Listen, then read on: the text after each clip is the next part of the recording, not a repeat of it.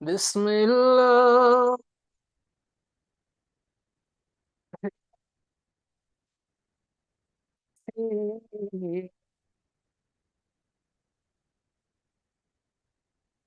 ومثل ينفقون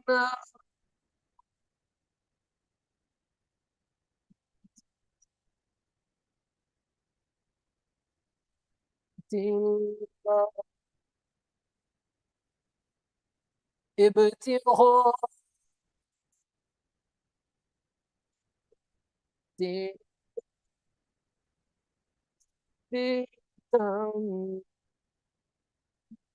أنفسهم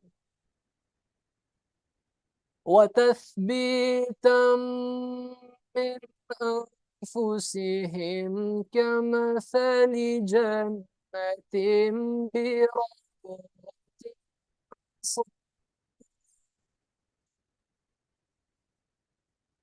صفاء أكلها فإن لم تستطع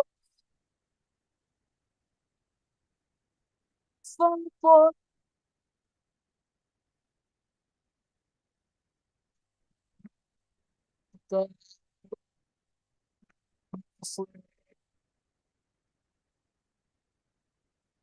أيود أحدكم أن تكون له جنة نخيل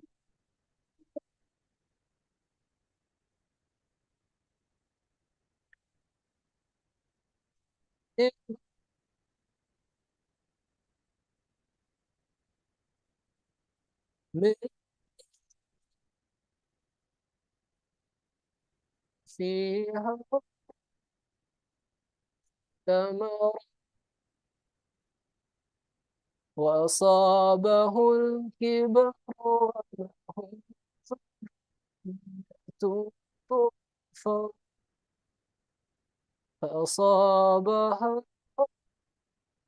إعصار فيه نار فاحترقت كذلك يبين الله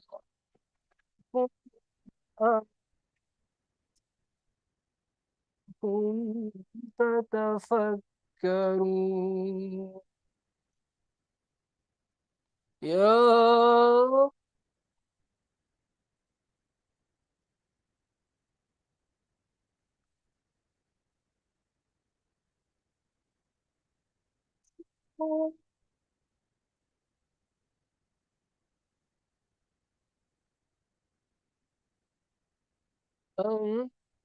أنفقوا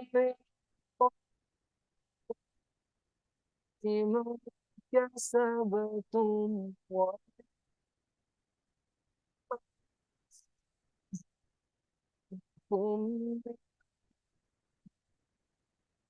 ولا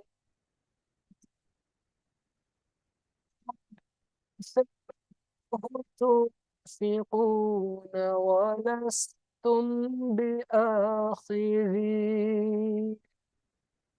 ولستم بآخذيه إلا في وقت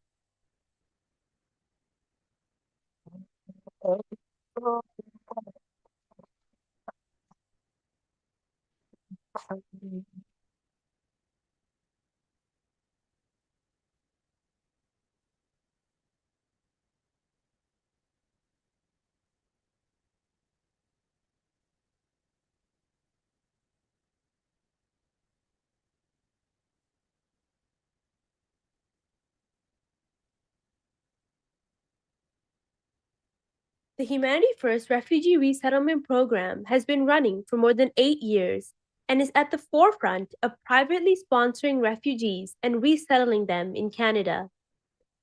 Over the years, with the help of our refugee resettlement team and our volunteers, Humanity First Canada has successfully resettled thousands of refugee families from various countries. Humanity First sponsors refugee families in vulnerable situations from third world countries, aiming to provide them with a safer life and better opportunities. Saima Malik is one of our volunteers from Calgary, who herself immigrated to Canada in 2019 and since then has started volunteering with Humanity First on the refugee resettlement team by making sure all newcomers are welcome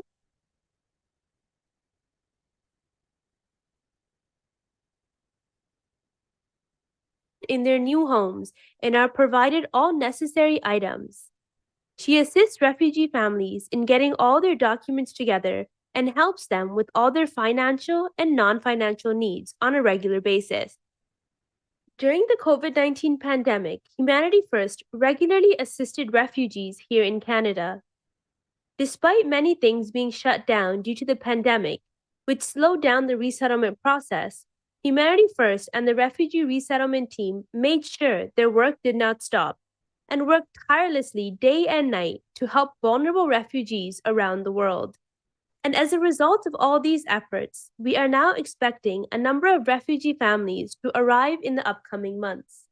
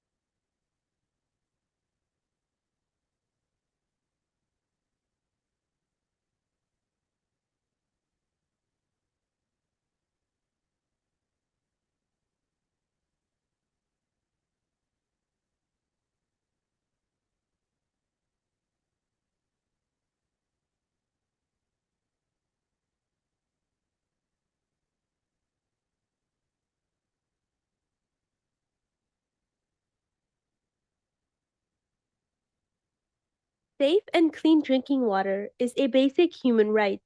However, millions of people today Focused in 8 specialized relief programs. Water for Life. Almost a billion people still live without access to safe drinking water and improved sanitation, and as a result suffer health problems and crippling poverty. Humanity First believes that access to clean water is a right and not a privilege. Our Water for Life program offers a range of clean water solutions for villages and small towns in low-income countries, as well as proper sanitation facilities. Water for Life is active in 19 countries across Asia, Africa, and Central America. Humanity First also lobbies for the change through the End Water Poverty Alliance. Across East Africa, over 200 village water projects have been completed in Uganda, Tanzania, and Kenya. Most of these have been traditional hand pumps, but in Uganda, the team have also done gravity-fed systems, spring water protection, and valley dams. Every day, over 430,000 people across East Africa access water through our installations. Sub-Saharan Africa suffers hugely from a lack of water in hot desert conditions. Our teams are active in 13 countries in West Africa, deploying foot pumps, hand pumps, and solar boreholes. So far, over 1,700 installations have been completed in the Gambia, Senegal, Sierra Leone, Liberia, Ivory Coast, Cameroon, Burkina Faso, Mali, Benin, Niger, Togo, Ghana, and Nigeria. Across West Africa, every day, almost 2 million people access safe drinking water through our installations. Our Water for Life projects in Asia include installations of 11 megaflow pumping stations in Muzaffarabad, Pakistan, following the 2005 earthquake, and building over 650 water wells in the semi-desert region of Tari near Sindh. It is estimated that 1.6 million people have benefited from these initiatives. With the recent Rohingya crisis, teams are working in Kutupalong camp in southern Bangladesh, deploying dozens of tube water wells and temporary toilet blocks for the refugees. We did the same in Indonesia, following natural disasters, and have been deploying better toilet blocks in schools in the region. Worldwide, there have been over 2,800 water installations, providing services for over 4.1 million people, improving health and transforming rural communities.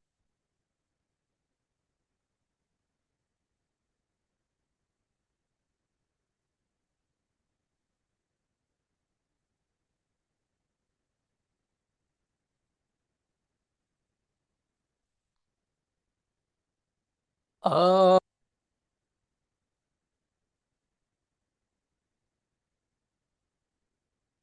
The Humanity First Refugee Resettlement Program has been running for more than 8 years and is at the forefront of privately sponsoring refugees and resettling them in Canada.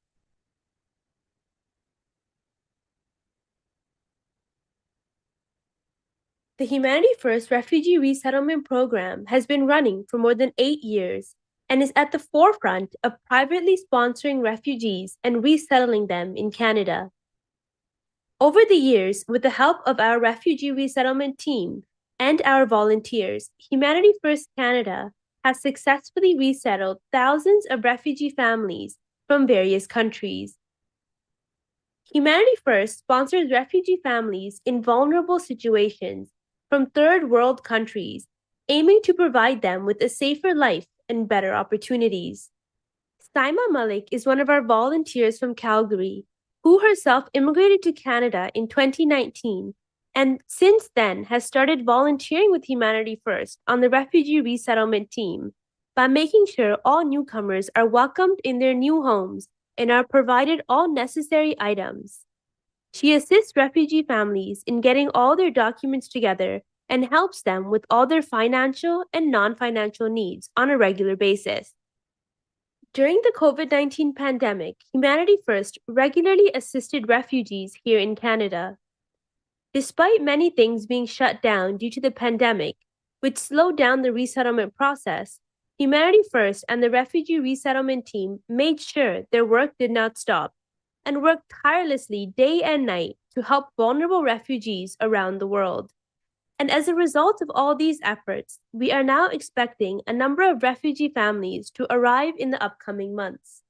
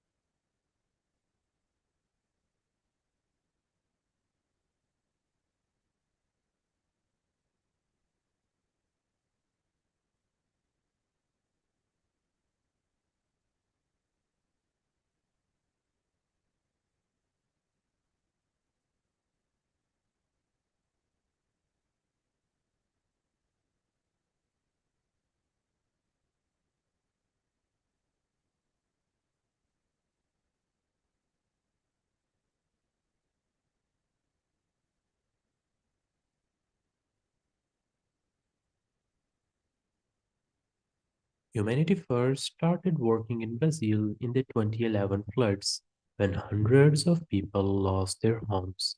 The affected people were visited in person and helped. They were also provided with the basics to restart their lives. Clothes, sweets, and biscuits were also vastly distributed among them. In 2014, Humanity First Brazil started distributing food hampers to people in need. In 2018, Humanity First was officially registered in Brazil and it's carrying out various projects in the region. School kits distribution to public school students, fans donations for public schools, and painting and renovation of public schools are few examples of Humanity First Brazil's projects.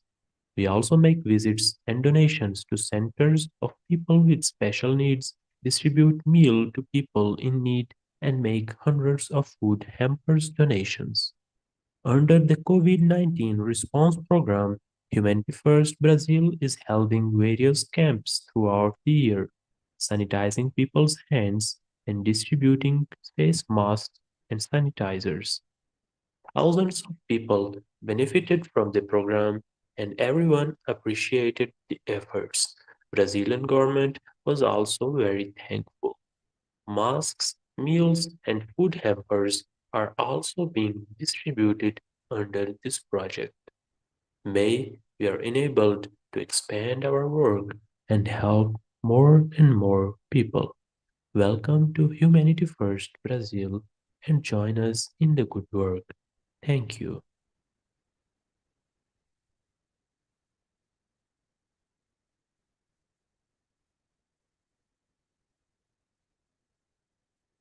सारे आलम में तुम खिदमत खल्क के काम करते रहो, काम आते रहो। सारे आलम तुम खिदमत खल्क के काम करते रहो, काम आते रहो।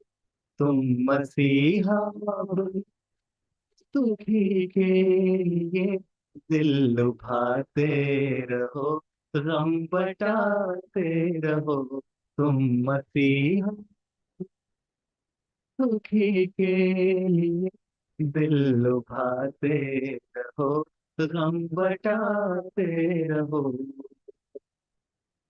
चाहे सैलाब हो, कहत ना पड़े, कोई खाना न हो, ना ही पानी मिले।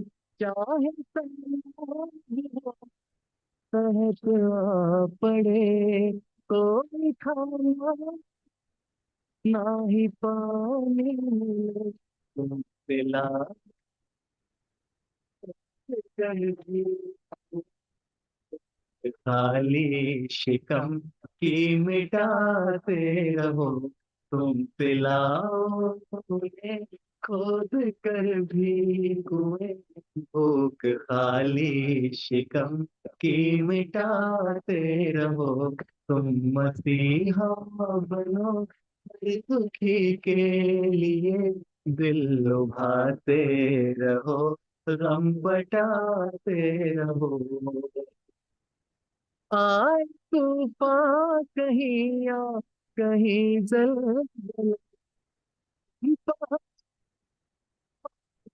मदद के लिए।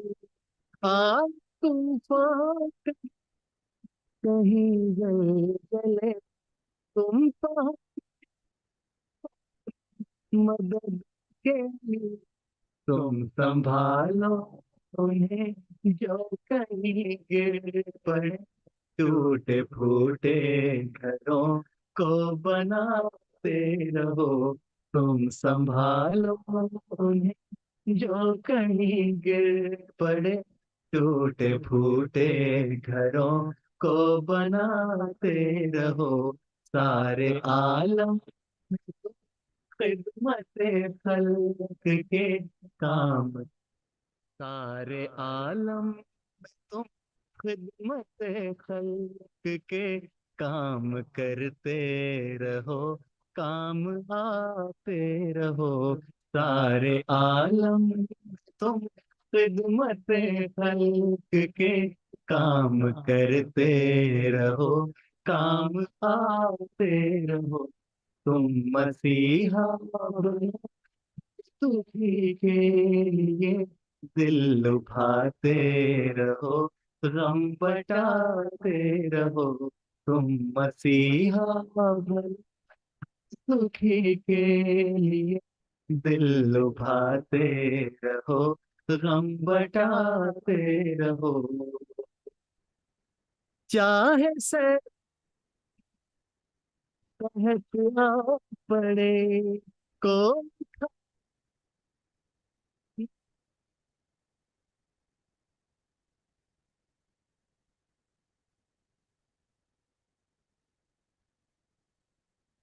Hello, friends. I'm Brampton City Councilor Jeff Bowman. Happy to join you today for this special humanitarian initiative.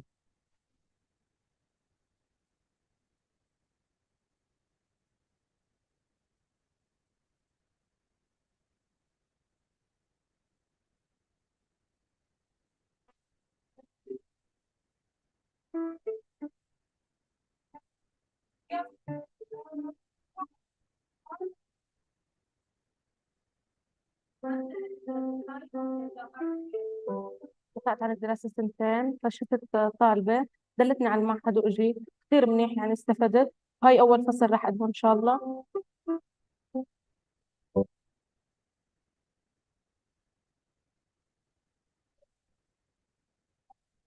وفرت لي المدرسة كثير شغلات، من ضمنها إنه هون ما حسبت أدرس بمدارس عامة، حسنت هون أدرس هلا أقدم توجيه علمي. يعني الحمد لله عم أطمح لأنه لقدام آخذ منحة، إنه آخذ يعني مجموعة إن شاء الله فوق ال 95.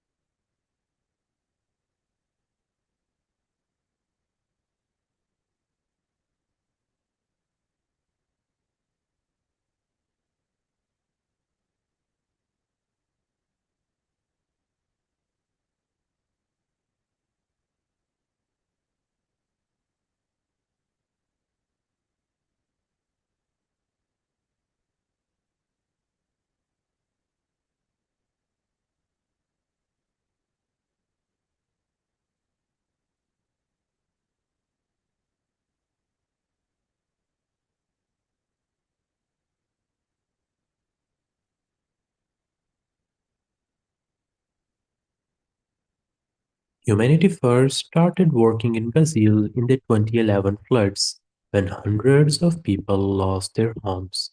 The affected people were visited in person and helped. They were also provided with the basics to restart their lives. Clothes, sweets, and biscuits were also vastly distributed among them. In 2014, Humanity First Brazil started distributing food hampers to people in need. In 2018, Humanity First was officially registered in Brazil and it's carrying out various projects in the region. School kits distribution to public school students, fans donations for public schools, and painting and renovation of public schools are few examples of Humanity First Brazil's projects.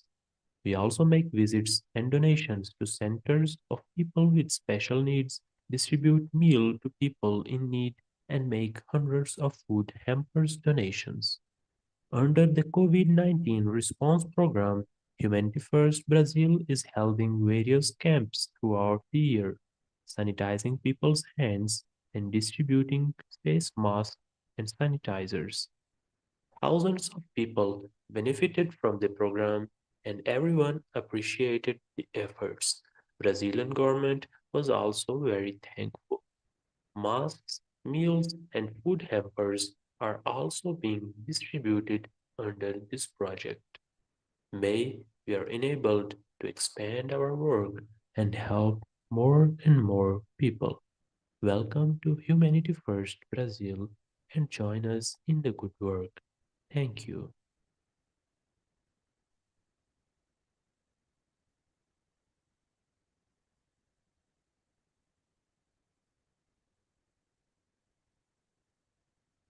میں تم خدمت خلق کے کام کرتے رہو، کام آتے رہو سارے عالم میں تم خدمت خلق کے کام کرتے رہو، کام آتے رہو تم مسیحا بنو ہر دکھی کے لیے دل لبھاتے رہو، غم بٹاتے رہو تم مسیحا بنو دکھی کے لیے دل لبھاتے رہو، غم بٹاتے رہو،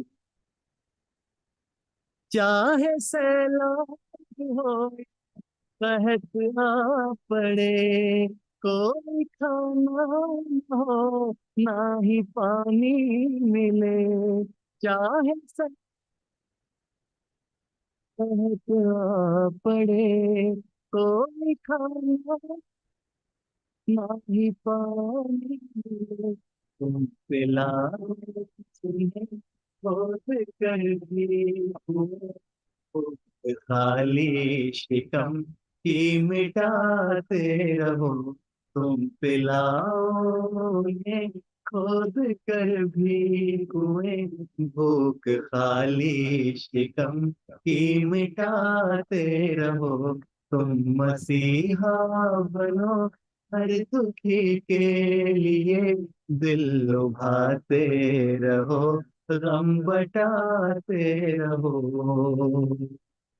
آئے طوفان کہیں آ کہیں زلزلے، تم پہنچ جاؤ مدد کے لیے، آئے طوفان کہیں زلزلے، تم پہنچ جاؤ مدد کے لیے، تم سنبھالو انہیں جو کہیں گر پڑے، ٹوٹے پھوٹے گھروں کو بناتے رہو، تم سنبھالو انہیں جو کہیں گر پڑے، ٹوٹے پھوٹے گھروں کو بناتے رہو سارے عالم میں تم خدمت خلق کے کام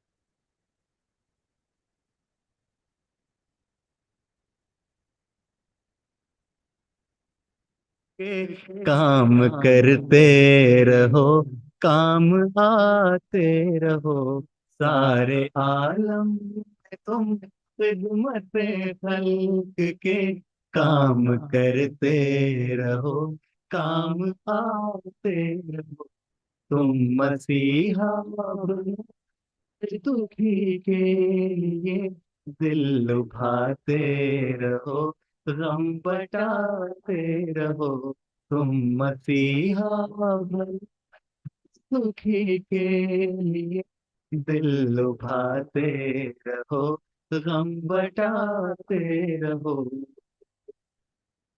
चाहे से पड़े कोई खा ना ही पानी में जा।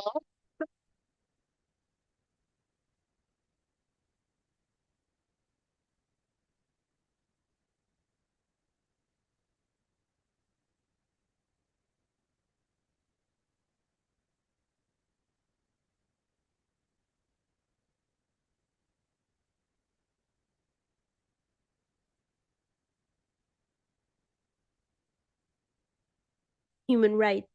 However, millions of people today still suffer from water scarcity. The Humanity First Water for Life program delivers sustainable water solutions to combat the scarcity of water in the poor communities of Africa, South Asia, and Latin America. In the remote villages and deprived communities where water is not available in their close proximity, Humanity First provides access to clean, drinkable water by building water wells, hand pumps, electric boreholes, water reservoirs, or by installing water filtration systems.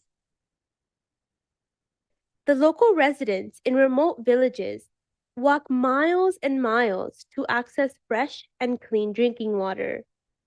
This water that is generally consumed by these residents consists of water collected from rainfalls, streams, ponds, and other open sources of water, which are often polluted with things like sand, dust, bacteria, microorganisms, and even reptiles, thus making the only source of water accessible to them impure and unhealthy for consumption.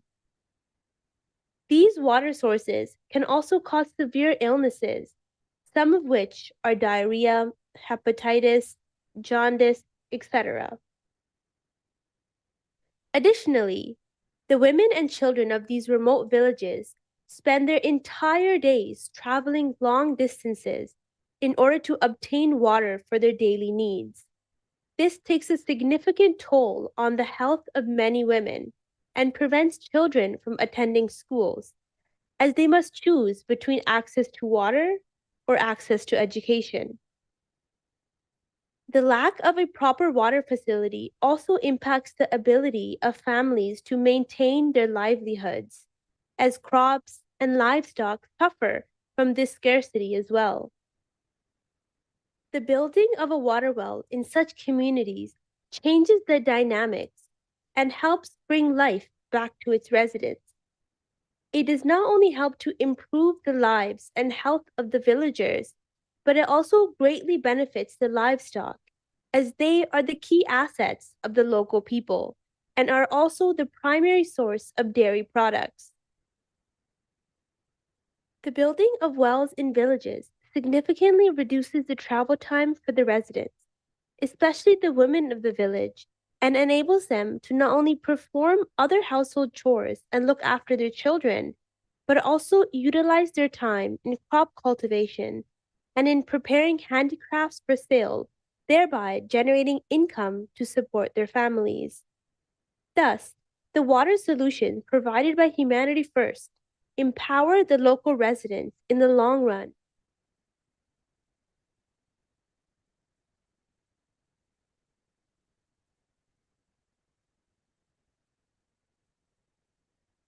Of the community.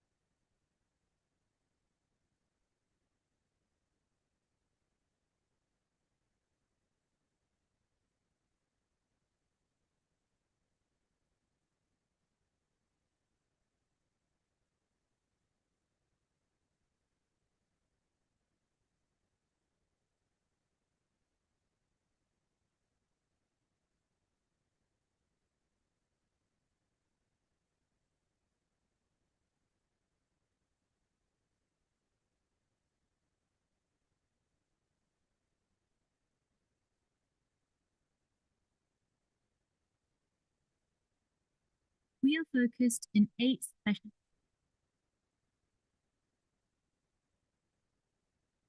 live without access to safe drinking water and improved sanitation, and as a result suffer health problems and crippling poverty. Humanity First believes that access to clean water is a right and not a privilege. Our Water for Life program offers a range of clean water solutions for villages and small towns in low-income countries, as well as proper sanitation facilities. Water for Life is active in 19 countries across Asia, Africa, and Central America. Humanity First also lobbies for the change through the End Water Poverty Alliance. Across East Africa, over 200 village water projects have been completed in Uganda, Tanzania, and Kenya. Most of these have been traditional hand pumps, but in Uganda, the team have also done gravity-fed systems, spring water protection, and valley dams. Every day, over 430,000 people across East Africa access water through our installations. Sub-Saharan Africa suffers hugely from a lack of water in hot desert conditions. Our teams are active in 13 countries in West Africa, deploying foot pumps, hand pumps, and solar boreholes. So far, over 1,700 installations have been completed in the Gambia, Senegal, Sierra Leone, Liberia, Ivory Coast, Cameroon, Burkina Faso, Mali, Benin, Niger, Togo, Ghana, and Nigeria. Across West Africa, every day, almost 2 million people access safe drinking water through our installations. Our Water for Life projects in Asia include installations of 11 megaflow pumping stations in Muzaffarabad, Pakistan, following the 2005 earthquake, and building over 650 water wells in the semi-desert region of Tari near Sindh. It is estimated that 1.6 million people have benefited from these initiatives. With the recent Rohingya crisis, teams are working in Kutupalong camp in southern Bangladesh, deploying dozens of tube water wells and temporary toilet blocks for the refugees. We did the same in Indonesia, following natural disasters, and have been deploying better toilet blocks in schools in the region. Worldwide, there have been over 2,800 water installations, providing services for over 4.1 million people, improving health and transforming rural communities.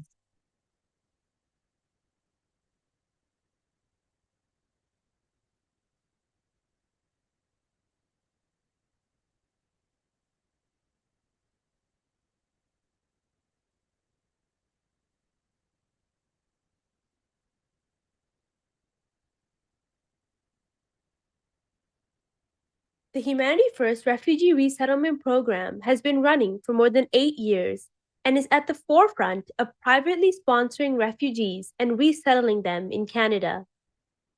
Over the years, with the help of our refugee resettlement team and our volunteers, Humanity First Canada has successfully resettled thousands of refugee families from various countries. Humanity First sponsors refugee families in vulnerable situations from third world countries, aiming to provide them with a safer life and better opportunities. Saima Malik is one of our volunteers from Calgary, who herself immigrated to Canada in 2019 and since then has started volunteering with Humanity First on the refugee resettlement team by making sure all newcomers are welcomed in their new homes and are provided all necessary items. She assists refugee families in getting all their documents together and helps them with all their financial and non-financial needs on a regular basis.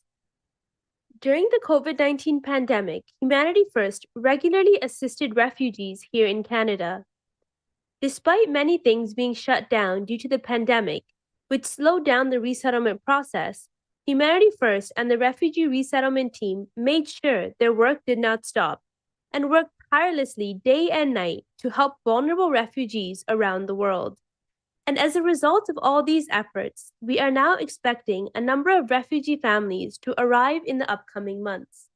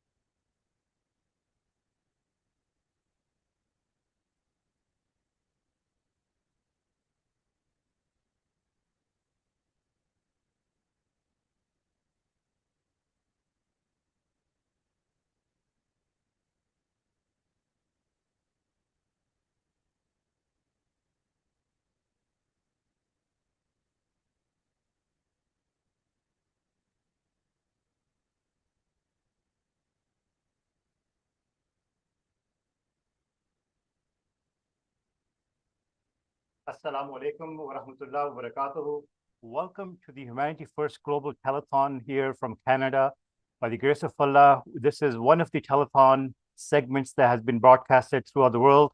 And we're going to start our program with the recitation from the Holy Quran. I request Adnan Mirza Sahib to please recite a portion from the Holy Quran.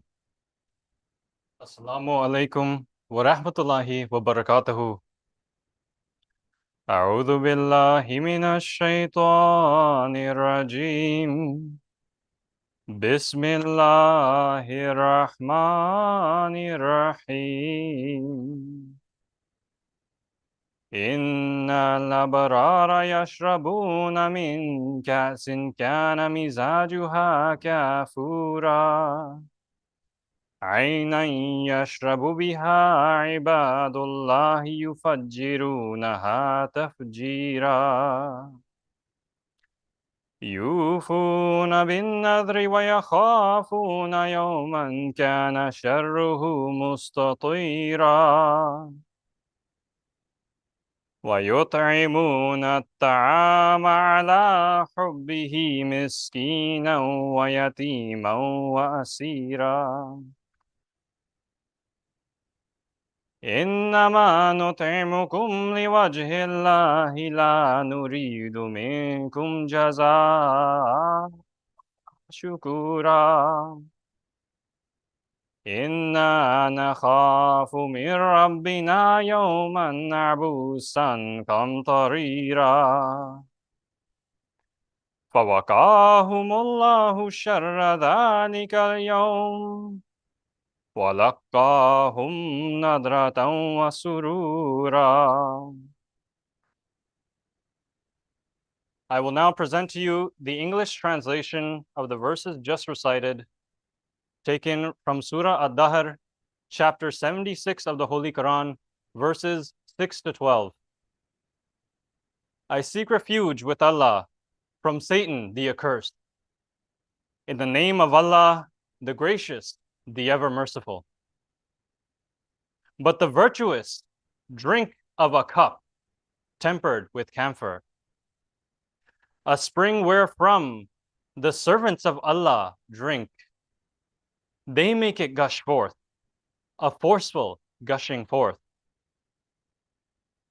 They fulfill their vow and fear a day, the evil of which is widespread. And they feed for love of him the poor, the orphan, and the prisoner, saying, we feed you for Allah's pleasure only. We desire no reward, nor thanks from you. Verily, we fear from our Lord a frowning and distressful day.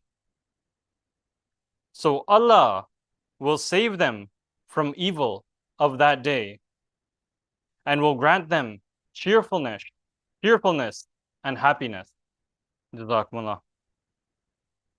Jazakallah Adnan Sahib for the beautiful recitation of the Holy Quran.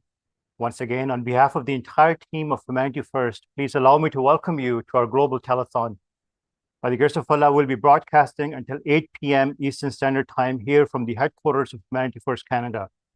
We have a very interesting program lined up for you. Our volunteers have worked day and night to put together these 8 hours of very interesting programming from you, from panel discussions, from our guests, from our donors, from our interesting videos for children, for all ages. So I humbly request you to please try your best to stay with us for as long as possible. And before we start our program, introduce my next guest, I would like to humbly request you for one simple request. If you're watching this program at home, please do me a favor, do us a favor, and contact your family members, contact your friends, contact your colleagues, and share the YouTube link so they can also benefit from this programming. You'll be able to learn so much of what Humanity First does in a very short, limited amount of time. So let's begin the program. And I'm very honored to have with me in the studio Dr. Aslam Daud Sahib, who is the chairman of Humanity First Canada. Dr. Sahib, welcome to the telethon. Thank you very much. Assalamu alaikum wa rahmatullahi wa barakatuh. Assalamu alaikum wa rahmatullahi wa barakatuh. Dr. Saab does not need any introduction. I'm pretty sure, Dr. Saab, everyone that's watching the program knows you very well. He has been humbly serving Humanity First Canada since its inception here in Canada. He has served many different offices within Jamaat as well. So he knows the ins and outs of Humanity First, and he has been involved firsthand in every single program that Humanity First Canada offers. Dr. Saab, we want to keep this program as informal as possible. We want to give the opportunity to our audience to be part of this program. We don't want to sit here and have a formal program where communication is one way. So before we get into the program, I want to announce a couple of important details for you. If you can probably see it at the bottom of the screen as well, how you can reach us. It is important that we have interaction from you as well. The more callers we get, the more interaction we get, the less we talk. So I hope you can help me and help the entire team of Humanity First. So we have to do less talking this afternoon and this evening. You can reach us through WhatsApp through our phone number at 647-493-7722. Send us a message. You can also donate through that WhatsApp number. We can call you back and you can donate, or you can pledge as well. And also we have a toll-free number if you'd like to call into the studio and talk to one of the panelists or volunteers of Humanity First. The toll-free number is 1-800-943-9161. And also for your comfort and ease, you'll see at the bottom of the screen on my left hand a QR code. If you just use your phone and take a picture of that QR code, that will take you directly to our link where you can easily pledge and donate as well. So we have set the stage for you, and we have made things as easy as possible. So please do benefit from there. The purpose of this telethon is to fundraise. So please do open your hearts, do open your pockets, and participate as much as you can. Dr. Saab, before we get into the nitty-gritty of the whole telethon and what all the segments, can you please explain to our audience what is our purpose tonight? What are we doing? Why are we doing this event? So, as you know, that Humanity First is an international charity. We are doing various projects around the world. The 9 programs that we do, one of them is disaster response. Whenever there's a disaster, we respond to those disasters. However, there are 8 other programs that are ongoing human development programs in poor populations where they're struck by poverty, where they're struck by illiteracy and other food insecurity and all those. So we run programs throughout the year. Now, during the last quarter of an year, we start planning for the next year, what we are going to do, which products we are going to do, which programs we are going to do. So for that, we need some funds.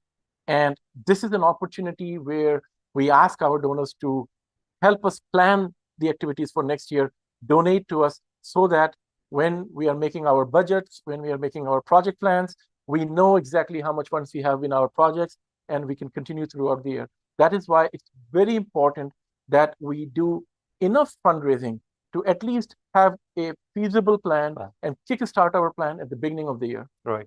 I think this is one of the reasons why we hold this telethon at the end of the year, so we can see what funds we're working with and what projects we can plan on for next 6 months, 8 months, and 12 months. That leads me into a question that sometimes we do get, people ask us, is that we recently did a major fundraising for the Pakistan floods, right?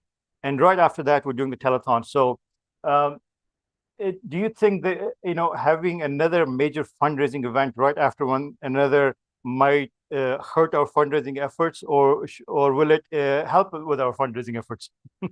Very good question. And I'm being asked this question many times by our donors and others also, that you have just done a very successful fundraising for Pakistan, and how come you're doing an event so close to a major fundraising event? My response to them is very simple. We do not plan disasters. The climate change is happening so fast that the natural disasters that are occurring very often, hurricanes, floods, earthquakes, and many other drought, these are happening in very short intervals. And as a human being, it's impossible to sit back and say that, oh, we have a project plan, we can only work through the project plan and let the disaster affect the population. We can't do that. So whenever there's a disaster, we have to respond. And in order to respond, we need money. So we will do that on an ad hoc basis as and when needed. And at that time, we will do a very specific fundraising for a specific project in a specific country, like Pakistan flood. 30% of the Pakistan was affected by flood. 33 million people were displaced, and we have undertaken a major activity. Now, in order to sustain that, we have done the initial response with food and emergency supplies, but we need to help them to reclaim the agricultural land. We have to build homes, and we need the money for that. Go on the rebuilding stage. Rebuilding stage, right. And we need the money for that. But at the same time, we cannot say that, oh, now we have responded to Pakistan, so we are going to stop all our projects next year. That does not make sense, right. And it's unfair to the poor population who are relying on our help. So, regardless of our emergency fund appeal, we have to continue our human development program. Our Ivory Coast Hospital is in construction, under construction right now. Our clinics are running, our schools are running. We are taking care of hundreds of orphans. We are providing community care and knowledge for life programs in various countries. We need to continue with that. And for that, this telethon is very much needed and cannot be displaced or replaced by the fundraising that we do on our ad hoc basis. Is it safe to say that we're feeling a donor fatigue? Donor fatigue is there because most of the time there are people or the donors who are loyal to a charity. We have right. got very loyal donors, but there's a point when people feel that because of inflation, because of challenges in the economy, so much prices increased and everything, they have a challenge of digging deep in their pocket. They have issues that they had a budgeted that they're going to donate so much, but disaster happened, they donated. We have donors who donated 10,000, 20,000 or more than that for Pakistan flood. Right. Now, going back to them, I feel embarrassed that please donate again. But at the same time, the need is there. Right. We are all in together. We are responding to floods, but we also have to work on other projects. Exactly in the same way, I ask donors that please, if you have room, God has blessed you and will continue to bless you with your sacrifices. If you have donated $1,000, I'm pretty sure that God will bless, Allah Ta'ala will bless them 10 times. Right. And you will have from that 10 times that you're going to get, why not give 1/10 of that again to us? So that's an opportunity where you are going to be blessed. Rest assured, you are giving this loan to Allah, and that loan will be returned to you 10 times. And we are asking a portion from that. Also, I would like to add, while a lot of people have donated, there is a big chunk who have not donated for Pakistan. Yes. Maybe they have not affiliation with Pakistan. Maybe they are passionate about other projects. Right. So it's an opportunity for them to participate in this event. Right. So we should ask them and request them to donate at this time if you have not donated earlier. And also there's a large number of donors that donate to Humanity First because they have experienced this phenomena or this that when they donate to Humanity First, their funds are returned in tenfolds. And we get people all the time who come into the to Humanity First and say, you know what, I'm facing a difficulty, financial difficulty, whether it's job or whether it's career related or whether it's financial difficulty, and they will donate just so they can get out of that difficulty. So there are people that do that as well. And at the same time, as you have mentioned, that there are a large number of people who have not donated to the Pakistan Relief or even to this telethon right now for our next projects. But we want to give this opportunity. This is the purpose of this telethon, as Dr. Saab has just mentioned, that we are the medium. We are here to convey a message to you, and the message from us is to learn and to see how Humanity First is helping serve the poor people who are the needy people, whether it's man-made disasters or whether they're natural disasters. So this is an opportunity for you to get inspired by the work Humanity First does and its volunteers do. Dr. Saab, on that note, what do you think people should donate towards, especially for this telethon? This telethon we're holding, and we don't have a special cause that we're raising funds for. If someone who's watching our program today what would be your message to them? Why should they donate, and what should they donate for? As we are coming to the year end, many people do plan to donate at this time because of their tax planning or because they have some savings that is available to donate. So it's a perfect time to make a donation. And we have a lot of projects that have not been funded properly. While we have a particular theme for this telethon, which is the climate change affecting the food security. Right. And we are working on certain projects, which are the long-term projects to address the food insecurity that is happening. But at the same time, there are other projects also, and people can donate to the ones that they feel close to, they're attached to. For example, right now we are behind in collection of donation for our gift of sight program. It costs us only about $120, and we are doing about 40 surgeries. But I do not per month, 40 surgeries per month. I do not have 40 people donating every month. Right. So I'm asking today, are you willing to sponsor one surgery for $130 every month for next 12 months or next 24 months on our ongoing basis? That is the choice that you have to donate. Now, the second program that we are asking you to donate is our Ivory Coast Hospital. It's a big project. It's a state-of-the-art hospital being built in Ivory Coast. There's much need there. And we have not achieved our pledge, that the target that we have to complete that hospital. Now is the time to donate for that hospital. If you have not participated, it is time to participate for that. And thirdly, we are also asking for general donation, where we have the ability to spend where it is most needed. We have some needs for our food bank. We have some needs for our Knowledge for program. So people can choose to make general donation, and we'll be able to direct those funds into most needed projects. Right. As Darsab said, for as little as $120, you can really change a life for a person. $120, I mean, think about it. A good family gathering, dinner would probably cost you more than that. For $120, you can really change someone's life. So $120 for providing the gift of sight for someone. And, we're doing about 40 surgeries a month. And this is an area there that we can really improve on. So please go to our website at humanity1st.ca, and you'll be able to donate under gift of sight. Just for $120, you can really make a difference. As Darsab just briefly mentioned upon Humanity First Food Bank, let me just give you an idea of where we are, Darsab, to our audience. We're actually at the Humanity First headquarters here in Vaughan, Ontario, and we're blessed with this facility. And this facility not only has offices and the studio that you see set up over here, and the training session, computer training sessions here are held here. Various training sessions are held here. Refugee orientation sessions are set here. But most importantly, this building here serves as our main food bank, which caters to the Greater Toronto area and also throughout Canada as well. As we're broadcasting live here from our headquarters here, there's a whole team that's working downstairs, packing food and delivering food hampers to those in need. And this is the work that goes on daily basis and 7 days a week.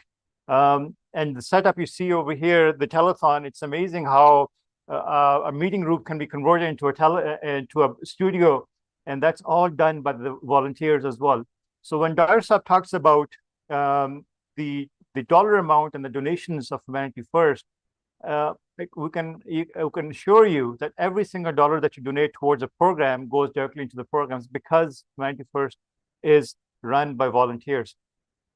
Darsab, recently I was talking to someone, and the person asked me that Humanity First does so much fundraising, right? And at the same time, he felt that we have a good reserve fund. So why do we keep having these fundraising events or fundraising dinners or telethons? Don't we have enough money to do our projects? I wanted to bring this question up so we can address it, because that might be in the mind of some people that, why do we keep asking for money?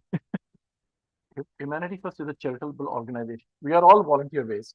So the good thing about Humanity First is that there is no administrative cost or very minimal administrative cost. Obviously, we have to pay for bills, hydro and electricity and other things. But the major portion of the dollar actually is spent on the charity to help others. So the need is tremendous. We are just a drop in the ocean. We have been helping people wherever and whenever possible. So we are carrying deficit in many of our projects. It's not correct that we have reserves. Right. For example, eye surgeries, we are spending about $56,000 to $58,000 per year. We are not getting that kind of donation on food eye surgeries. Right. Our food bank is spending about $500,000 per year, and we are not collecting $500,000 on food security. And there are other projects also. Knowledge for Life is another project. We have built schools where we did not have enough fund. How we manage it? We have the envelope of general donation. We take out money from the general donation and put there. Even the general donation is very small, bare minimum enough to manage our a little bit of administrative cost that we have, and to fund the projects where good fundraising is not there. Right. What people get misguided or lost is when they see that we are sponsoring refugee resettlement, which requires a lot of funds, and those funds are held in trust by us for 3 years. Right. Now, that fund cannot be touched according to government regulation. So at any given point, somebody can see that Humanity First has got $1 million or $2 million at the same time, but that is allocated by name to the specific refugees, and we are holding it as a trust fund. Right. That money cannot be, although it shows in our financial statements and people can see that, but that is called in the CRA calls it restricted funds. Right. And we have a liability that we cannot touch this fund for any other purpose. For any other purpose or for any other person as well. Until that person arrives in Canada and we support them for that period. And that's the same case with the program as well. For example, if someone donates towards a water well, we can't just spend that water well money into Knowledge for Life building a school, for example. Very good point. You know, with Water for Life, we have very passionate donors who regularly want to sponsor Water Life, but we have a backlog. It takes a little while to drill water well and get it commissioned.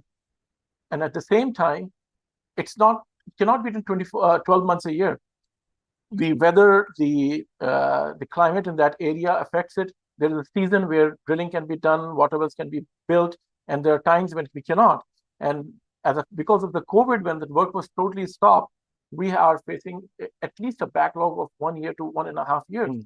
So if somebody donates today, the money will be sitting with us for 6 months to 1 year, depending on which location that they're trying. We're trying to catch up with that, but at the same time, we have to hold that money until that money is used. That money cannot be used for any other project. I cannot use that money for Ivory Coast Hospital. That cannot be done. So when someone donates toward the program, it's tied to those funds, and that's why until that project is done, the funds are still there.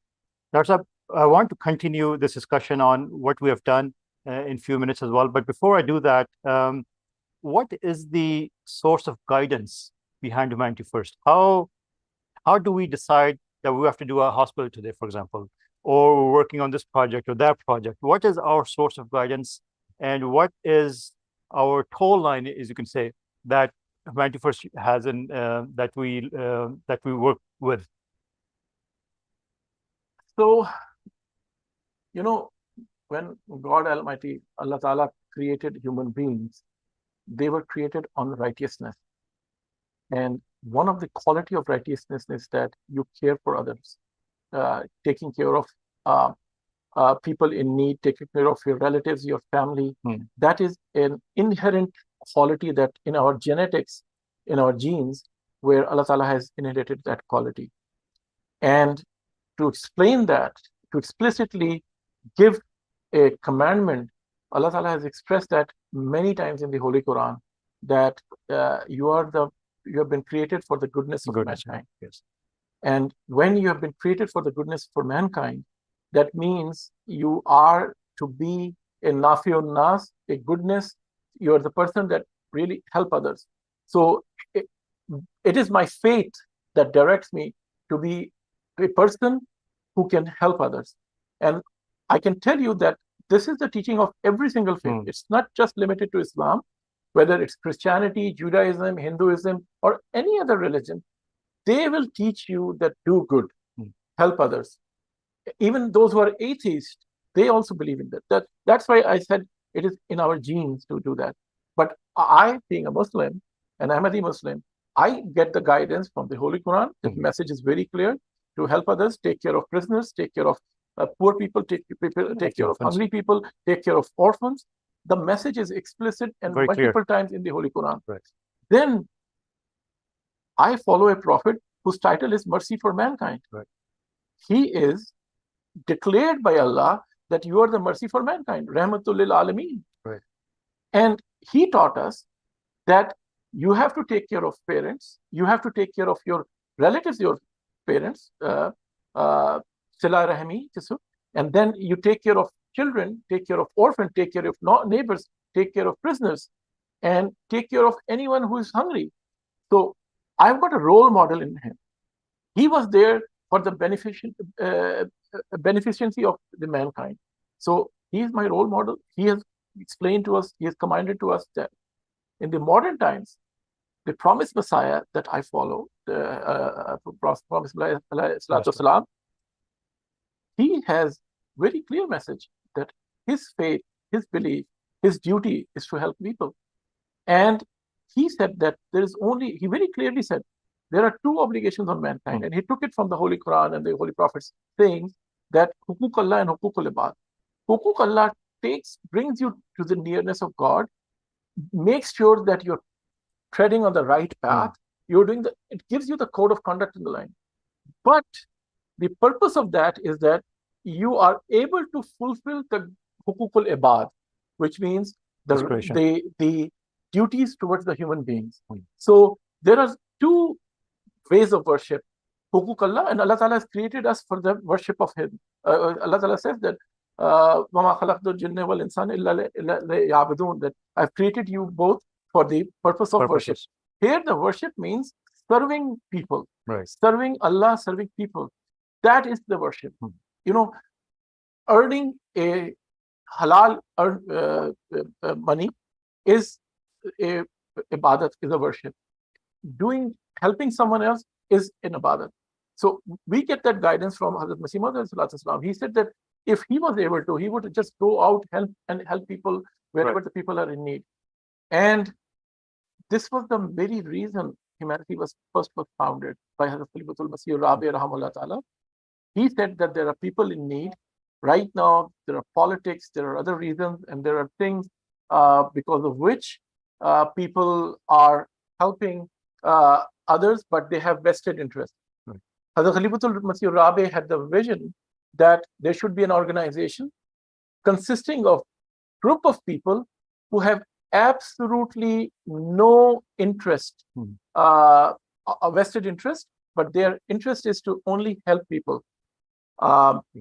So in order to do that, this organization was formed, and that's what we have been following. And currently, we have the guidance from Hazrat Khalifatul Masih Khamis.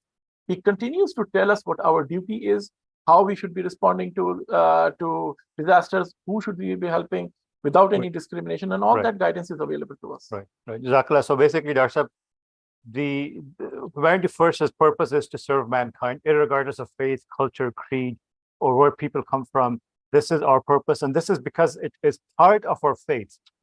For us to do worship is not enough. A part of worship or worshiping is when you help others, those are in need. Dr. Sahib, moving on to the next item on our program, we are honored to have respected Amir Sahib with us, joining us through Zoom. I believe I can see him. Assalamu alaikum wa rahmatullahi wa barakatuh. Amir Sahib, can you hear me? Assalamu alaikum wa rahmatullahi wa barakatuh. Amir Sahib, can you hear me? Assalamu alaikum wa rahmatullahi wa barakatuh. I can hear you clearly. Assalamu alaikum, Amir Sahib, can you hear me? I think... Ji, Amir Sahib, I can hear you now. I can hear you, but if you can also hear me, then we should... I can hear you as well. Okay. So, Amir Sahib, you need no formal introduction, but for the sake of our viewers who might be joining us for the first time, Our special guest joining us this segment right now is respected Lal Khan Malik Sahib, who is the National President of Ahmadiyya Muslim Jamaat Canada. He is a very he's very supportive of Humanity First Canada. He not only donates to Humanity First Canada, but he's always very supportive to the volunteers, to our projects, and everything we do here at Humanity First. Jazakallah Mir Sahib for taking time out of your very busy schedule to join us. I know you're traveling across Canada, and we're very thankful for joining us this evening. Assalamu alaikum wa rahmatullahi wa barakatuh. Respected viewers, may peace be upon you all. I'm addressing you from Baitul Noor Mosque, Calgary. I will be presenting a few points regarding Humanity First, as I know it. Humanity First Global Telethon that we are having is an international event that is held with the approval and guidance of Sayyidina Hazrat Khalifatul Masih, may Allah be his helper. The purpose of this event is to raise funds for the various humanitarian projects of Humanity First for the next year. In today's world, there is a great deal of uncertainty and inequality. And increasing number of people are desperately suffering and facing grave hardships. Catastrophic natural disasters are continuing to occur across the globe, wreaking havoc and causing indescribable devastation and grief. We firmly believe that Allah the Almighty is the most merciful and He loves His creation. But at the same time, mankind is rapidly moving away from God Almighty and incurring Allah's displeasure. And humanity is facing to fulfill obligations to God and their obligations to fellow human beings. And this is depriving them of Allah's mercy. Nevertheless, irrespective of the cause of the suffering, if we claim to be true Muslims, and by grace of Allah, we all are Ahmadi Muslims, and we believe we are true Muslims, then it is our obligation and paramount duty to assist all those people who are facing difficulties, and we should strive to alleviate their pain and their suffering. Our religion, Islam, has taught us two important means of serving mankind. The first way is to bring people toward their Creator and inspire them towards fulfilling His rights. The second objective is serving mankind and helping them in their time of need, and to utilize whatever resources are available to us in order to bring ease and comfort to those who are deprived of facing trials and tribulation. By grace of Allah, we are living in the best country in the world with a very high standard of living, which is envy of many people around the world. And as a gesture of our gratitude to Allah for showering us with His blessings, we should be forthcoming to help those who need our help. Humanity First was established in order to fulfill the second objective of the promised Messiah's advent, peace be upon him. And the sole ambition and aspiration of Humanity First should always be, and it has always been, to alleviate the physical and mental suffering of mankind. As an organization, the core duty of Humanity First is to fully utilize its resources and the capabilities and skills of those who serve it to help the deprived and the destitute. Humanity First should seek to be at the forefront of providing aid and assistance. On one occasion, the promised Messiah, peace be upon him, said, Allah the Almighty repeatedly commands that irrespective of religion or ethnicity, you should show love and compassion to all people.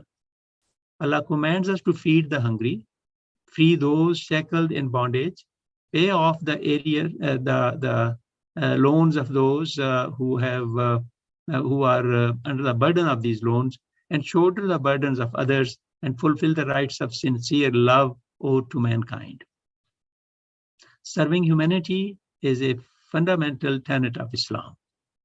With the grace of Allah, in response to many natural disasters in recent years, Humanity First has sent their teams to provide food, water, shelter, and other forms of aid, as we have already seen, as you may have already seen in some of the videos shown here.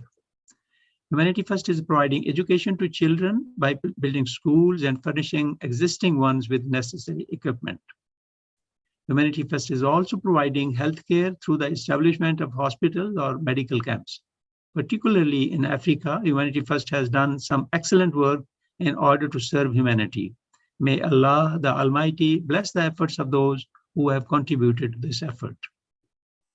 I pray and I ask you all to pray with me that all of you take your responsibilities seriously and inculcate a true spirit of sincerity, humility, and dedication within all the volunteers of this organization. I pray that Humanity First continues to go from strength to strength and fulfills its objectives of serving humanity, irrespective of caste, creed, or color throughout the world. May Allah reward all of you who are committed to serving this excellent humanitarian organization for your sincere efforts and enable you to increase your service to humanity. Ameen. Ameen. Thank you. Jazakumullah, Amir Sahib, for your kind words and your prayers. May Allah accept all of our prayers and sacrifices. Amir Sahib, you're aware of this telethon. We hold this event every year, and this is primarily to encourage members to become regular donors of Humanity First. How can we ask our members to become monthly donors? From time to time, we hold various fundraising campaigns based on projects, based on disasters. But my question to you is, how can we ask our members to become monthly donors, and why should they become a monthly donor? I think if an activity is good, it should be continued. In Islam, we are taught that a good action, even if it is small, it is appreciated by Allah if it is done regularly. If we do not have a regular system of contributing, we would contribute only when we are approached. Then it would deprive us of many opportunities which we may have when we are not reminded. So it is an excellent idea to become regular donors for Humanity First, even if with the small manageable amounts. Regular donations of even smaller amounts is much better than a large amount at one time. So I urge that in line with this Islamic guidance, we should consider being regular donors of this excellent humanitarian organization. With various programs that we have here in Humanity First, members can donate as little as $10 a month, and that can really feed a family on a regular basis as well. So as little as you can and as high as you can donate any amount people wish. Misha, by the grace of Allah, Humanity First has sponsored and resettled more than 6,000 refugees here in Canada. We can only sponsor a small number every year. However, there are thousands of refugees who are stuck in different parts of the world and are not able and not happy with the process, or sometimes they show their unhappiness with Humanity First or even Jamaat. Misha, what message do you have for those members who are stuck somewhere in another country and hoping to be resettled here in Canada? Our message to them is that in this process, there are various stages and various hurdles. And as Jamaat, we do not have control over all those factors. One big factor which has happened recently is the situation in Syria first, then in Afghanistan, then in Ukraine, and the Western countries, which have been a regular recipient of refugees from around the world, they have put on these refugees from these countries on their priority list. So those cases which are waiting, they have to wait longer.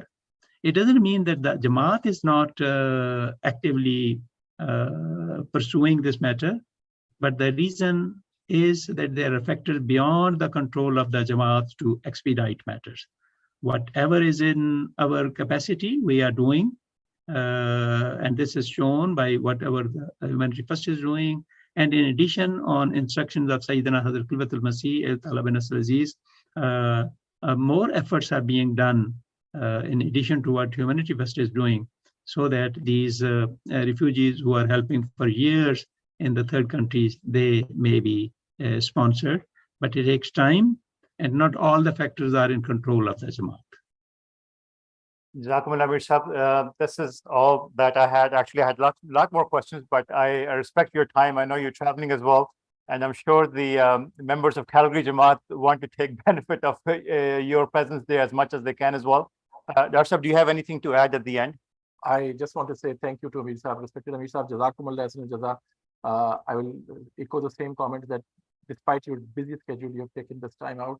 I will urge you that during your visit, do please, if you're attending any event, do mention about the telethon. Right. Possible. Okay, Jazakumullah, Raksha, I will do it, inshallah. Jazakumullah, Assalamu alaikum, wa rahmatullahi wa barakatuh. Wa alaikum assalam wa rahmatullahi wa barakatuh. Jazakallah, Amir Sahab. Thank you for staying with us. Again, I like to repeat some of the information that might be coming on the screen once in a while. To get hold of us, you can send us a message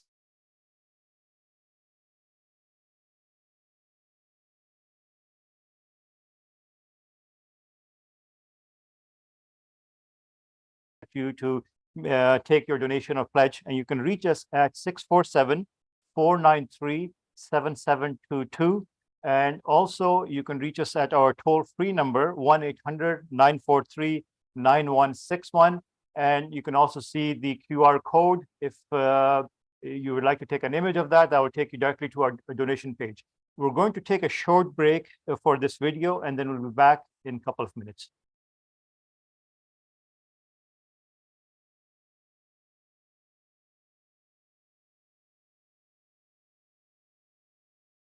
Humanity First should seek to be at the forefront of providing aid and assistance,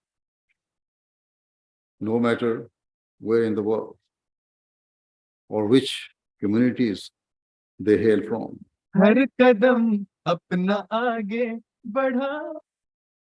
We should be there to wipe away the tears of those who have been left bereft, heartbroken, and vulnerable.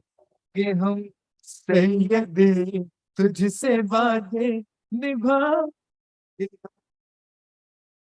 sole ambition and aspiration of Humanity First should always be to alleviate the physical and mental suffering of mankind. This is your mission. This is your duty. This is your faith.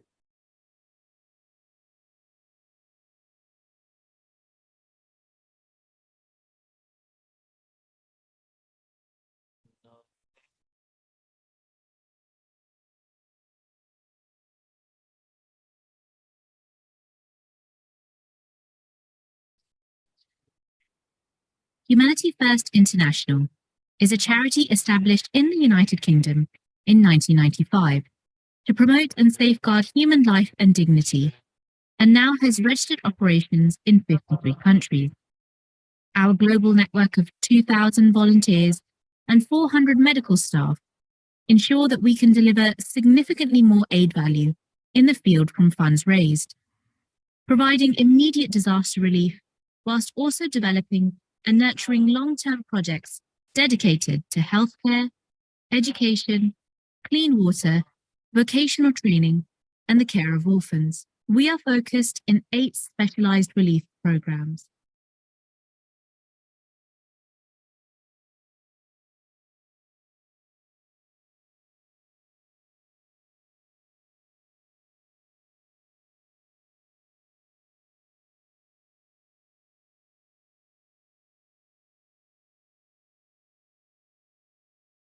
To have another esteemed guest in our studio this afternoon. Please allow me to welcome respected Abdul Rashid Anwar Sahib, who is the missionary in charge of Ahmadiyya Muslim Jamaat Canada. He's an avid supporter of Humanity First, regularly comes to our events, supports our volunteers as well. And whenever we call him, without hesitation, he agrees and he comes to our events and encourages our volunteers as well. Assalamu alaikum, Rashid Sahib. Welcome to the. Walaikum assalam wa rahmatullahi wa barakatuh. Jazakallah for taking time out of. I know you're very busy, and Jazakallah for accepting our invitation to be here with us. It's my honor. Jazakallah. Thank you. You have had the humble honor of serving in Africa for many years, and you have seen firsthand the suffering of people in various parts of Africa. Why do you think there's so much humanitarian need, especially in the African part of the world? As far as need is concerned, I think as long as humanity exists in this world, the need will be there. Sometimes more, sometimes less. There will be some special events, some special circumstances. Yeah. We have to think of humanity because it was the mission of Holy Prophet Sallallahu Alaihi Wasallam to establish the love of God and the love of humanity at the same time. If someone says, I love God, but he has not expressed his love for human beings, his love for God is not true. Right. So the same mission continues with Ahmadiyyat by the grace of Allah. I had the chance of serving Jamaat Ahmadiyya in Africa more than 21 years by the grace of Allah. Most of the time I was in Ivory Coast and also in Burkina Faso and Mali. I have seen myself, humanity suffering, mankind suffering of two things mainly, health and education. In both fields, Jamaat Ahmadiyya has done a wonderful job and continues that job. The distinctive aspect of Jamaat Ahmadiyya is that Jamaat Ahmadiyya has no personal interest. I was a missionary, and sometimes we did some humanitarian works there. Yeah. We were told clearly, don't distribute your flyers there. Don't tell the people that you have such and such message, only if someone asks you. So this kind of help or this kind of love is above ethnicity, above religion, above anything else. So this is the distinction of Jamaat Ahmadiyya with which we are serving in Africa. In various countries of Africa. Yes. There are so many NGOs in Africa that are working on the ground, and you've probably come across many of them as well. How is Humanity First different of the work that's being done in various countries in Africa? I know you mentioned Ivory Coast as well. We're building a hospital in Ivory Coast now as well. So how do you think Humanity First is making a difference in some African countries? That shows from the work which is done by Humanity First here. We have seen, for example, water pumps. Yeah. They were out of order for years and years. Once a group went there, they established that pump there, and now they forgot the people. Yeah. But we have our organizations around by. Right. Anything happens, we reach automatically to repair those pumps, even sometimes installed by other groups. Right. Because we have quick access. Yes, quick access. Right. So this is what that distinguishes Jamaat Ahmadiyya from others, or Humanity First from others. Right. And sometimes I have seen 20 kilometers, 15 kilometers, people going and just to get clean drinking water. Clean. It is not even not even clean. Sometimes you go, and it is their tradition. I was there. Yeah. When you go and visit a village, the people, they will not talk to you until you have drunk their water. Really? And they will bring the water in something very rusty, and they will offer you. And when you have sipped that water at least, then they will say Assalamu alaikum, they will shake hand with you, and they will start talking to you. Interesting. And our missionaries and our Humanity First members, they had to do that. Right. And who will do that? Who has love for the humanity. Exactly. Right. So this kind of thing you can find in the and the locals also notice this gesture, notice that when you're going that extra step, yes, that you're sincere in the work you're doing. You're not there to get anything back from them. Once it happened that way, that we went in a village, there was no even salt, not even something to eat. It was only the local rice was there, and no other thing was there. They boiled the rice, they boiled some leaves from their fields, and they brought it, and we took as we could. And it was not even easy for the local people. Right. Next day, they said, we accept your message. Why? Because this kind of things nobody can do No one can if do. he has not a true message. Right. So this kind of love is created by Humanity First workers. Right, because when we're doing our work, the sincerity is there, and there's no hidden agenda. Yes. And they realize this when Yes. you go and do a project Yes. in their villages. Yes. What improvement have you seen in Africa? I mean, we have been serving in Africa for so many years. Jamaat has done so much work. Humanity First is doing so much work. So many other NGOs are there. Have you seen any improvement in the last few years and last decade or so? Of course, I have seen a lot. First of all, as I told earlier, that there were hundreds of pumps, water pumps. Right. They were out of order and nobody could even use them. We have repaired those water pumps. Yeah. Then there is a problem of health. We have established the clinics and sometimes the moving clinics also. We go there and we treat the people freely, and the people, they are lined up. And they take the medicine and they pray also for us. And then education also is a problem. And before that, even in Ivory Coast, you have seen we have established an hospital, and that is very situated in a very strategic place on the sides of a highway. On the highway, that's right. And that land was purchased in front of me. And I think that will be a very useful service for the population there. Right. And that kind of things are established all over Ivory Coast, 3-4 hospitals. They are working, even some of them, they are not permanent, but we are trying to make them permanent. Right. Then there are schools also. We'll be discussing about the Ivory Coast Hospital project later on as well in depth. And we have Majid Saab, who's our project manager there. He'll be joining us later on in the program as well. So for our viewers at home, stay tuned, because we will have an in-depth discussion about our global health program as well, the hospital in Ivory Coast as well. We have been fundraising for that, and we're still fundraising for the Ivory Coast Hospital as well. And we'll be able to give you a glimpse and an update on the project of the Ivory Coast Hospital. The construction has started. I believe the roof has gone up. So now we're into the second phase or third phase, I believe, of the construction as well. So inshallah, we'll be sharing more information about the hospital. It'll be one of the state-of-the-art hospitals in that region as well, that is going to give a big name to Humanity First, and will be able to help us serve even more people in that region as well. So talking of Ivory Coast, I would say I have traveled almost all over the country, especially because there I passed most of my time. Right. And the need is very crucial towards north. Towards the north. There is almost no water there, almost no kind of trees there. There are, but less. Deserted, basically. Health problems are also more there. So the need is really increasing. Right. And our workers, they go, even we don't have permanent kind of things there. Right.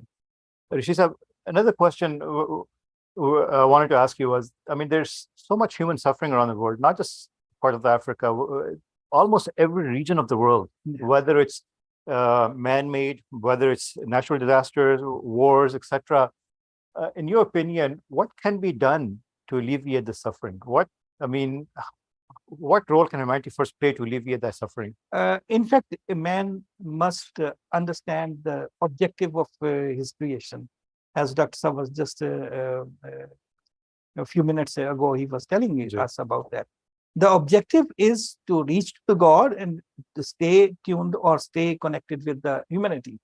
If that spirit is understood, then you will always be there prepared to help the human beings. Their suffering will be your suffering. When you think about that today I have something better, but tomorrow perhaps I will not have, and I may need such things, and I would like that the people, they come and help me. So that person should be ready to do that. Right. And as long as suffering is there, we have to continue helping the people. Right. And as you rightly said, the importance is connection with God. Yes. And connection with God, as we were talking earlier, is not just by praying to God or praying. Part of worship is also helping humanity. Yes. So if you're just worshiping and you're not doing your part of helping humanity, you're not fulfilling your obligations. That love right? is not true. Exactly. So Jazakallah for sharing that.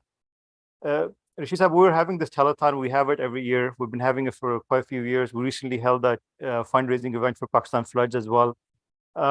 What message do you have for our viewers at home who are watching this program or who might not have donated yet? How could you encourage them to donate to Humanity First, and why should they donate to Humanity First? You know, this is again love that is most important.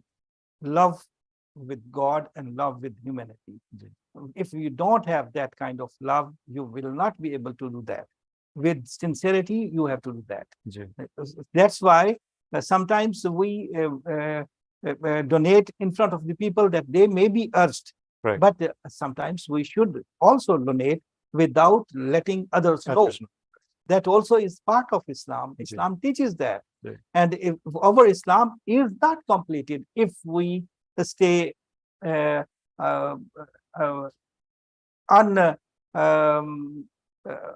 unmoved in a way towards humanity. Right. And that is very important, that we have to think about that. And as Dr. Saab was saying, our Prophet was mercy for mankind. And we say, and if we claim that we also follow our Prophet, we have to show that mercy towards the human beings. And it is very important. It is just like organs of the body, as Islam says. Right. And if there is a pain in one part of the body, other party must feel that kind of feelings or that kind of pain there. Zakir Rashid Saab, I know you're a very busy schedule and you took the time out to be here with us at our Humanity First office. Anything else you would like to add or convey your message to our audience? As far as Ivory Coast is concerned, I feel that I have more relations with that country, and I would like that the people, they should contribute more and more, as much as they can, for that country especially. But it should be done for all countries. But as I have seen myself, the situation there, for that reason, I would like to motivate the people to contribute as much as they can for that project, especially. Jazakallah, Rashid Saab. Dr. Saab, would you like to add anything? Oh, I am very grateful to Rashid Saab that you're here. And as you have just said that Ivory Coast Hospital is you're very passionate about it. It is the most important project, or it's the largest capital project that we are running right now. And we are behind in our collection at this time. So your words of encouragement, and I would also request that when you're addressing members of the Jamaat, please do remind them that a very small amount that is donated by here can make a huge difference in Africa. And over here, the hospitals, to build a hospital really costs billions of dollars. And over there, we are building this hospital for just under $3 million. And that is going to serve a very large population over there. So your word of encouragement, your message that the need is there and that Humanity First is doing their best to help these people will go a long way for our cause. Yes, thank you very much for your kind words and that kind of interest also. And for that project especially, which is very dear to me, and I wish that the people, they should contribute as much as they can, and in a very continuous manner. And for the viewers who are listening to this program, you've just heard respected Rashid Anwar Sahab talking about Ivory Coast and other projects also.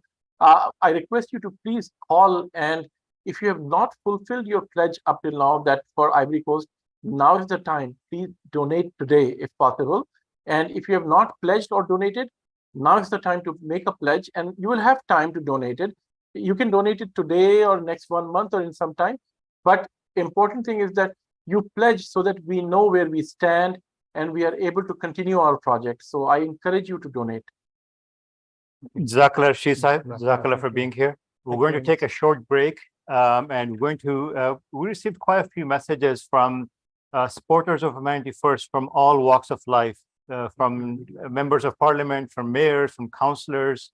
So many different people have sent messages to us. And now we're going to look at, watch a video from His Worship John Tory, the Mayor of Toronto.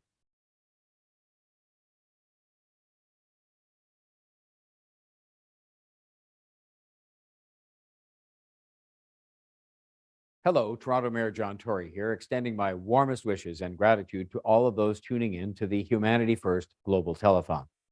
Now more than ever, as we come out of the pandemic, we must be squarely focused on fostering an inclusive and just global recovery, one that leaves no one behind. Humanity First's global relief and assistance efforts serve as an example to all of us as to how we can do just that. Because throughout the pandemic, Humanity First made a real impact supporting refugees, distributing PPE, serving meals to those struggling with food insecurity, and that's just to name a few of their activities. I have no doubt that the tireless work and generosity of this organization and the people who support it will hold strong, hold firm in this global telethon as you raise more critical funds for those in need. And so on behalf of the City of Toronto, I want to thank all of you, the donors, the volunteers, the staff, and the fundraisers for championing and dedicating yourselves to restoring communities and building a brighter future for those left struggling in the wake of various disasters. I wish all of you a most successful telethon, and I thank you all for everything that you do.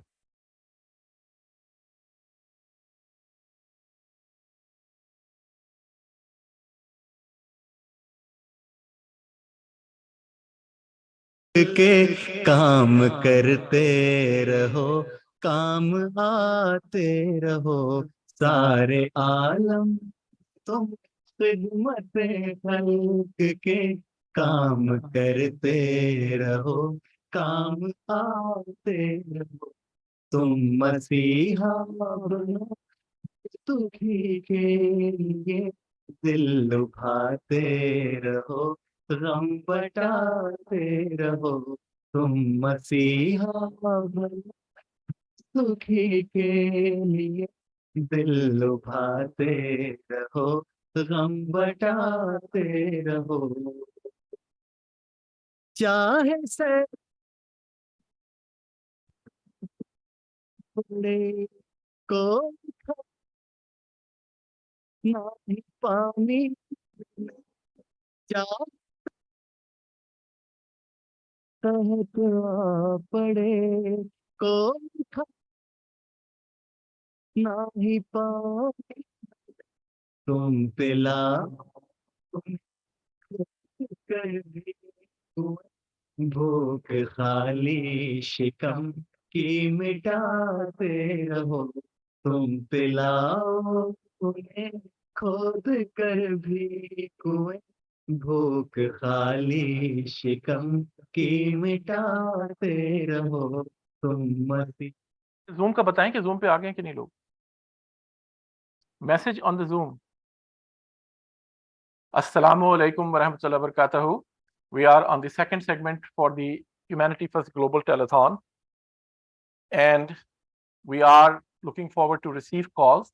I request everyone to please make phone calls at 1-800-943-9161 to make a pledge, or to donate 1-800-943-9161. You can also send us a message on WhatsApp. The number is 647-493-7722. Humanity First Global Telethon is a program. It's an event where we are trying to raise funds for the next year. The funds that we are planning to raise is for the projects, humanity projects that we undertake. We have 9 programs, and those 9 programs have various projects in various countries. By the grace of Allah, Humanity First is working in more than 70 countries, out of which about 22 countries are being supported and sponsored by Humanity First Canada. You are welcome to donate to a project of your choice. Again, the number I will repeat, 1-800-943-9161.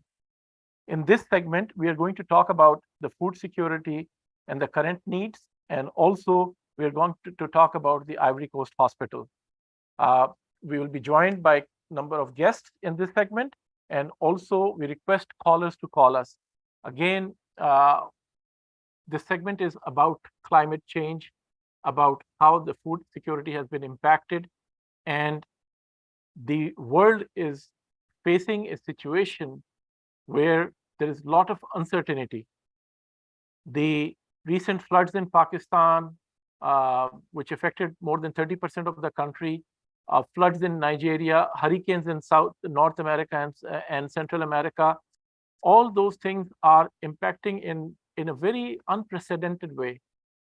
We have recently seen drought in Africa and then flooding. So this uncertainty is affecting the crops, and because of affecting of the crops and there are other economic factors, inflation is on the rise, and it is affecting even in the first world country how people are eating, whether enough food is available for them or for children.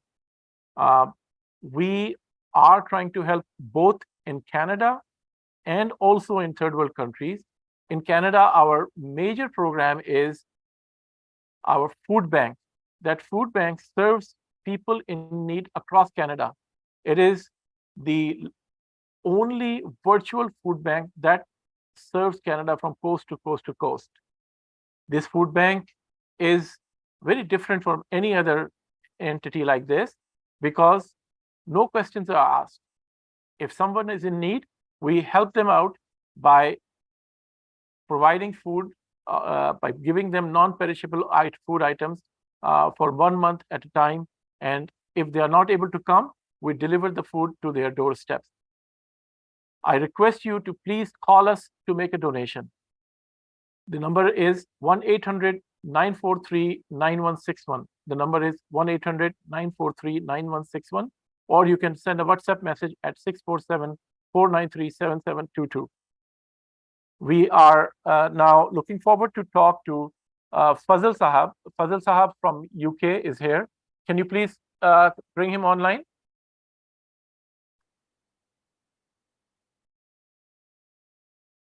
Is Fazal Sahab online?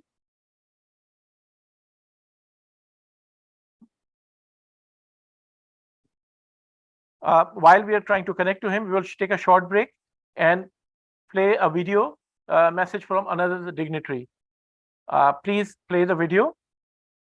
This would be of video is for Mayor of Brampton and his message on His Worship Patrick Brown. On behalf of members of Brampton City Council, I am pleased to extend greetings to those participating in the Humanity First Live 24-hour Global Telethon on November 5th. In Canada, the program will be broadcasted live for an 8-hour segment, which will be viewed by thousands of viewers from coast to coast and globally. The purpose of this Global Telethon is to create awareness, introduce their humanitarian programs, and to raise funds for their projects. Humanity First is a not-for-profit charitable organization operating in 62 countries that carries out human development projects and responds to disasters and providing relief and assistance to the less fortunate. Humanity First is also on the forefront of sponsoring and resettling thousands of refugees in Canada. Recently, they have responded to victims of Pakistan and Nigeria floods. In 2021, Humanity First helped over 1.5 million people in 78 countries by supporting 152 hospitals and providing 439,966 units of PPE, amongst other things.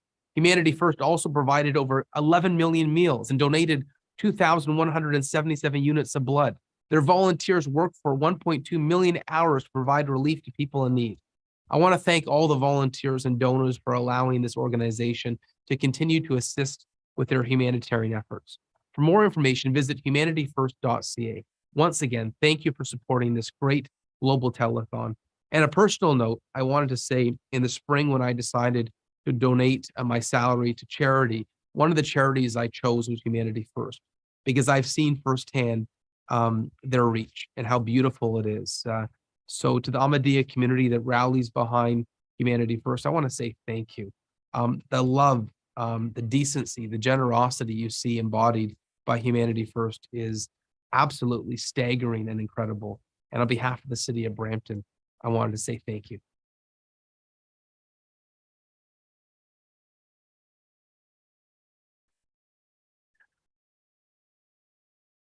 Assalamu alaikum. Welcome back.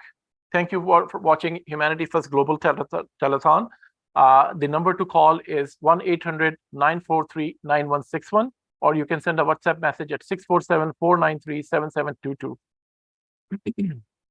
I request you to call us to make a pledge or to donate. This is a segment where we're going to talk about food security and our global health programs. Right now, we have a guest online. I'm going to request Majid Khan Sahab to join on Zoom. Majid Khan Sahab. Assalamu alaikum. Assalamu alaikum, Majid Khan Can Sahab. you hear me? Yes, I can hear you and I can see you as well. Can you Assalamu hear alaikum, me? Majid Sahab. Can you hear me? Yes, I cannot can hear you. Okay. Majid I Sahab, can can you hear hear me? you. I can see you. Yes, I can hear you and I can see you. We're having some technical difficulty. Can you please connect Majid Sahab? Yes, I'm connecting. Wasim sir, this camera is connected? हटा दें यहाँ से.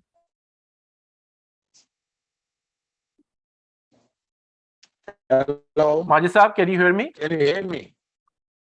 Of course, I can hear you. Assalamu alaikum, Majid Sahab.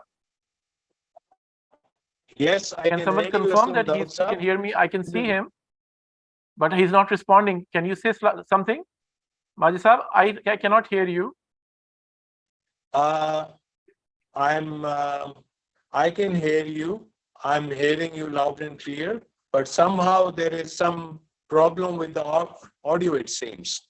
Okay, now I can hear you, but it looks like your video is not synced. In any case, if you can hear me, we'll continue. Sure. Thank you. Thank you very much, Majid Sahab. Majid Sahab is part of Humanity First Healthcare, and he's responsible for building the healthcare facilities. He has built a state-of-the-art hospital in Guatemala, the Nasir Hospital. And I was watching the Humanity First USA Telethon segment. He was providing the details. Congratulations, Majid Sahab, for an excellent work done in Nasir Hospital. MashaAllah, that hospital is doing very well.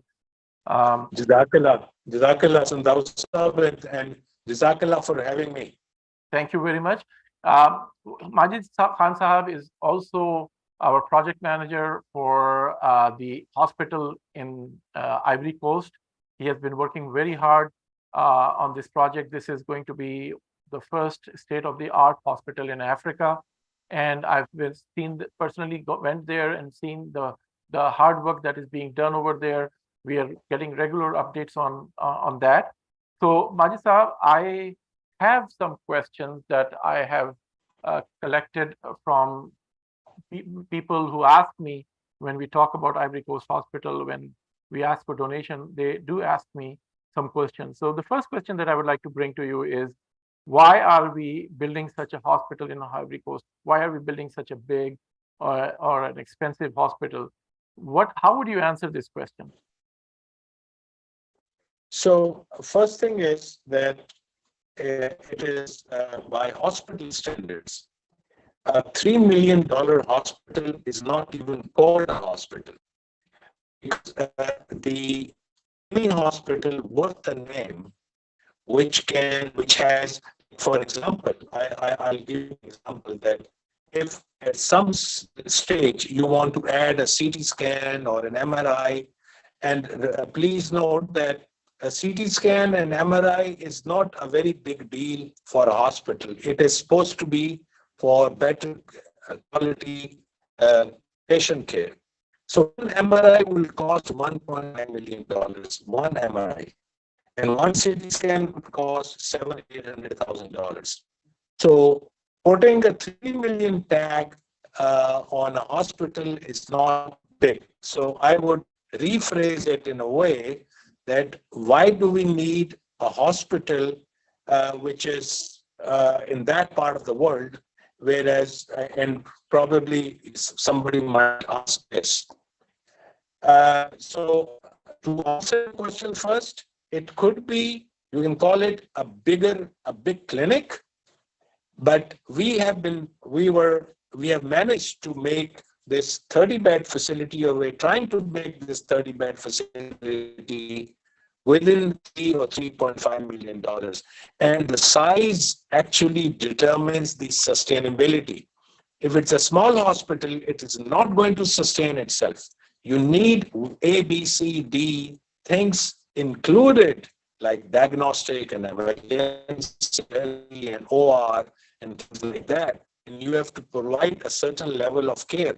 If you don't provide a certain level of care, then the patient with choices will not come to you. The underprivileged patients will come to you anyway, because they can't go elsewhere.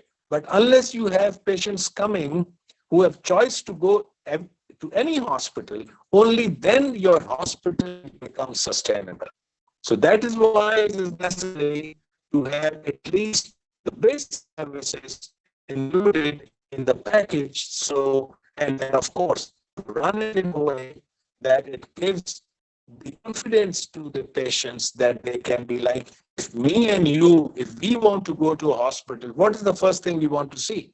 Does it have the required facilities? Does it have the required medical staff? Does it have the level of care we would like to? So if we don't want to go to a hospital where the level of care is not guaranteed, then why do we expect someone else who will go there? Thank you very much for a very comprehensive answer. And you're right that this hospital is very much needed over there, and the level of care is very important. We cannot compromise on the quality of care over there. The other question that I get, very similar question and relevant question, is that building the hospital is probably the easy part. How are we going to sustain this hospital? How we're going to manage to afford this hospital over there? I understand that you've partially addressed it, but would you like to say something more about it? Exactly. Right. That is why I was trying to emphasize more on the level of care. The sustainability of this hospital depends on the level of care you provide. If you don't provide a certain level of care, this hospital will never become sustainable. And if it never becomes sustainable, there is no humanity first which can support this hospital even for 1 year. So the survival and the focus must remain on achieving the sustainability. And part of it is achieved when you provide the required services. So your question number 1 and question number 2 is actually interlinked. We have to provide a certain level of services. We have to provide a certain level of professionalism to give that confidence to the patient that they can come and they can be treated where they can go, because they have the choice of going anywhere. So if they come to you, then you will have enough revenue to run the hospital and also to help the underprivileged. Unless you have patients with choices, it is not going to become sustainable. And that is why it is needed that you have to have the facility of a certain level so that it can sustain itself. And that is exactly what has happened. It has been a proven model. Guatemala is a proven model that you can achieve sustainability. If I tell you, and it was given in the report today also, that in the first 3.5, 4 years, when you start the hospital, for that matter, any project, the revenue is not that much. But we have been able to achieve a combined revenue of $7 million. Now, why $7 million itself is not our focus. It's not what we stand for. This is not our value to generate revenues. But to make the hospital sustainable, you got to have a revenue coming of at least $1.5 million to sustain itself. because providing a quality health care and affordable health care at a place where it's not there is itself a charity. And then you can help those people who cannot afford to have any health care at all. Thank you so much. Very, very valuable information. Many of our donors who have already donated, they're asking, when will this hospital be ready? So can you give us some timelines about when it will be ready? Yes. So when you were there last year in November, it's gone now almost a year. It was 27th of November 2021 when we laid the foundation stone. Now, our target for 2022 was they must complete the raw structure. And I would like to tell your viewers and donors as well that as we speak, the final roof of the fourth part of the roof of Masroor Center for Healthcare is being poured. It is going to be completed today, inshallah, by the end of the day. This year, our target was that we must complete the raw structure. And inshallah, we will be able to complete the raw structure this year. Next year is 2023, and you'll be working on the finishing. And after that, by the end of next year, our hospital building should be ready. At the same time, we will start putting the equipment. The difficult part of the hospital is to run it. So that means that you got to have the right workforce, the right professional workforce to open the doors for patients. So we are hoping that the start of 2024 or first quarter goes to the second quarter, depending on when we are ready to, when we have hired the staff, we have trained the staff, and then we are able to open. So the timeline from now to 2024.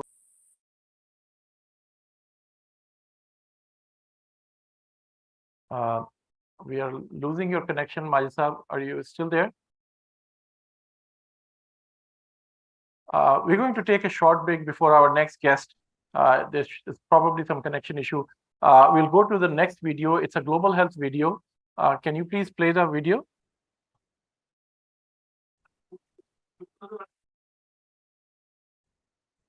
Treat all the creation of God with such deep love as though they are your close family members. Treat mankind in the same way that a mother treats her child. This is the way you should be, not that you help someone only so that you can attain benefit later or take a favor in return.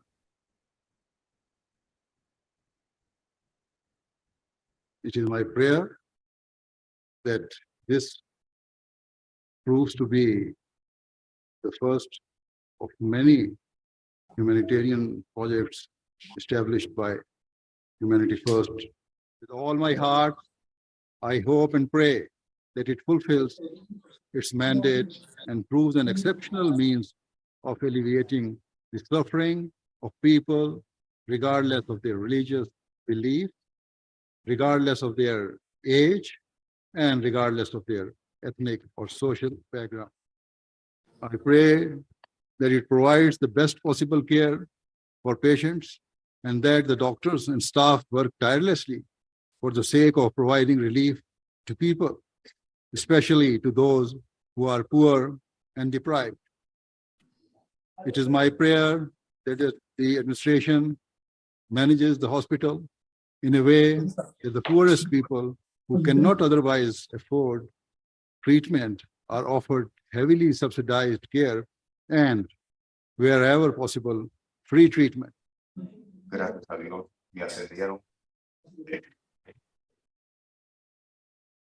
todo lo que tengo que hablar aquí es bueno. Nada, más. No me digo nada malo de él. Ya con otros semblantes, ¿verdad? Porque como venía en calidad de muerto. Sí.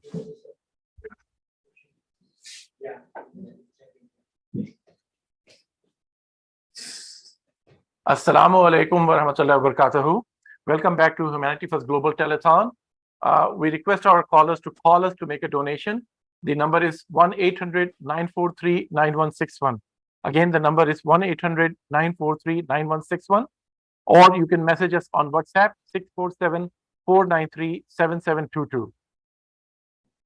We have our next guest from Humanity First International.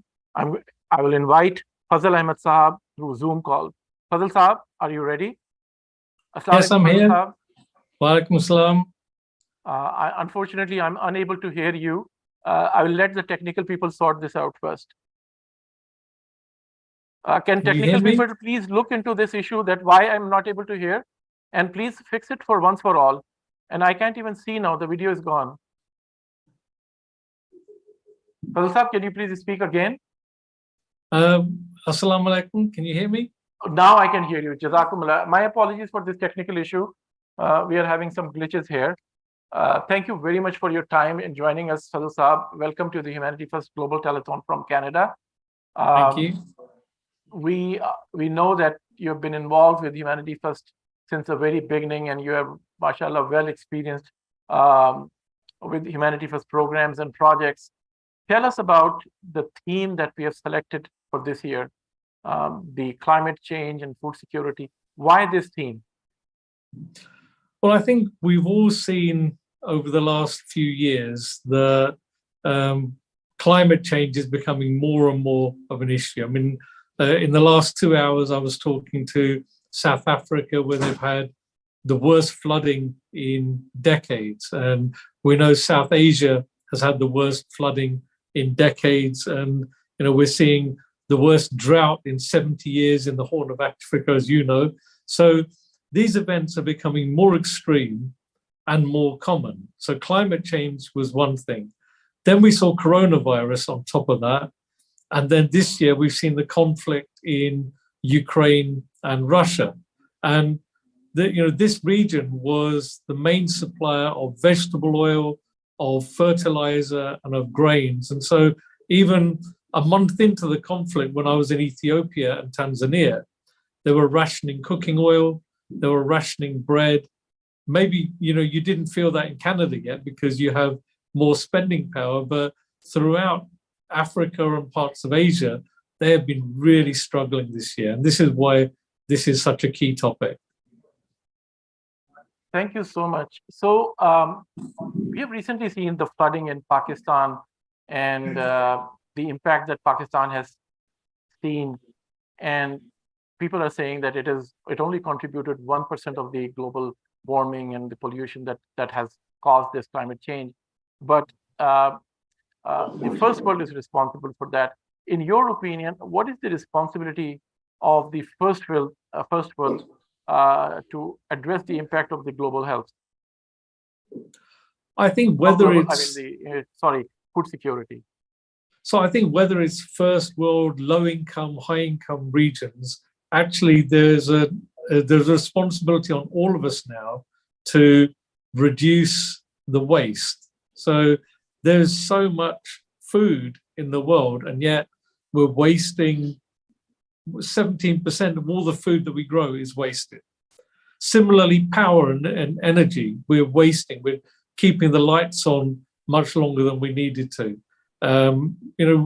I've moved to electric wherever I can and trying to move away from fossil fuels. These are things that we should all look at. When you turn on a tap and you keep it on unnecessarily, you're wasting water.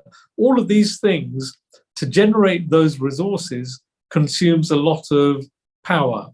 And the more we waste, the more impact we're then having on the climate, and is ultimately having an impact on access to drinking water, access to food. So I think we all have a responsibility to play our part. Thank you so much. Tell us something more about the kind of food security programs Humanity First has globally. What type of food security programs that we have?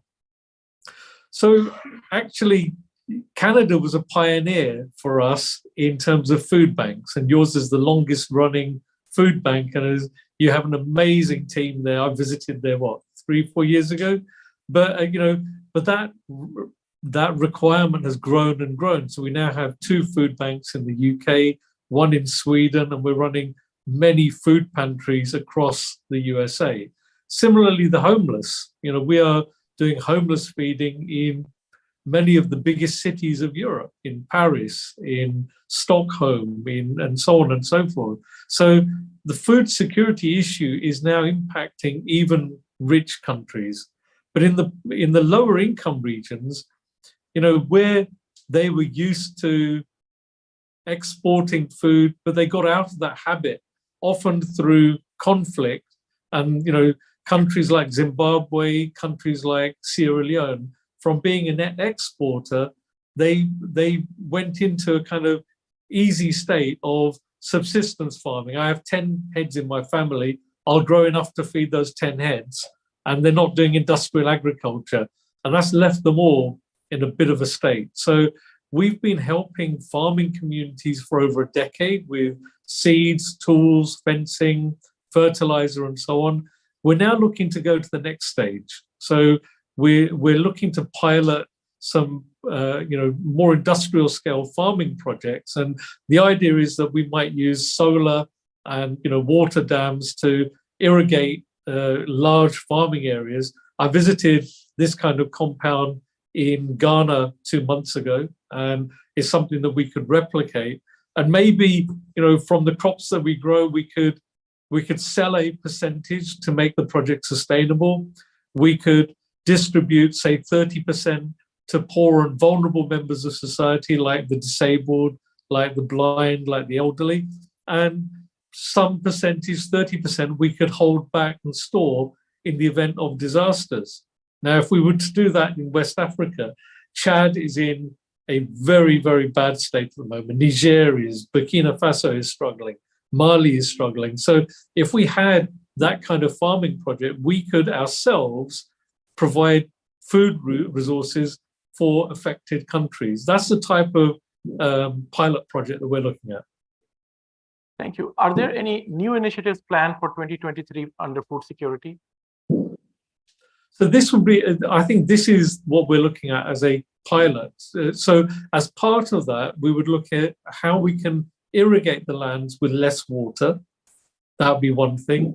How can we then store the crops for longer? Which crops can we, things like rice, you can store for 2 years. So which are for quick consumption and which can we store on a longer term? That's research that we're doing in quite a few countries at the moment. And then the third aspect is, when you look at raw crops, think of coffee. You go to Tim Hortons and you buy your coffee in Canada. I think it's Tim Hortons, isn't it? But the raw coffee might come from Kenya. Why can they not process the coffee and make the finished produce in Africa? So these, again, are things that we're looking at. How can we process crops? If it's cassava, how can we make curry out of it? If it's rice, can we hull the rice so that it's ready for the consumer, so that the farmers get more of the income themselves? So these are the type of initiatives that we're looking at, so that those at the bottom of the ladder, those who earn the least but put in the most labor, can actually get a fairer share of the work they've put in. Thank you very much, Fadl. This last question to me is why Humanity First? How Humanity First can make a difference? What can you tell our donor why they should donate to Humanity First? So Humanity First is a charity. We're not interested in making profit. If you look at all of our programs, and Canada has been at the forefront in many, many countries and many regions. You've done an amazing job. Mostly, whether it's medical, whether it's agri, whether it's education and training, whether it's water, we're doing skills transfer to enable the local people to then be able to do the work themselves and maximize their income. And that's how projects become sustainable. If you rely on someone flying over from Canada every month, that's not sustainable. Now, I think we've done that with all of our projects. We're trying to do things in a sustainable way. What that also means is that out of every dollar that a Canadian donates, a very high percentage, sometimes 300%, goes in aid, because we're getting donations in kind as well. And so I would say to your viewers that please donate, please maximize your donations. The world is in a very precarious state. There are people who will be going to sleep tonight. There are 90 million people who are displaced because of conflict, because of poverty. There are over 800 million people who won't eat tonight. 800 million. You know, you're watching this telethon feed, you're comfortable, you live in an amazing country in Canada. Please think of those people. Please dig deep, maximize your donations, because those people have nowhere else to turn. And I know the Canadian people are some of the most generous in the world. They're amazing. And I fully believe that you're going to raise a lot of money tonight. Thank you very much, Fazal. The number is on the screen, 1-800-943-9161. Please donate to and pledge. If you cannot donate today, make a pledge that you will be able to donate in the next few months. We are looking forward to your call. The number is 1-800-943-9161, or you can message us on WhatsApp 647-493-7722. Fazal, we'll take a leave and we'll take a short break. Thank you so very much for your time. We will watch a video and then we'll go to the next segment.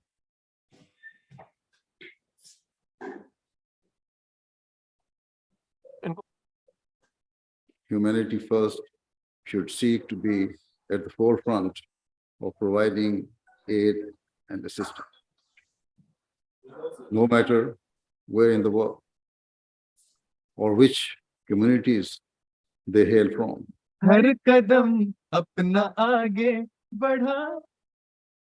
We should be there to wipe away the tears of those who have been left bereft, heartbroken, and vulnerable. The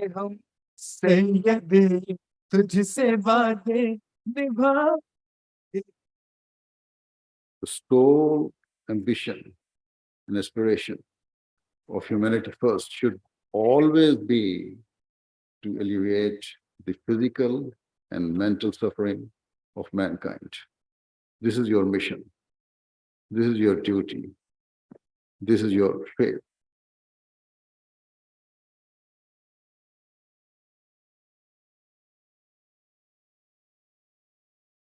सारे आलम में तुम खिदमत खल्क के काम करते रहो, काम आते रहो।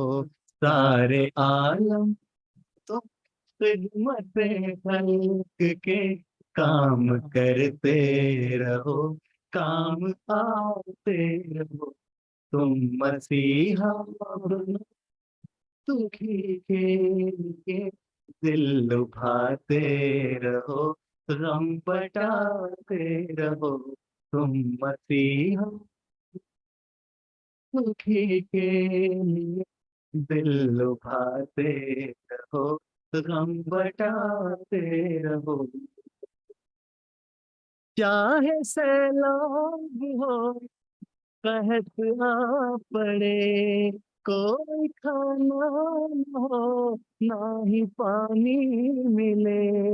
चाहे सैलाब हो, कहत आ पड़े, कोई खाना ना ही पानी मिले। तुम पिला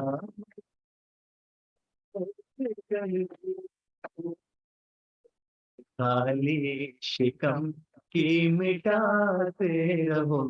तुम पिलाओ उन्हें, खोद कर भी कुएं, भूख खाली शिकम की मिटाते रहो। तुम मसीहा बनो हर दुखी के लिए, दिल लुभाते रहो, गम बटाते रहो। आज तूफान कहीं आ कहीं ज़लज़ले, तुम पहुंच जाओ मदद के लिए। आज तूफान कहीं ज़लज़ले, तुम पहुंच जाओ मदद के लिए।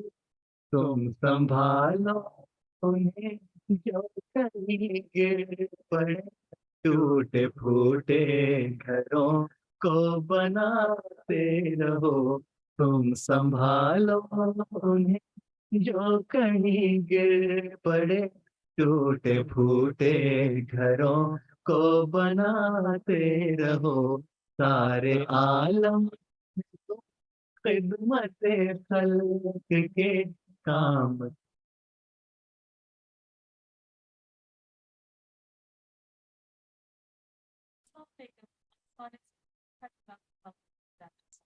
I want to thank Humanity First for hosting this live 24 hours global telethon to build awareness about humanitarian aid in Brampton, Canada, and around the world. Whether it's the people across Afghanistan, Pakistan, Ukraine, or those impacted by natural disaster in Canada, Humanity First was there to help. Here in Brampton, volunteers united by the philosophy of love for all, hatred for none, organized countless food drives and supported frontline workers during the pandemic. The Government of Canada's support of this work is strong, and we continue to work with our partners so together we can scale up our support to address immediate needs. Today's event is another example of these contributions that the Ahmadiyya community has been making in Canada for many generations. I want to thank Humanity First, all members of the Ahmadiyya Muslim Jamaat in Brampton and across Canada, organizers, and volunteers for bringing Canadians together and helping those in need. Thank you.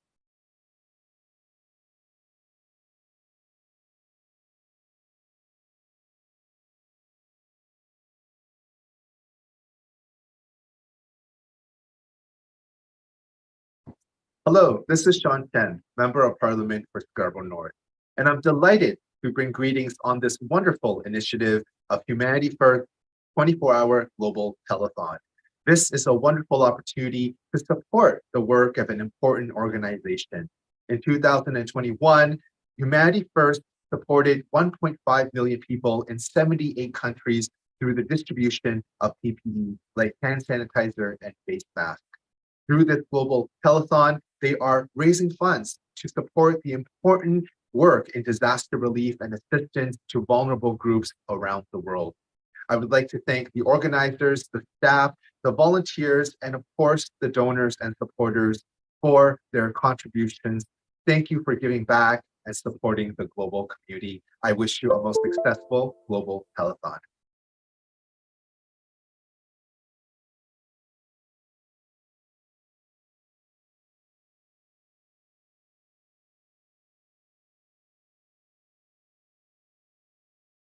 Hello, I'm Francesco Cerbera, the Member of Parliament for Vaughan Woodbridge and Chair of the Ahmadiyya Parliamentary Friendship Group. On behalf of the Government of Canada and the residents of Vaughan Woodbridge, I want to thank Humanity First and the entire Ahmadiyya community here in Canada and around the world for their tireless work in support of those who need it most. I've seen firsthand the commendable work that Humanity First and its volunteers do. Thank you. You're helping the most vulnerable in society through your work and advocacy. Since its beginnings in the early 1990s, Humanity First has opened pathways for others to be part of the change that they wish to see in the world and to stand up for human rights and human dignity. This year's Global Telethon is a testament to the great work that Humanity First leads. In the last 25 years of service, Humanity First has been a driver of change through action. Last year alone, Humanity First helped over 1.5 million people in 78 countries, supporting 152 hospitals and providing over 400,000 units of PPE. Humanity First has always been humble about its experiences and advice, sharing crucial testimony and insights at parliamentary committees and to our government's departments, including Canada's immigration and settlement programs. Thank you to all the volunteers and donors that are making Humanity First Telethon a success, its 25th anniversary. You are making a real difference in our communities and, yes, around the world.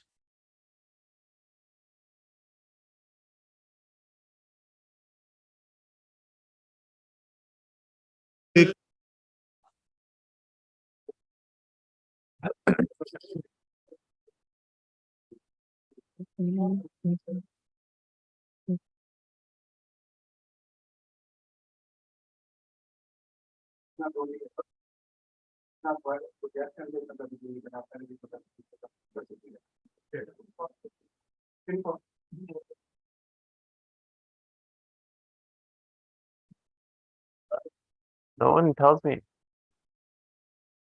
Okay.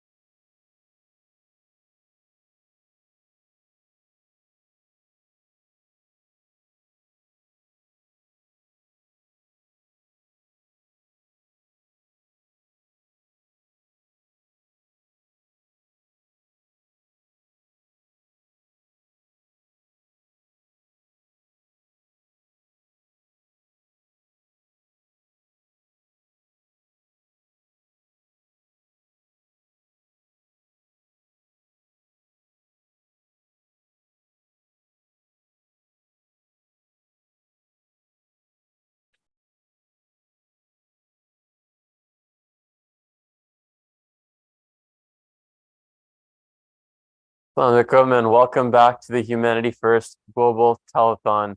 Thank you to all of our viewers for taking time on your weekend to join us and to learn about all of the wonderful work that Humanity First is doing.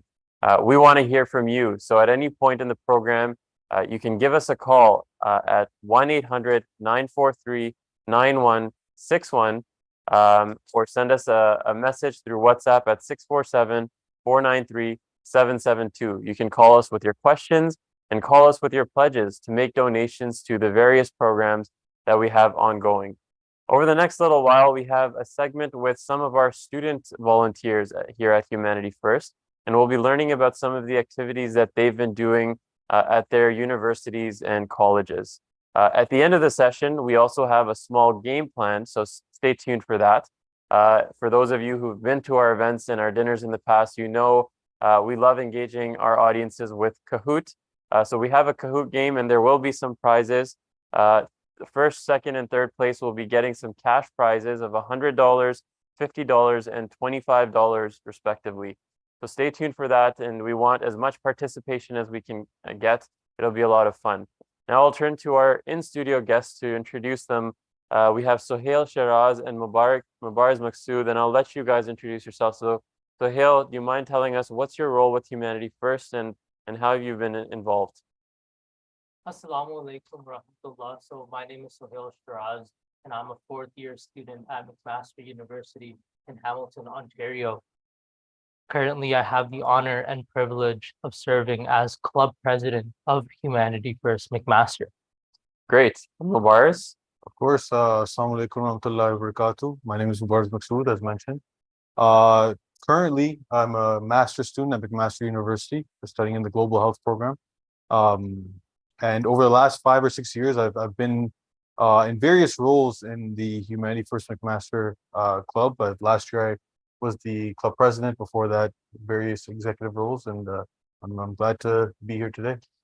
That's great. You guys seem like you're in, very busy and demanding undergraduate programs, but we have a current president and a former president of a Humanity First Club. And I think for our audience, it would be really interesting to hear more about, the work that you're doing on your campus. So Sohail, why don't we start with you? What are the goals that you've set out for the Humanity First Club? What do you guys actually do, and what are you hoping to achieve this year? Yeah, so I'll just start off by talking about the whole purpose of the club. So Humanity First McMaster aims to drive social change by serving vulnerable populations locally and abroad by fostering ideals of volunteerism and service. So outside of our community care initiatives like Feed the Homeless, toy drives, food drives, clothing drives, one of our major goals for the year is to fundraise for 10 cataract surgery. Wow. 20 cataract surgeries under the Gift of Sight scheme of Humanity First. That's amazing. We'll come back to that cataract surgery topic in a second. So Mubarak, I want to ask you, you were the president in the past. Tell us a bit more about how the team functioned. How big is the student club at McMaster? And also over the last couple of years, we've seen this shift with the pandemic. So has that brought about any changes to the way the club functions? Of course, over the last few years, as you know, as mentioned, we've been going through a global pandemic, and it's definitely had a major shift in how we run the club. Over there, university became online back in 2020, and we've had to shift our objectives as such. Whether that be moving from in-person fundraisers to online fundraisers, working with professors, trying to liaise with community clubs in an online format through online fundraising, and trying to shift everything and still engage the population there was a difficult thing to do. What were some of the highlights of what you were able to accomplish in your term as the president? So last year, I was thankful that we not only had an online segment, we also had an in-person segment. And that gave us the opportunity to kind of get the best of both worlds. We had already had one full year online, and the previous presidents had laid out a good foundation and groundwork on how to run a successful online term. And before that, we'd seen successful in-person terms. So we were able to take ideas from both sides, whether that be running silent auctions online and fundraising that way for various different objectives. And one of the main ones we actually hit last year was I know Sohail just mentioned that we had a 20 we have the goal of 20 cataract surgeries this year. Last year we hit 12. So that's almost $1,200 just towards that one initiative, and we had multiple other ones. That's amazing. And now, of course, the torch being passed on to Sohail. So I want to ask you, how did you and your team at McMaster come to this idea of sponsoring cataract surgeries as opposed to any other project? Why? Was it just because the year before was doing it, or how did you come to that? So our team settled on cataract surgeries because it's a very easy and cost-effective means of having an impact on the life of an individual. It's a very tangible goal because one surgery is just $120, which is easily attainable on its own. And vision is so fundamental to the lives of human beings because it allows us to perceive reality in the world around us. It's definitely a gift, and our team is quite content with going about this initiative, knowing that somebody abroad will be deriving direct benefit from our efforts. So, you're hearing it from our student presidents that just $120 can restore somebody's vision and give them the ability to see again under the Humanity First Gift of Sight program. And what better gift can you give someone than that? So if you're interested in donating to this program, give us a call if you're watching right now and make your pledge at 1-800-943-9161 or message us on WhatsApp at 647-493-7722. We'd love to bring you live on air and speak with you more.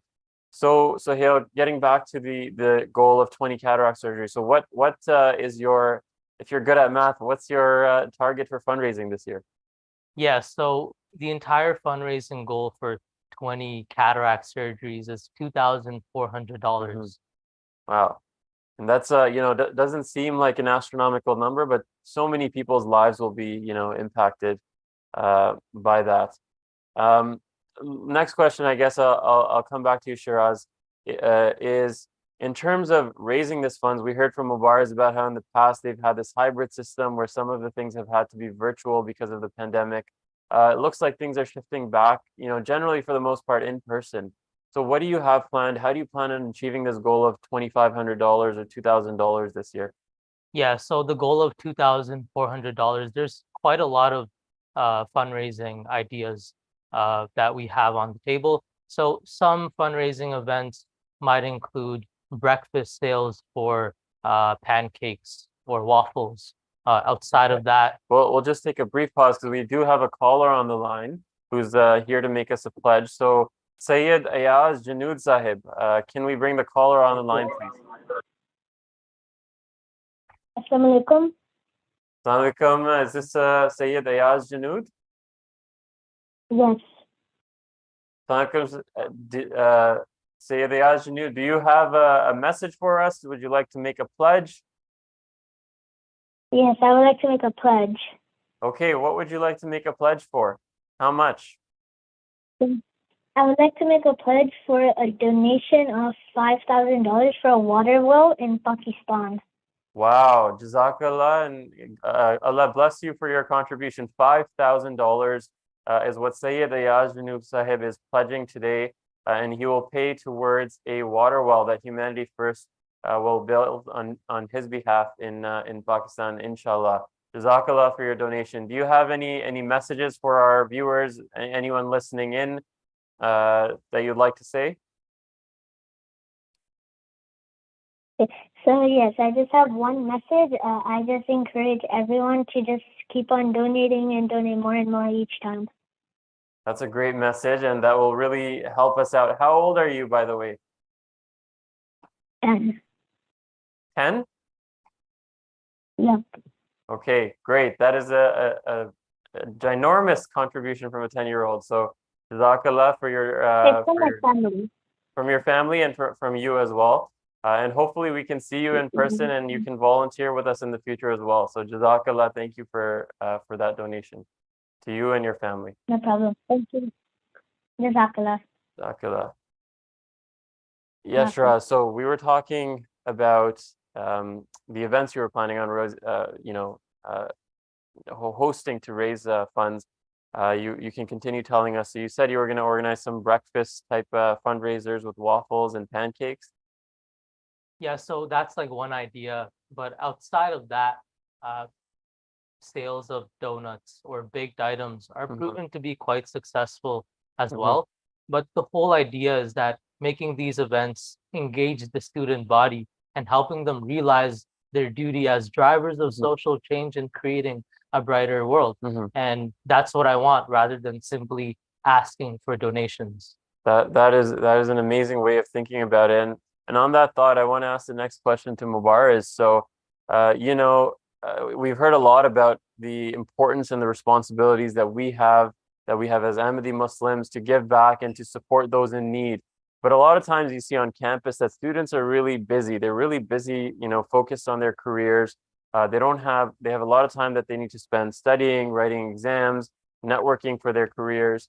Is there any incentive for those students, apart from, of course, helping others, which is the most important thing, but is there anything, you can share from your personal experience, maybe that you've gained from being involved in Humanity First, and that others, may actually find a benefit for their personal lives, for being a part of Humanity First or being a part of the club? Of course, like looking back over these last almost half decade that I've been part of just the university club, I've been in so many different experiences that have allowed me to interact with people who have a vast amount of experience in these different demographic of individuals, whether that be the homeless population or whether that be dealing with people globally, right? So it's given me the opportunity to gain those perspectives. Like that's been one of the biggest things that I would say has come out of my time with Humanity First. Just being able to hear from people who have been to Guatemala, people who have been to the Ivory Coast, people who have been in these situations, seen this situation firsthand.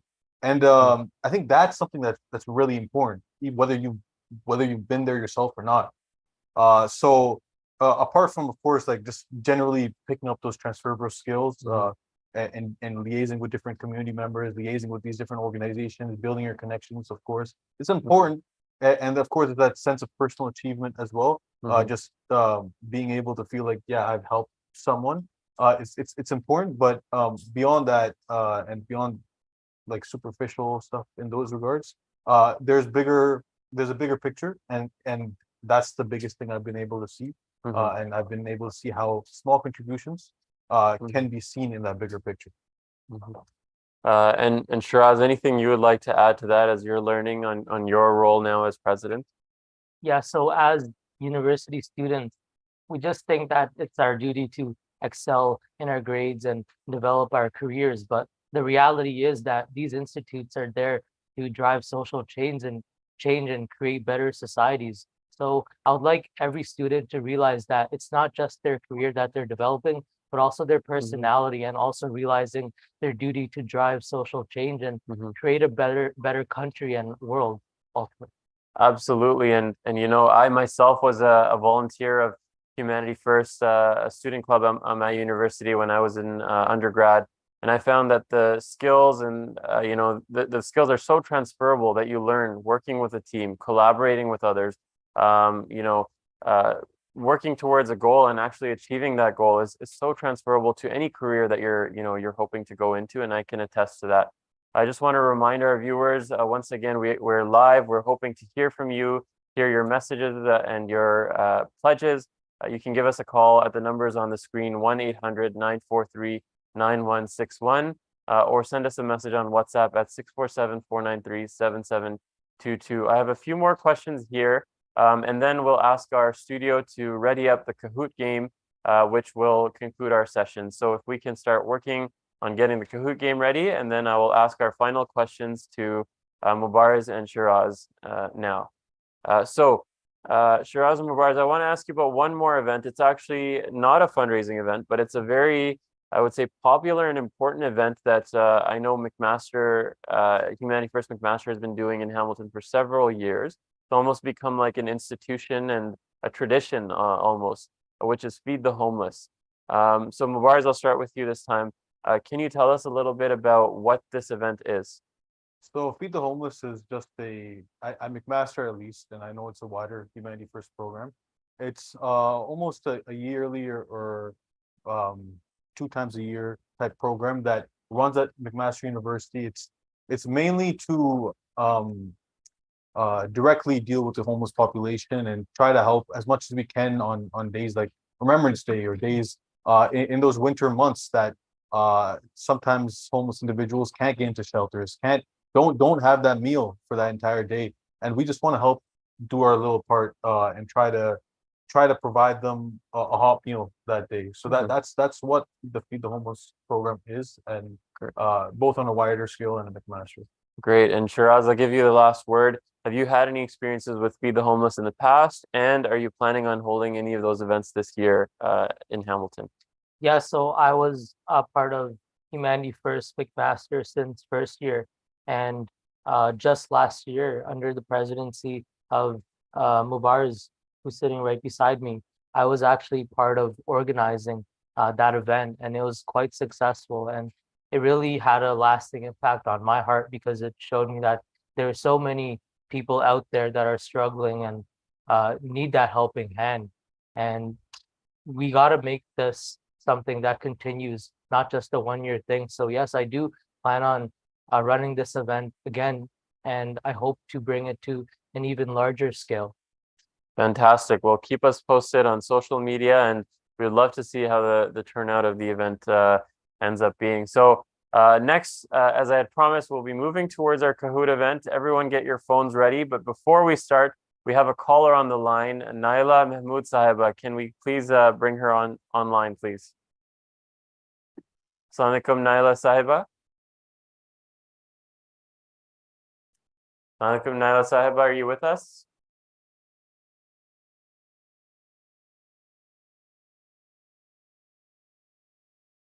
Naila Sahiba, we're live at the Humanity First Studios. If you can hear me, please respond. Okay, it seems like she may not be with us, so we'll try to reconnect us with her at a later point. So now let's start with our Kahoot game. If we can bring it up on screen.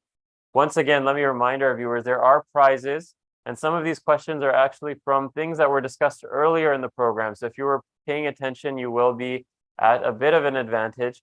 First place is $100, second place is $50, and third place will be $25 prize. There are 14 questions, and we will pull up the instructions on screen momentarily for you.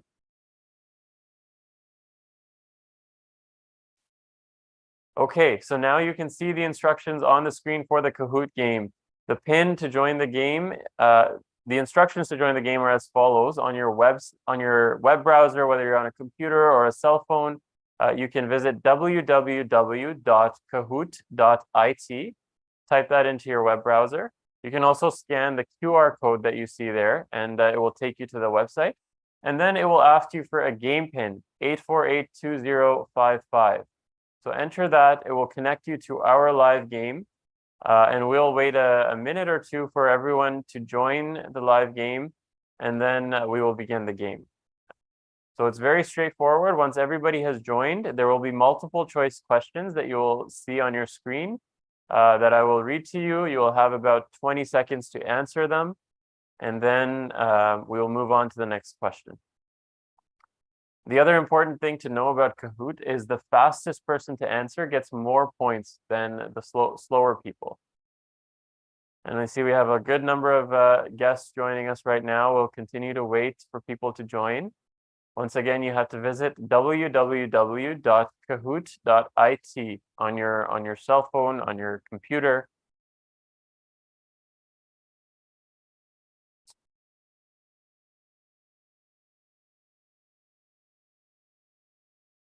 The people are still joining in, so we'll keep waiting until it slows down.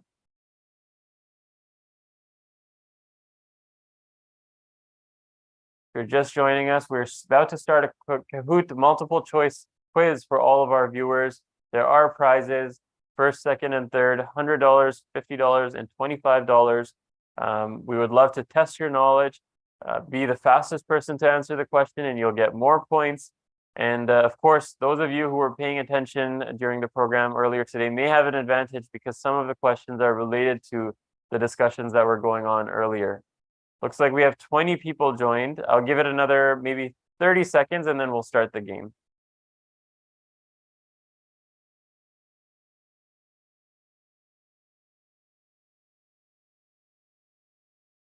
We're at 21, so if you're watching the program live, pull out your cell phone, pull out your computer on another tab. You can visit www.kahoot.it and enter the game pin 8482055.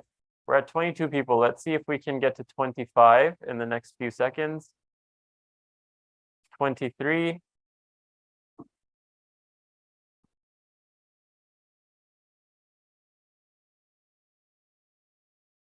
Okay, I'll give it 15 more seconds, and then we're going to start.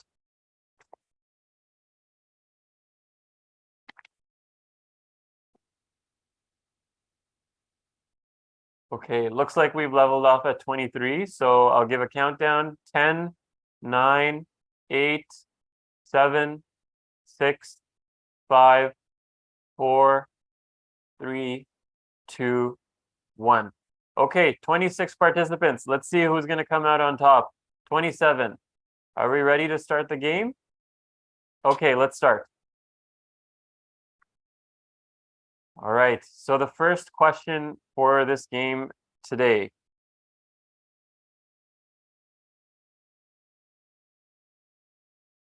Humanity First undertakes focused and results-oriented development programs to achieve our missions. Which of the following is correct in terms of what is our mission? Is it education, friendship, and reduce outbreaks, health insurance, reduce outbreaks, and disaster relief, poverty reduction, disaster relief, education, and training? We have a few more people left to answer, and the correct answer is C, poverty reduction, disaster relief, education, and training. All right, let's move on to the next question. We have Maria in first place right now. True or false question? Easy question for everybody. The orphan care program provides orphan children with family environments under the care of foster parents. Is that true or is it false? And almost everybody has answered. One or two more answers are remaining.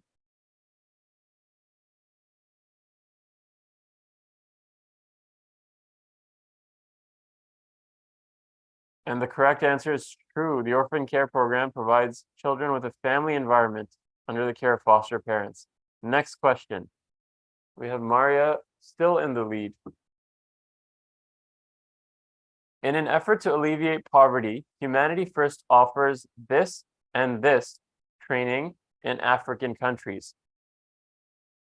Is it basic computer and photography, basic computer and sewing, calligraphy and sewing, or calligraphy and photography? A few more seconds for everybody to get their answers in. And the correct answer is basic computer and sewing skills. We've had a bit of a change and now Mona is in the lead. Fourth question. Global Health Program offers healthcare services including all of the following, except which? Medical camps, oral and dental health hygiene programs, cosmetic surgeries, and preventative care programs. So which of these is not part of the Global Health Program, at least at present? We're meeting for one more answer, and correct. Cosmetic surgeries, unfortunately, are not, as of now, not part of the Global Health Program at Humanity First. Community care programs alleviate the hidden human suffering from various challenges in life due to. So as a hint, the community care program is usually done locally in Canada. So which of the following does it help alleviate challenges due to? And the correct answer is age and physical disabilities, which most of the people got correct. And Mahnur is in first place now. There's lots of changes in positions going on. All right, in Canada, approximately what percent of households were food insecure in 2020? So this was during the pandemic. 5%, 7.9%, 9.6%, or 17.1%.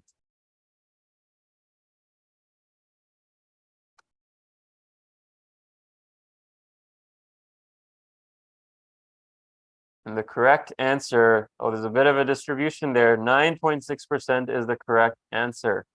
So almost 1 in 10 households in Canada were food insecure. They did not have good access to food. Which project focuses on bringing livelihood to a remote community by providing all basic necessities of living? Is it the community care program, model village, global health, or disaster relief programs? A few more seconds to get everyone's answers in.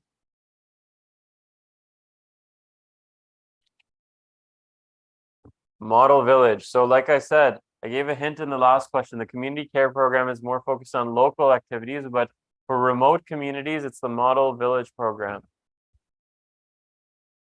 And Sobia is now in first place, but it's a very, very tight race between at least our first 5 people, if not more. True or false? Humanity First is not for profit, but most of the workers earn a small salary for their contributions. Is that true or is it false? And everyone should be able to get this question correct.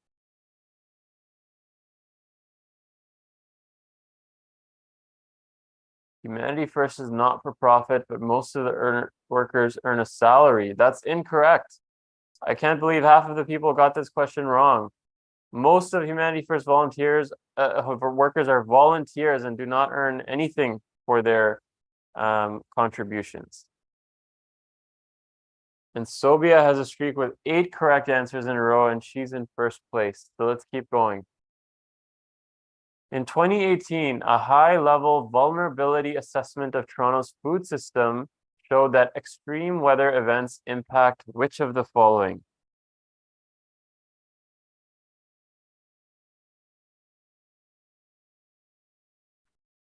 Food consumption, food quality, food disposal, or food safety and consumption?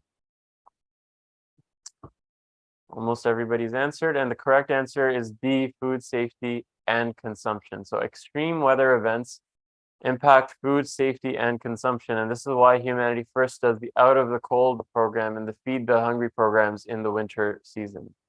In order to prevent starvation, the use of land blank and blank must be studied. So which of these things have to be studied? This was touched on briefly in the previous session.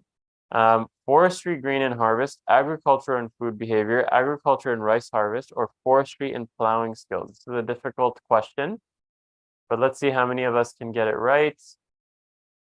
And the majority were able to say agriculture and food behavior needs to be studied in order to prevent starvation on a global scale. Okay, a few more questions. Sobia still in the lead, followed by Mona. How much does it cost to sponsor one international cataract surgery? Our friend Shiraz gave us the answer not too long ago. Is it $2,000 per person, $120 per person, $6,000 per person, or $500 per person?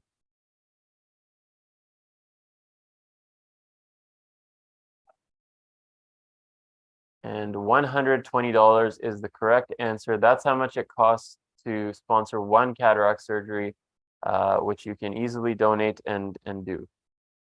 Okay, final stretch of questions. 3 more. Question number 12. Which of these countries is Humanity First currently building a hospital in? We talked about this not too long ago on this program. Is it Canada, Bangladesh, Brazil, or Ivory Coast?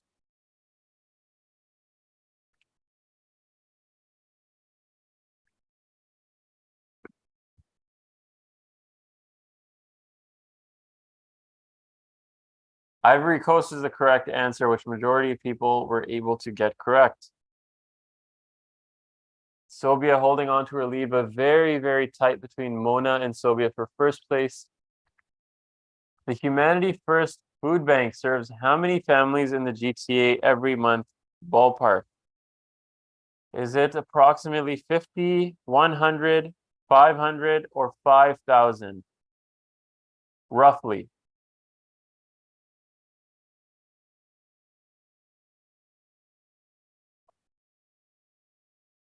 Few answers remaining. And the correct answer is around 5,000, sorry, 500, incorrect. And the final question is the International Feed the Hungry campaign. Oh, sorry, a different question. How many people on Earth are facing food insecurity and may go hungry tonight? This was also mentioned just at the very end of the last session. Is it 150 million, 10 million, 95 million, or 800 million people may be going hungry tonight due to food insecurity? 800 million people, almost, close to 1 billion people face food insecurity on Earth. And here is the final rankings. In third place, we have Deems. Second place, Mona. And first place, Sobia holds on to her lead.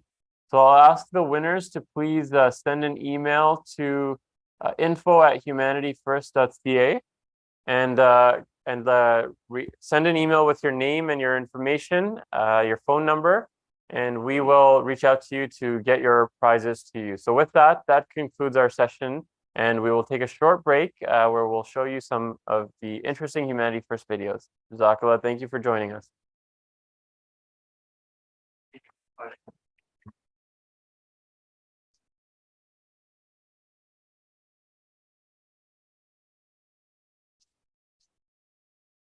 Humanity First International is a charity established in the United Kingdom in 1995 to promote and safeguard human life and dignity, and now has registered operations in 53 countries. Our global network of 2,000 volunteers and 400 medical staff ensure that we can deliver significantly more aid value in the field from funds raised, providing immediate disaster relief whilst also developing and nurturing long-term projects dedicated to healthcare, education, clean water, vocational training, and the care of orphans. We are focused in 8 specialized relief programs.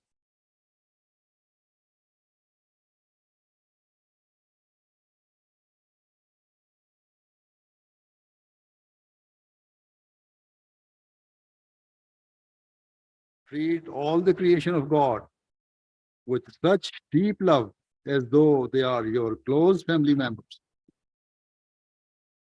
Treat mankind in the same way that a mother treats her child. This is the way you should be, not that you help someone only so that you can attain benefit later or take a favor in return.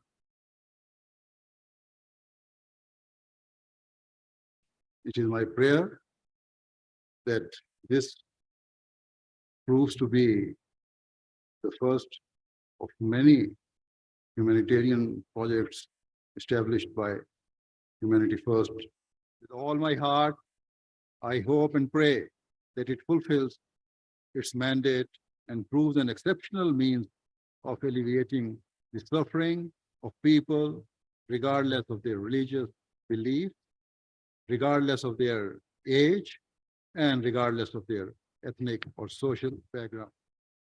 I pray that it provides the best possible care for patients and that the doctors and staff work tirelessly for the sake of providing relief to people, especially to those who are poor and deprived.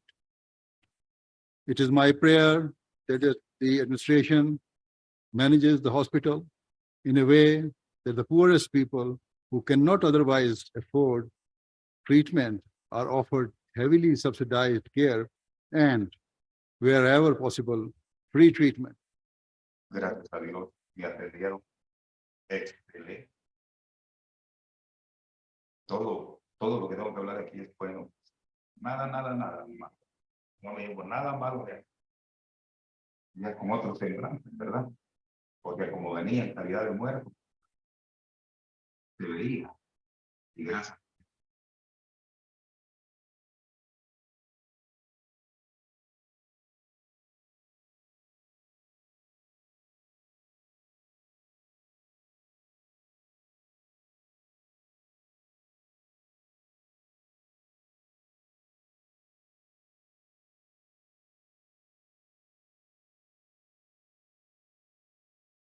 Assalamu alaikum. I'm Sonia Sidhu, your federal member of parliament from Brampton South.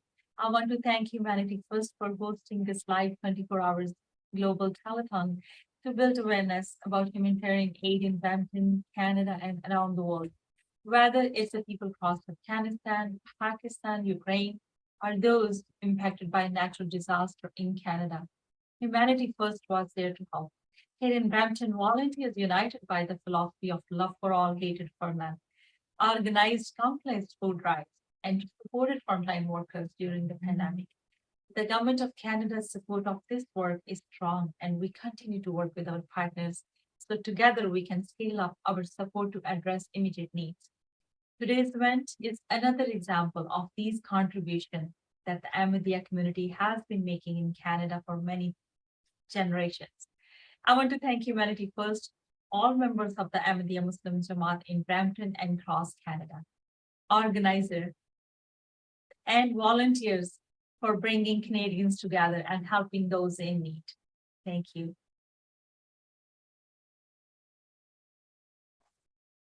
Five, 4, 3, 2, 1. Assalamu alaikum. Welcome back to the Humanity First Telethon. We're now moving on to the next segment of the program. As you are well aware that we will be live until 8 p.m. tonight. So we are broadcasting for quite a few hours, and we completely understand if you cannot stay with us for the entire segment, for the entire broadcast. But I humbly request you to please contact your family, your friends, your colleagues, pass on the link of the YouTube telethon and ask them to join us and listen into the program for as much as they can. Before I move on further, we do have quite a few callers on hold. So I'm going to take our callers first, and then we're going to go on to the next segment. Assalamu alaikum. I believe we have Naila Sahiba on the phone. Assalamu alaikum, Naila Sahiba, can you hear me? Ji walaikum assalam, I can hear you. Perfect. Jazakallah for calling, and thank you for supporting Humanity First and our telethon. Thank you for calling us. Do you have a message for us? Are you donating? Are you pledging today? Yes, I actually wanted to donate towards an eye surgery. Oh, for the eye surgery. Perfect. For the gift of sight program. Yes. Excellent. So you're Yes, donating you're donating $120 towards gift of sight program. MashaAllah. Yes, Jazakallah. and I just wanted to. Go ahead. The message I wanted to give is that sometimes we take things for granted, such as our five senses. So to offer someone a little bit of hope that they can see better through these eye surgeries is something that I think everyone should take part in, and I encourage all the listeners and everyone that supports Humanity First and supports humanity in general to take their time out. And $120 is a very monetary value for us living in these developed countries. So giving $120 really changes someone's life. So I just want to encourage everyone to please donate more towards eye surgeries and help change lives. Jazakallah, Nala Saba, you've said it really well. And thank you for doing my job as well of encouraging our listeners and our viewers to donate towards Humanity First. And you're absolutely right. $120 is a very small amount for someone living here in Western country. And you can really change the life of someone with $120 and provide that cataract eye surgery. Jazakallah Jazak. And I want to request you, if you can please ask your friends, your family members to also join into the program and also join in donating for Humanity First. Jazakallah. Assalamu alaikum. Before we go on to our next caller, I believe our team is putting on the next caller. In the meantime, I am very humbled to have our next special guest joining me in the studio this afternoon, respected Hadi Ali Chaudhry Sahib, who is the Naib Amir of Ahmadiyya Muslim Jamaat Canada, and also he's my boss in Ahmadiyya Gazette Canada. He's also serving as the chief editor of Ahmadiyya Gazette Canada, and I've had the honor of serving with him in the Ahmadiyya Gazette team for quite a few years as well. Hadi Sahib, assalamu alaikum. Welcome to 91st Telethon. हम कोशिश करें कि ये जो segment है उर्दू में करेंगे. तो do we have a caller? No, we don't. Okay, so we'll wait. Hadi Sahib, जज़ाकल्लाह for आप तशरीफ लाए 91st के टेलीथॉन पे.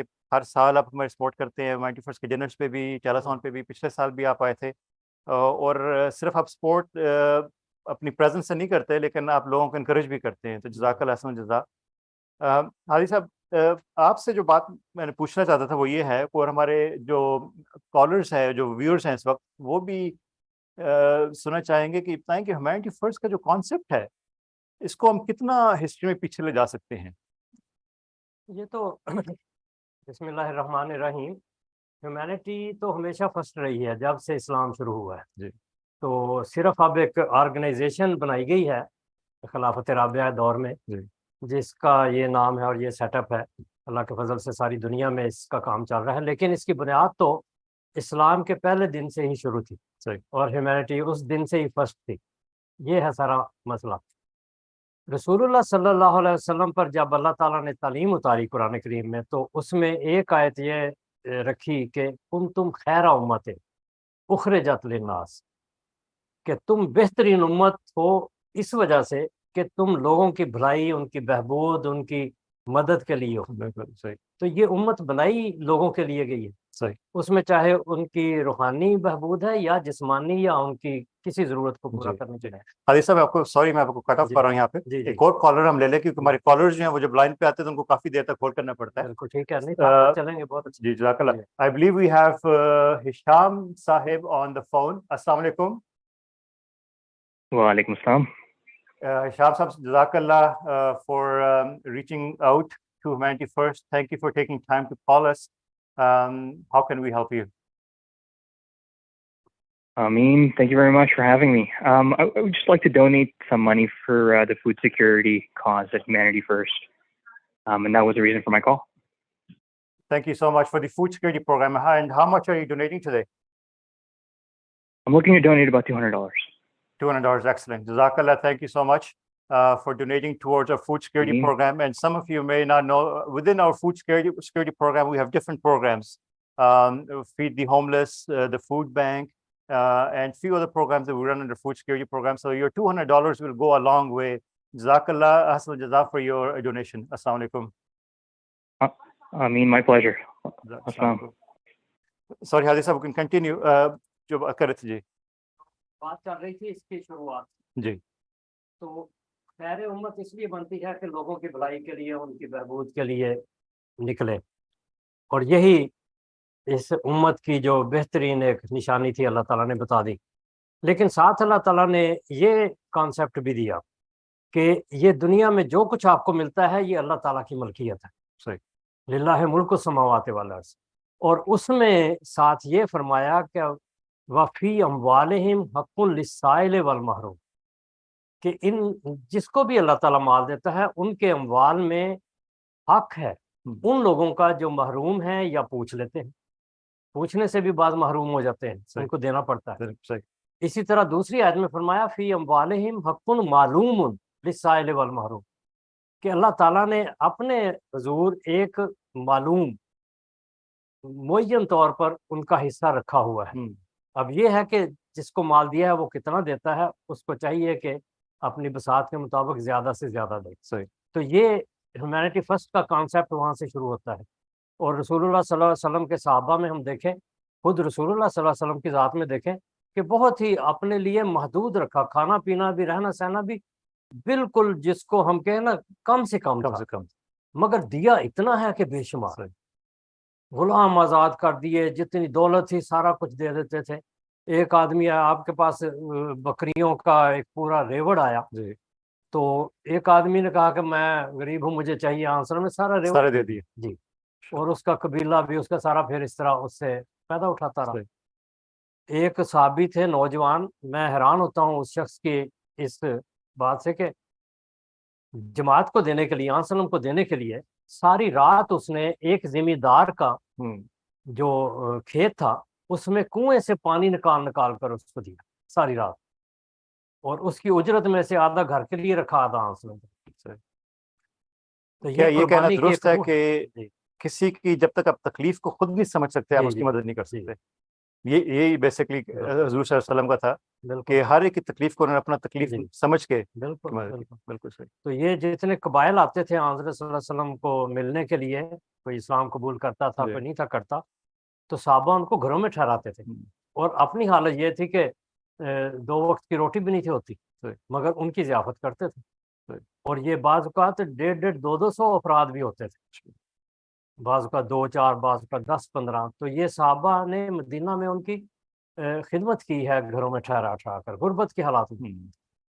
तो ये जंग तबूक गुर्बत इतनी थी कि जंग तबूक के हालात को बताऊं कि लोगों के पास गर्म रेत पर चलने के लिए जूतियां नहीं थी, इतनी गुर्बत थी। इसी मौके पर हजरत अबू बकर रज़ी अल्लाह ने सारा सामान दे दिया था, हजरत उमर रज़ी अल्लाह ने आधा। लेकिन ये तो जो मालदार लोग तो देते थे, मगर जो गरीब थे वो भी देते थे। अच्छा, ये खूबी ये थी कि हर एक शख्स गरीबों के लिए, नादारों के लिए, ज़रूरतमंदों के लिए देता। सही। तो ये रूह जो है ये इस्लाम की रूह है। तो ये सारा जो ह्यूमैनिटी फर्स्ट जो है इसकी इब्तिदा बैकग्राउंड ये है। बैकग्राउंड बेसिकली हुजूर सल्लल्लाहु अलैहि वसल्लम के वक्त से चलती आ रही है। बिल्कुल।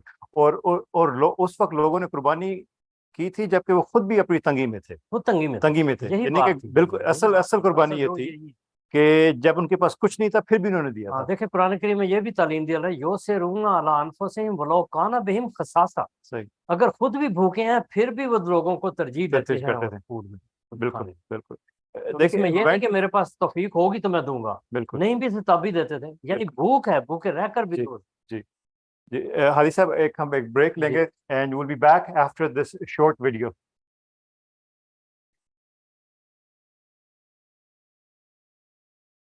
अच्छा, डॉक्टर साहब ने ना।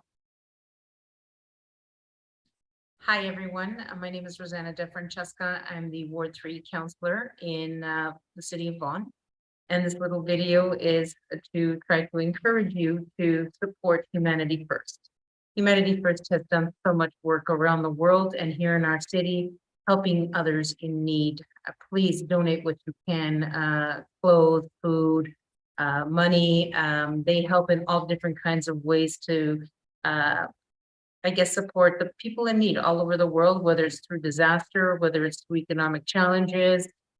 Please support this organization. It is a wonderful organization. The Ahmadiyyan community has done such a wonderful job in supporting humanity all over the world. So please do your part, and because I will be doing mine, and help them. Thank you.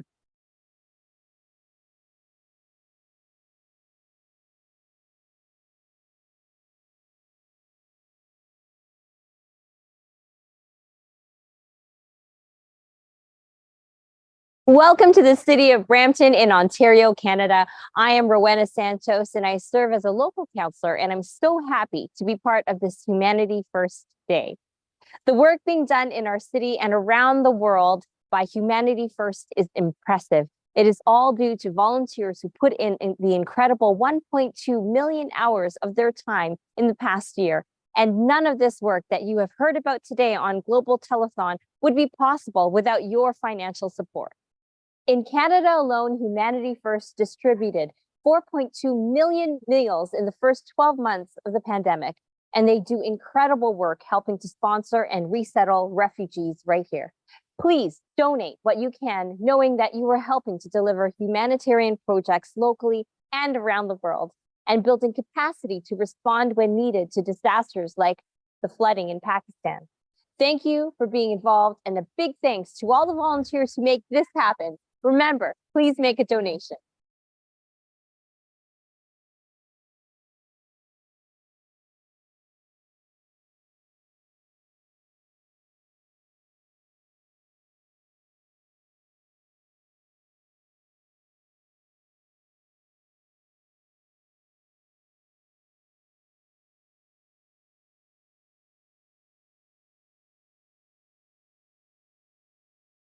Hello, my name is Paul Vicente, and I am a regional counselor in the city of Brampton in Ontario, Canada. I am so happy to be part of the Humanity First Day.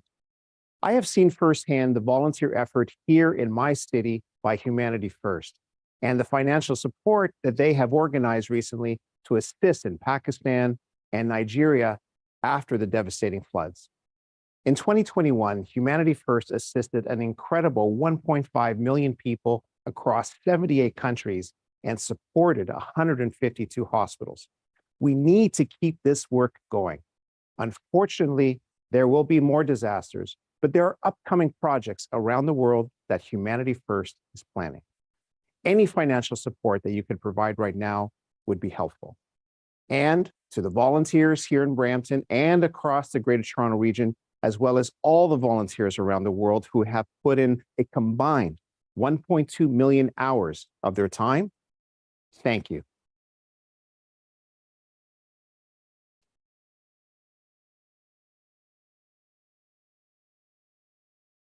Assalamu alaikum. Welcome back to the Humanity First Telethon. It is my pleasure to welcome you on behalf of the entire team of Humanity First Canada. And first of all, I would like to thank everyone who has been calling and donating, everyone who has been pledging through our online system. And most importantly, people, our guests that are here this afternoon with us, supporting Humanity First efforts and our volunteers.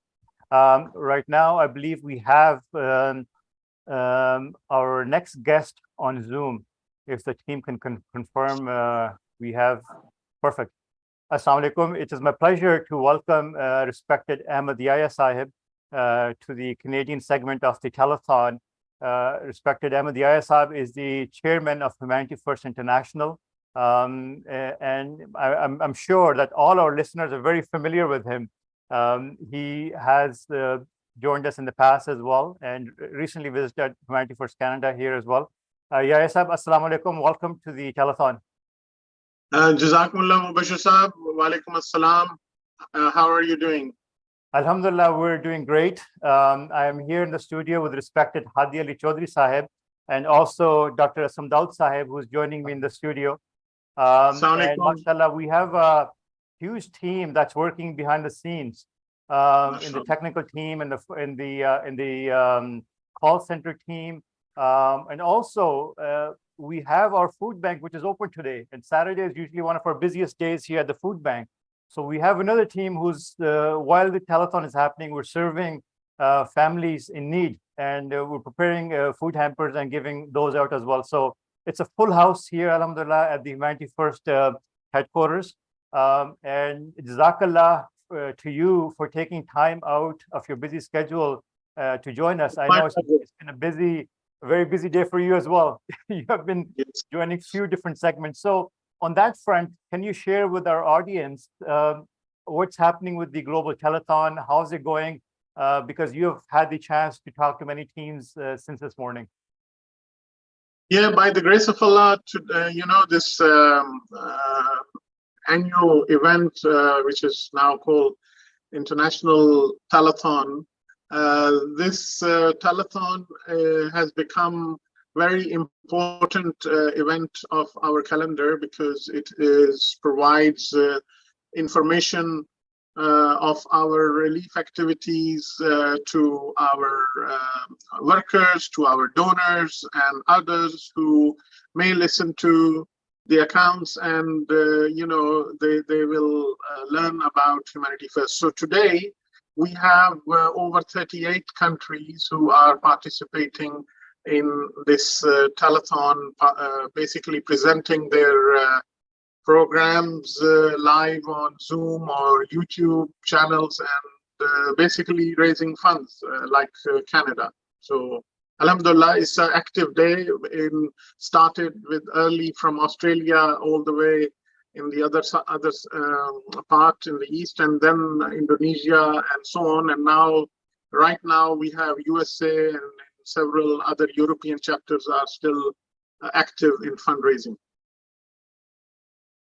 By the grace of Allah, hearing the number that 38 countries are participating in this telethon, it's a humble accomplishment by itself. And this is purely due to the grace of Allah and guidance of Hazrat Khalifatul Masih that Humanity First has reached this stage that by the grace of Allah on a telethon, about 38 countries are joining together. Sab, by the grace of Allah, Humanity First has come a long way in the last 25 years. Where do you see Humanity First in the next 25 years? Or next 10 years? Before I answer to your question, it's important to very briefly highlight some global activity for our viewers. HF is now over 27 years old. Started with a very humble beginning and now operating in 62 countries and continue to expand, alhamdulillah. It is always the case that growth brings more responsibilities and challenges, but our dedicated volunteers makes our organization unique and special. So we have now, mashallah, over 5,000 workers, volunteers who participate in our activities. In terms of some of our key highlights, we operate 69 schools, 47 training centers. Over 245,000 students have been helped through our institutions. And in disaster relief, we have assisted over 2.5 million people during last 27 years. And one of our key programs like Water for Life has managed over 4,200 installations, providing water for over 4.6 million. And we have orphanage for over 50 children. And plus we take care of thousands of orphans for their daily needs and their education sponsorships and so on. And we have 9 hospitals where we have over 600,000 patients who have been treated in the last many years. Here also, as you are aware, that a special mention of Nasser Hospital, which has made tremendous progress and achieved great results in Guatemala, which were really beyond our expectations, because these large institutions have made not only break even in the first 3 years, but it started to also give the profit, which is going back into treating the poor patients in the society.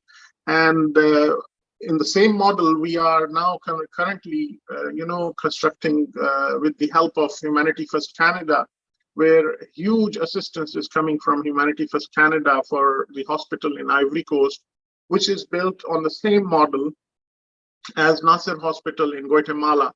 So you can see the progress in other activity programs, but overall, if we look at in the last 27 years, we have assisted over 12 million people in in this passage of time. And coming to your question, and briefly answering to that, where do we see ourselves in the next 5 to 10 years? HF will continue to strengthen its governance structure, which is very important when we are growing as a number of branches. And in the disaster relief, we must have logistical means and resources to respond in a timely manner. As I have seen in Canada, you have done EMT qualification, and we need all our branches to follow the same kind of path, and also expand our donor base and enhance our partnerships. Implementing all our programs across in all countries is also one of our key, for the next 5 to 10 years. But also, I would like to mention what Hazrat Khalifatul Masih in his last conference, in our last conference at 2021 on 31st of October.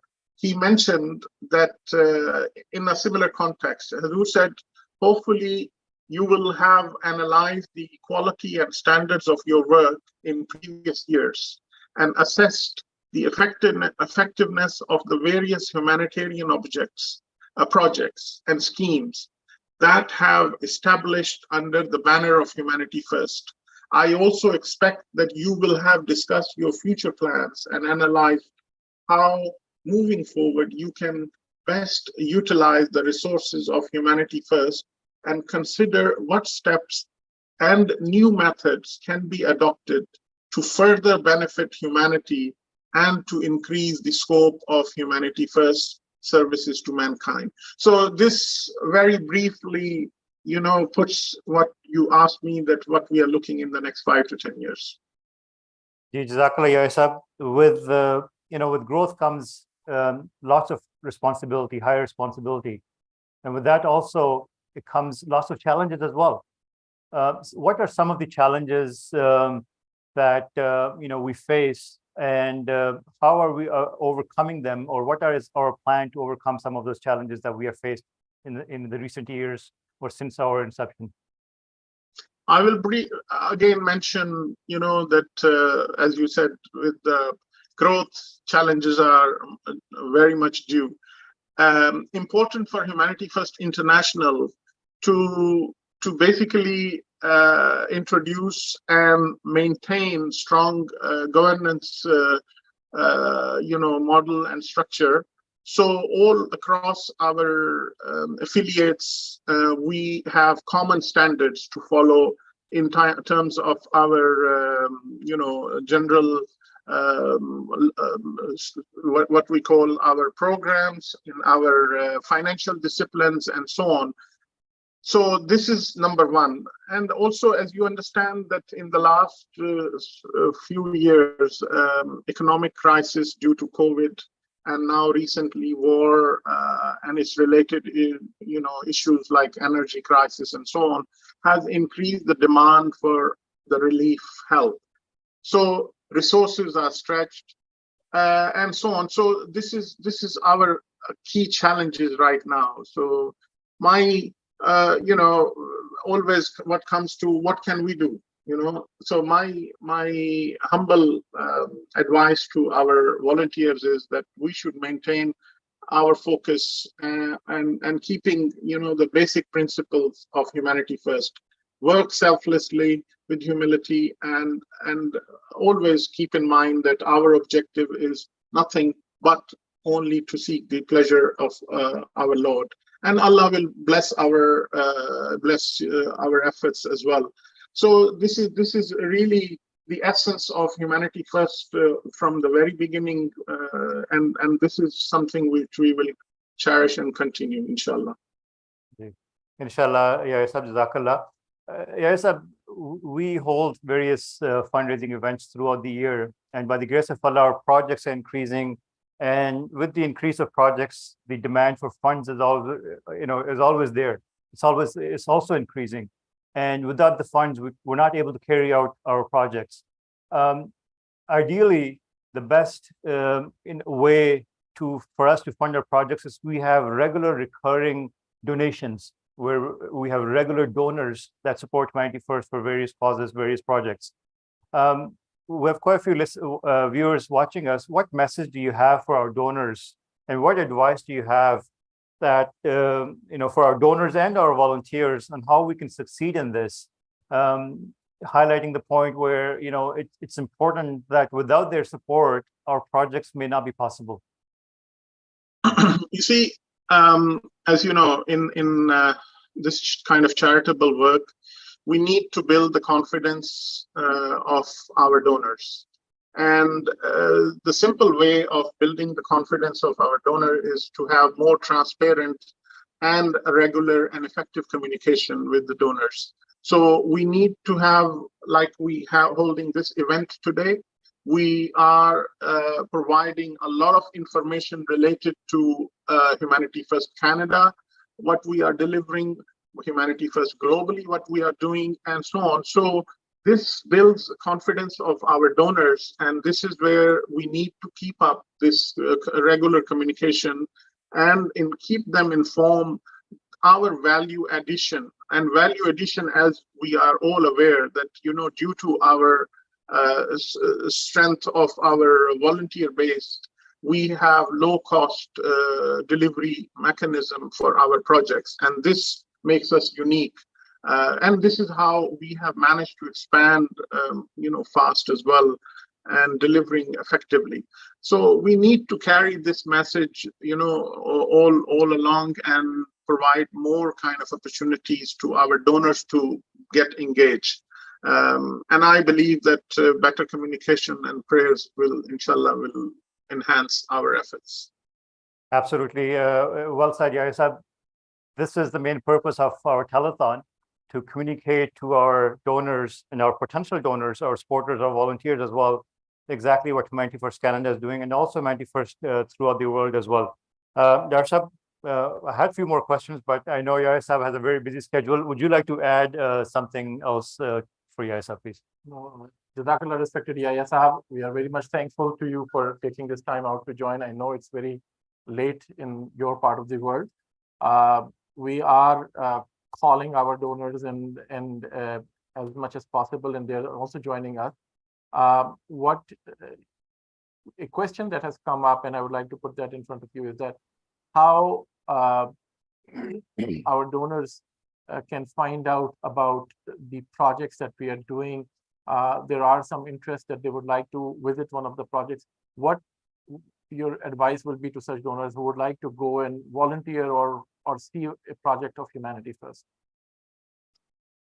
You see, we are always encouraging our volunteers and donors to visit the field.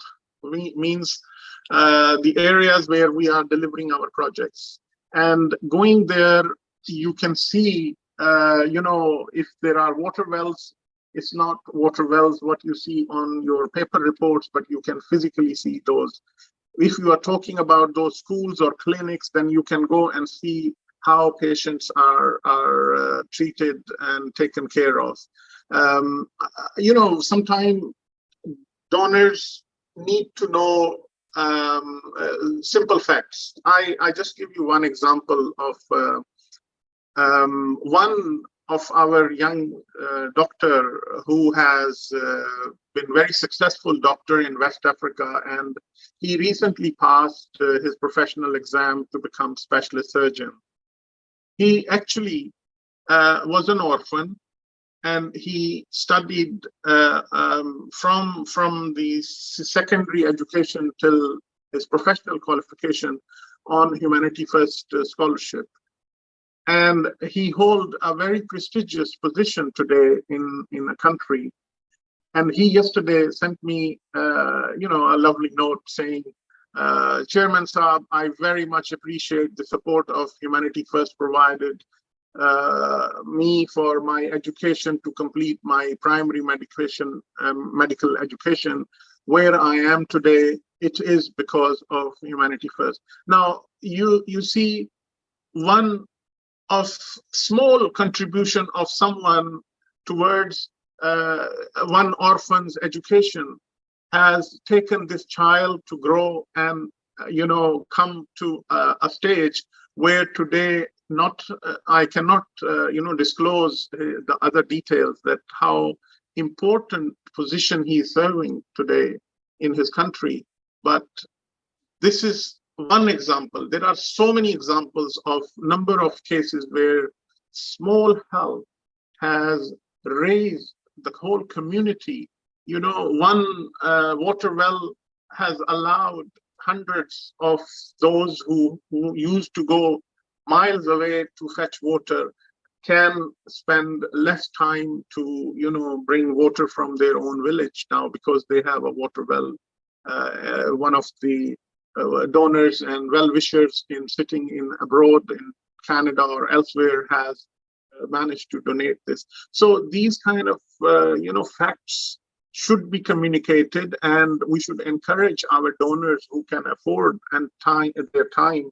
We will make it you know, conveniently possible for them to visit. This is a very inspiring success story, and we have many of those by the grace of Allah. You're right, we always encourage our donors also to be part of Humanity First and be ready to volunteer. We are always looking for volunteers for various projects. So we wanted to communicate this information to our donors and viewers also. Jazakumullah for doing that. Thank you. Hadi Sahab, do you have anything for Yahya Sahab as well? तो बड़ा अच्छे काम किया हुआ है, तो माशाल्लाह बड़ी अच्छी मालूमात दी हैं. कोई खास बात नहीं. Jazakallah. सलाम अर्ज़ है बारा. Jazakumullah, Hadi Sahab. Jazakumullah, respect Yahya Sahab for your time.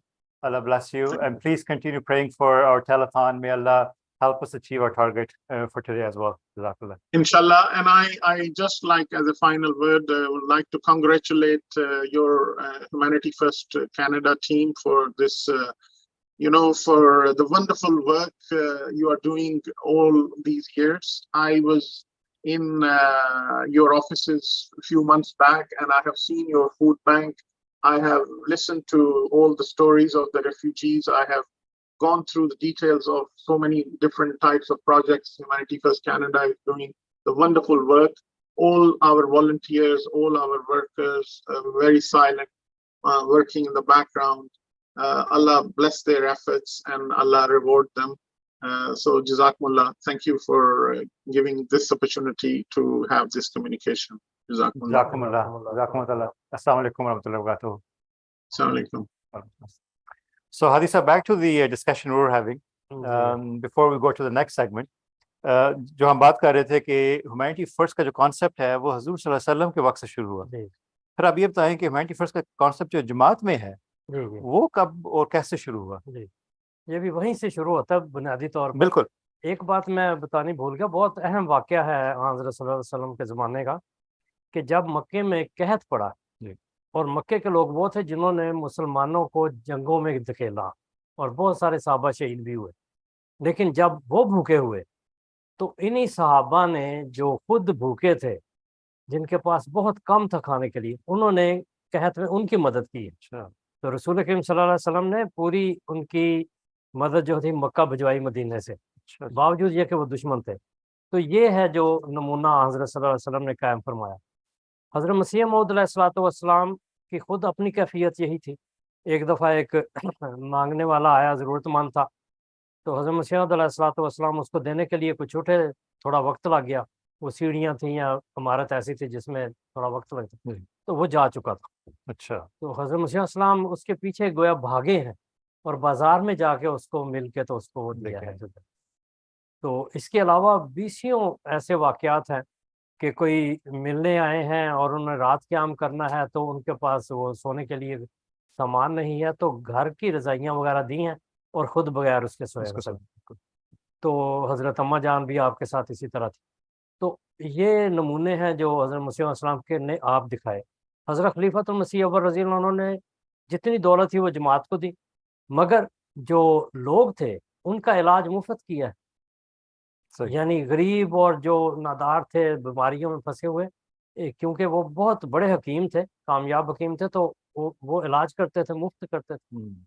खलीफतुल मसीह सानी रज़ी अल्लाह अन्हु ने बेशुमार दौलत इस राह में खर्च की, गरीबों की और नादारों की, और उनके यानी बाकायदा वजीफे लगाए हैं पढ़ाने के लिए भी. यानी कि स्कॉलरशिप सिस्टम काफी पुराने से शुरू है. बहुत सारे लोगों को उन्होंने, गरीबों की भी मदद की. और अल्लाह ताला ने आपको दिया भी बहुत था, मगर यह है कि जो गुरबा के लिए रखा है या जमाती तंजीमों के लिए, वो बेशुमार हज़रत खलीफा सानी रज़ी अल्लाह بلکہ اس زمانے میں لاکھوں روپیوں کا ذکر آتا ہے، اس طرح آپ نے دیا۔ حضرت خلیفۃ المسیح ثالث رحمہ اللہ کی بھی یہی طرز تھی، مگر آپ نے ایک نصرت جہاں لیپ فارورڈ اسکیم شروع کی، اچھا، اور وہ خاص طور پر افریقہ کے لیے، کیونکہ افریقہ میں جس طرح غربت اور بے بسی کی حالت تھی لوگوں کی، تو پڑھائی اور علاج، یہاں سے استاد، ٹیچر اور ڈاکٹر جو تھے وقف ہو کر جاتے تھے، تھوڑی بہت تنخواہ جو ملتی تھی وہی تھی، مگر وہاں جا کے جس طرح انہوں نے ہاسپٹل قائم کیے ہیں یا اسکول کھولے ہیں، اب ایک ایک ملک میں سینکڑوں اسکول اور ہسپتال ہیں ہمارے۔ بالکل، لیکن اس وقت یہ تھا کہ وہ دیہات جہاں روشنی بھی نہیں تھی، تو رات کو مریض آ جاتا ہے اور اس کا آپریشن کرنا مقصود ہے فوری طور پر، تو وہ کیا کہتے ہیں، لیمپ کے ذریعہ یا ٹارچ کے ذریعہ ایک کو پکڑا کے تو اسی حالت میں اس کا پیٹ کھولا ہے، اور یا جو بھی تو یہ ایک ایسا تھا جب میں خلیفۃ المسیح رابع رحمہ اللہ کے ساتھ وفد میں تھا، جب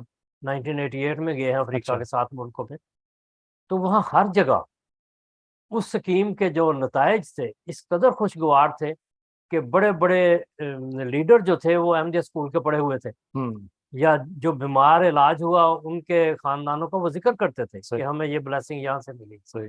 تو یہ اخرجت للناس، لوگوں کی بھلائی کے لیے جو جماعت نکلی ہے، یہ دنیا میں واحد جماعت ہے جو بحیثیت جماعت ہے، اور اس میں جماعت احمدیہ کا ہر فرد ڈونیٹ کرتا ہے۔ بالکل۔ تو اس کے علاوہ جو میں نے دیکھا ہے کہ مختلف سیلاب یا یہ جو واقعات ہوتے تھے پاکستان میں، تو میری والدہ صدر لجنہ تھی اور ہمارا گھر بھی بڑا تھا، تو یہاں لوگ روئی لے کر آتے تھے، کپڑے لے کر آتے تھے، اس سے صدریاں بنتی تھیں، اس سے کمبل بنتے تھے، وہ ان کو روئی میں تبدیل کر کے تو ہاں جی وہ چرخے کے ذریعے کاٹ کاٹ کے تو وہ سوت بنا کے پھر، تو یہ مہینوں چلتا رہتا۔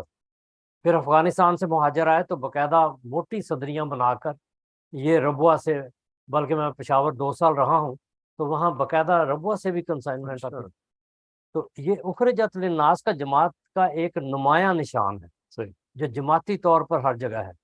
پھر خلافت رابعہ میں ایک میں واقعہ بتا دیتا ہوں کہ ایبیسینیا میں قحط پڑا ہے، اچھا، یہ لیٹ 80s کی بات ہے غالباً۔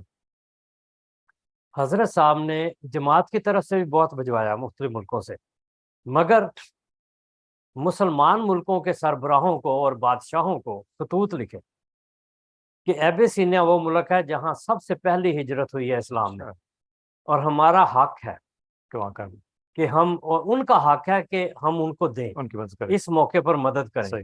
اور آپ وہ لوگ ہیں جو عرب کے رہنے والے ہیں مثلا یا مسلمان ہیں، تو حضرت صلی اللہ علیہ وسلم کی ایک صحابہ پر جو انہوں نے احسان کیا تھا، ہجرت حبشہ ہے نا، حبشہ کے، تو اس لیے آپ ان کی مدد کریں، تو اس کے بھی بڑے بہتر نتائج نکلے۔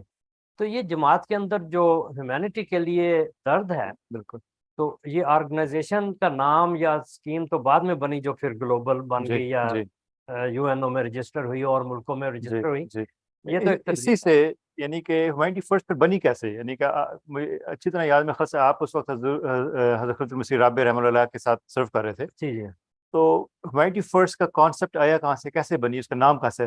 نہیں، بنیاد وہی ہے، وہی ہے ساری، ہاں جی، وہ تو ایک عملاً جاری تھا، صحیح، کام تو پہلے سے چل رہا تھا وہ، مگر اس میں یہ تھا کہ یہ ہم اپنے طور پر کر رہے تھے، صحیح، اور اب بھی کر رہے ہیں، مگر یہاں ملکوں کے قواعد اور جو ہوتے ہیں قانون ہیں، ان کے مطابق ضرورت تھی کہ یہ رجسٹر بھی ہو، سیپریٹ ہو، ایک ایسی تنظیم ہو جس طرح ان کی ریڈ کراس ہے، یا بہت اچھا کام کرتے ہیں، این جی اوز ہیں مختلف ملکوں میں کام کرتی، تو جماعت احمدیہ کی آفیشیل جو ہے وہ این جی او ایک بنے، تو اس میں آفتاب احمد خان صاحب مرحوم، بالکل جی، یہ ہمارے بشیر احمد خان صاحب ہیں، پرنسپل جامعہ کے، ان کے والد صاحب وہ امیر جماعت تھے، احمد یحییٰ صاحب صدر خدام الاحمدیہ، اور میں ایڈیشنل وکیل تبشیر تھا اس وقت، تو اس وقت پھر یہ تنظیم حضرت صاحب نے آفتاب احمد خان صاحب کو اس کے لیے کہا، اور احمد یحییٰ صاحب اس کے پہلے، کیونکہ صدر خدام الاحمدیہ تھے، تو اس کے پہلے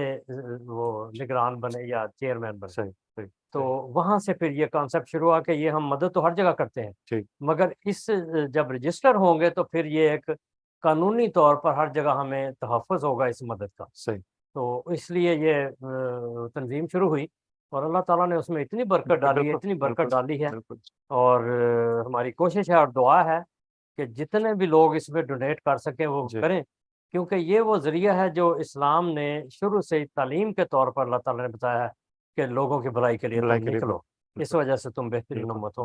اور میں یہ علی وجہ البصیرت کہہ سکتا ہوں کہ دنیا میں یہی ایک جماعت ہے، دینی جماعت، جو بحیثیت جماعت خیر امت کہلا سکتی ہے، اس وجہ سے کہ اس کے افراد ایک درد رکھ کے غریبوں، ناداروں، ضرورت مندوں کے لیے ڈونیٹ کرتی ہے۔ تو ہمارے احباب کو دل کھول کر اس میں آنا چاہیے، اللہ تعالیٰ ان کے صاحب امین، آپ سے آنے سے پہلے پروگرام سے پہلے ہم بات کر رہے تھے، تو ایک وقت تھا کہ ہمارا جو 91 کا یہ فوڈ بینک تھا وہ اس کمرے کا میں خاص چوتھا حصہ تھا، تو وہاں سے ہم نے شروع کام کیا تھا۔ تو یہ جماعت کی برکات ہیں، خلافت کی دعائیں، خلیفہ وقت کی دعائیں ہیں، جس کی وجہ سے ہم یہاں تک ہیں اور انسانیت کی خدمت کرنے کی کوشش کر رہے ہیں۔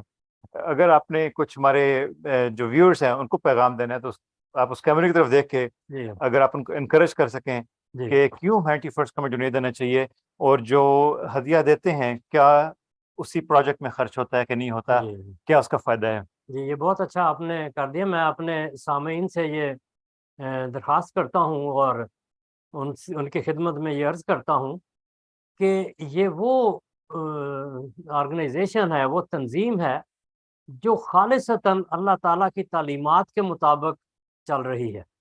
اس کی بنیاد ان تعلیمات پر ہے، لوگوں کی بھلائی کے لیے، اور اس میں جو آپ دیتے ہیں یہ دنیا میں واحد وہ تنظیم ہے جس کا میکسیمم، زیادہ سے زیادہ حصہ، یعنی اس کے اوور ہیڈ کوئی نہیں ہے، اس کے اخراجات اس چندے میں سے نہیں لیے جاتے جو آپ دیتے ہیں، وہ مکمل طور پر لوگوں کو پہنچتے ہیں، ضرورت مندوں کو پہنچتے ہیں۔ اس لحاظ سے یہ تنظیم جو ہے یہ ایک ایسی ہے جس پر آپ یقین رکھ سکتے ہیں، جس پر آپ پورے وثوق کے ساتھ، اعتماد کے ساتھ آپ اس میں ڈونیٹ کر سکتے ہیں، اس میں ضیاع کوئی نہیں ہے۔ تو یہ الہی جماعت کی ایک الہی تنظیم ہے جس کی بنیاد، جیسے میں نے عرض کی، کہ اللہ تعالیٰ کی تعلیم کے مطابق ہے، اور اللہ تعالیٰ نے یہ بھی تعلیم دی ہے کہ آپ کے اموال میں جو وہ لوگ جو سوال کرتے ہیں اور جو نہیں کر سکتے، سب کے لیے حق رکھا ہوا ہے، وہ حق اللہ کو لوٹائیں۔ آپ دیکھیں اللہ تعالیٰ کس طرح اموال اور نفوس میں برکت دیتا ہے، آپ کی استعدادوں میں برکت دیتا ہے، آپ کی توفیق میں برکت دیتا ہے۔ تو اموال تو بڑھنے ہی بڑھنے، اللہ نے دینا ہی دینا ہے۔ تو ہم صحابہ، حضرت مسیح علیہ السلام کے صحابہ، خلفاء کے ساتھ جتنے لوگوں نے مدد کی ہے، اللہ تعالیٰ نے ان کے اموال میں بے حد برکتیں دی ہیں، اور اس کے نظارے ہم خود اپنی ذاتوں پہ دیکھتے ہیں، کہاں سے اٹھے تھے کہاں آئے۔ ایک چارپائی پر بعض اوقات اس پر چادر بھی نہیں تھی ہوتی، ہم سوتے تھے، اور اتنا اتنا تھوڑا تھوڑا کھا کر ہم سو جاتے تھے، گنجائش ہی نہیں تھی۔ لیکن اب دیکھیں اللہ تعالیٰ نے کتنا دیا ہے۔ تو یہ وہ توفیقات ہیں جو اللہ تعالیٰ نے ہمیں دی ہیں۔ اللہ تعالیٰ اور برکتوں کے وعدے فرماتا ہے، اور اس تنظیم میں جو محض للہ ہے، اللہ کے لیے نکلے ہیں ہم، اور اس وجہ سے ہم خیر امت ہے، اور دنیا میں یہی ایک وہ جماعت ہے جس کی یہ تنظیم ہے کہ وہ خیر امت کہلا سکتی ہے۔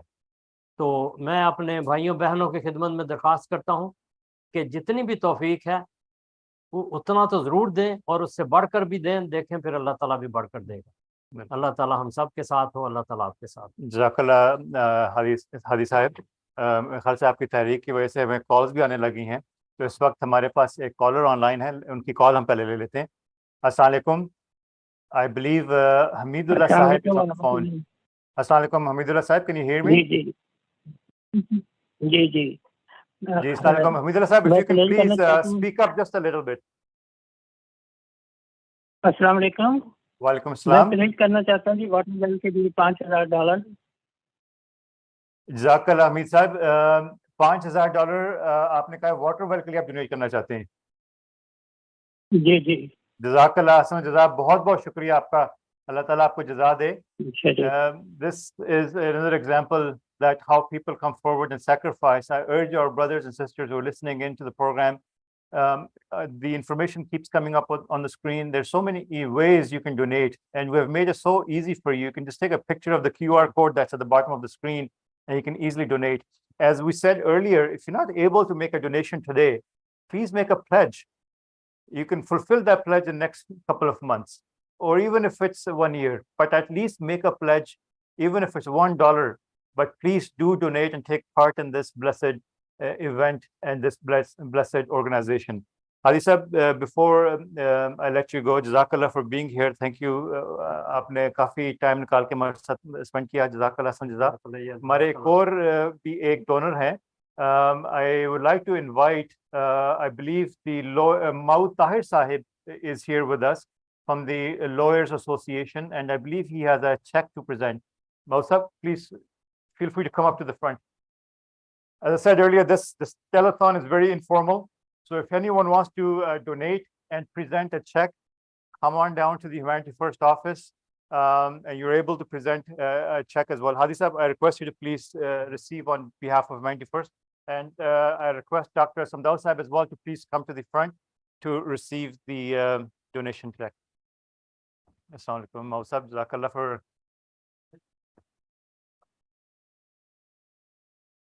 So Maud Sahib, the Lawyers Association is pledging $3,000. Maud Sahib, I was talking to you earlier. Are you also giving another donation, I heard? So it's much contribution is from me. It's up to you.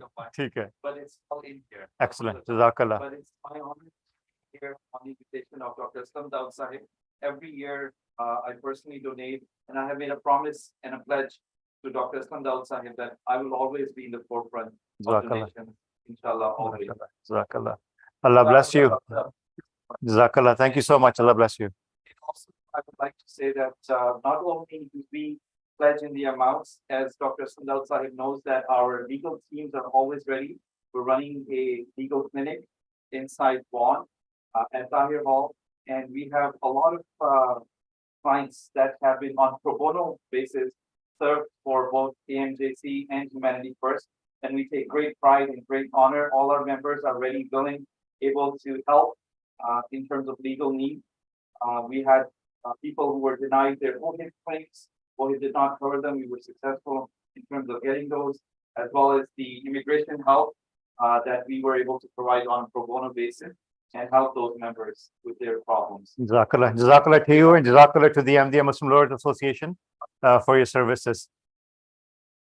Jazakallah. So we will now continue with our next segment. We have a very interesting next segment, which is done by the Humanity First Ladies team. So earlier you played a Kahoot game, and we have another Kahoot game that's coming up in next 1.5 hour segment. So please stay tuned. And there's some nice gifts, prizes for the Kahoot winners as well. So please stay tuned. Watch the next 1.5 hour segment. Very nice videos have been prepared by the team.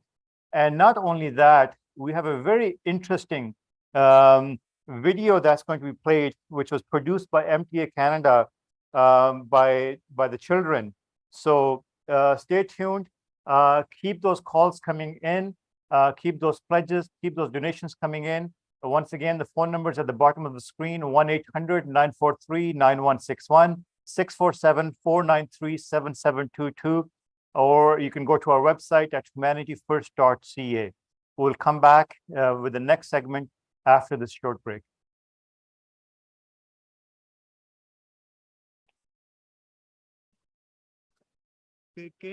काम करते रहो, काम आते रहो, सारे आलम तुम खिदमते खल्क के काम करते रहो, काम आते रहो, तुम मसीहा बनो, तुझी के लिए दिल लुभाते रहो, गम बटाते रहो, तुम मसीहा बनो, सुखी के लिए दिल लुभाते रहो, गम बटाते रहो,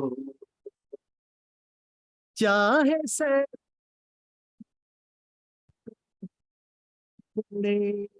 को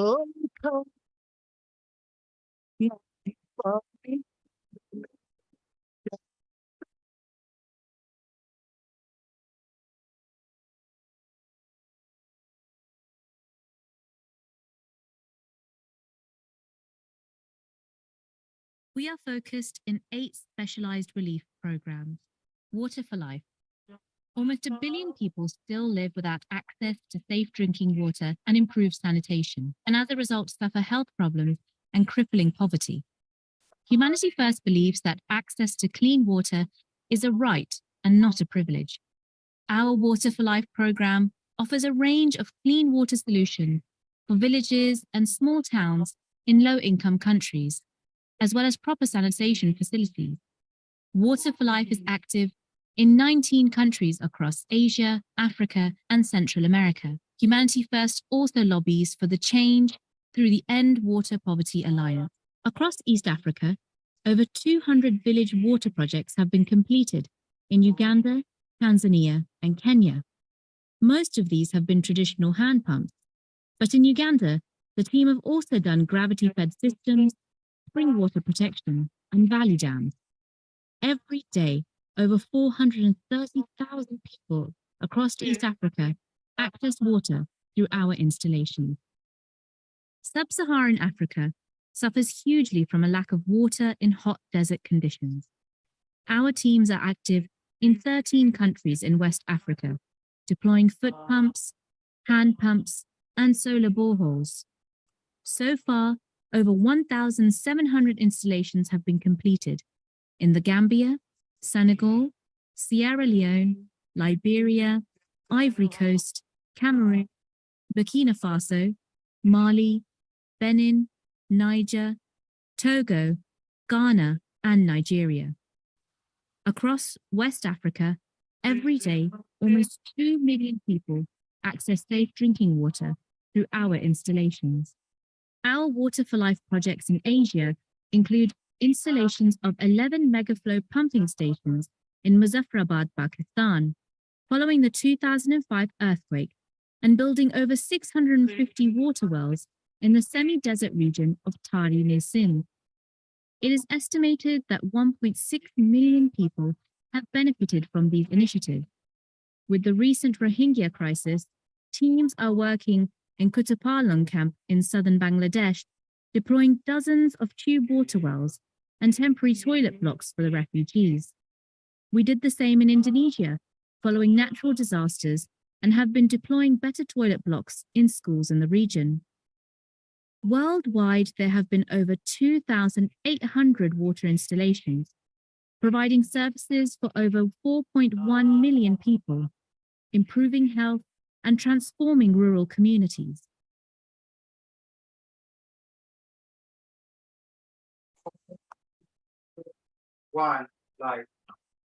Assalamu alaikum. Welcome back to the Humanity First Telethon. As you can see, I'm back by popular demand.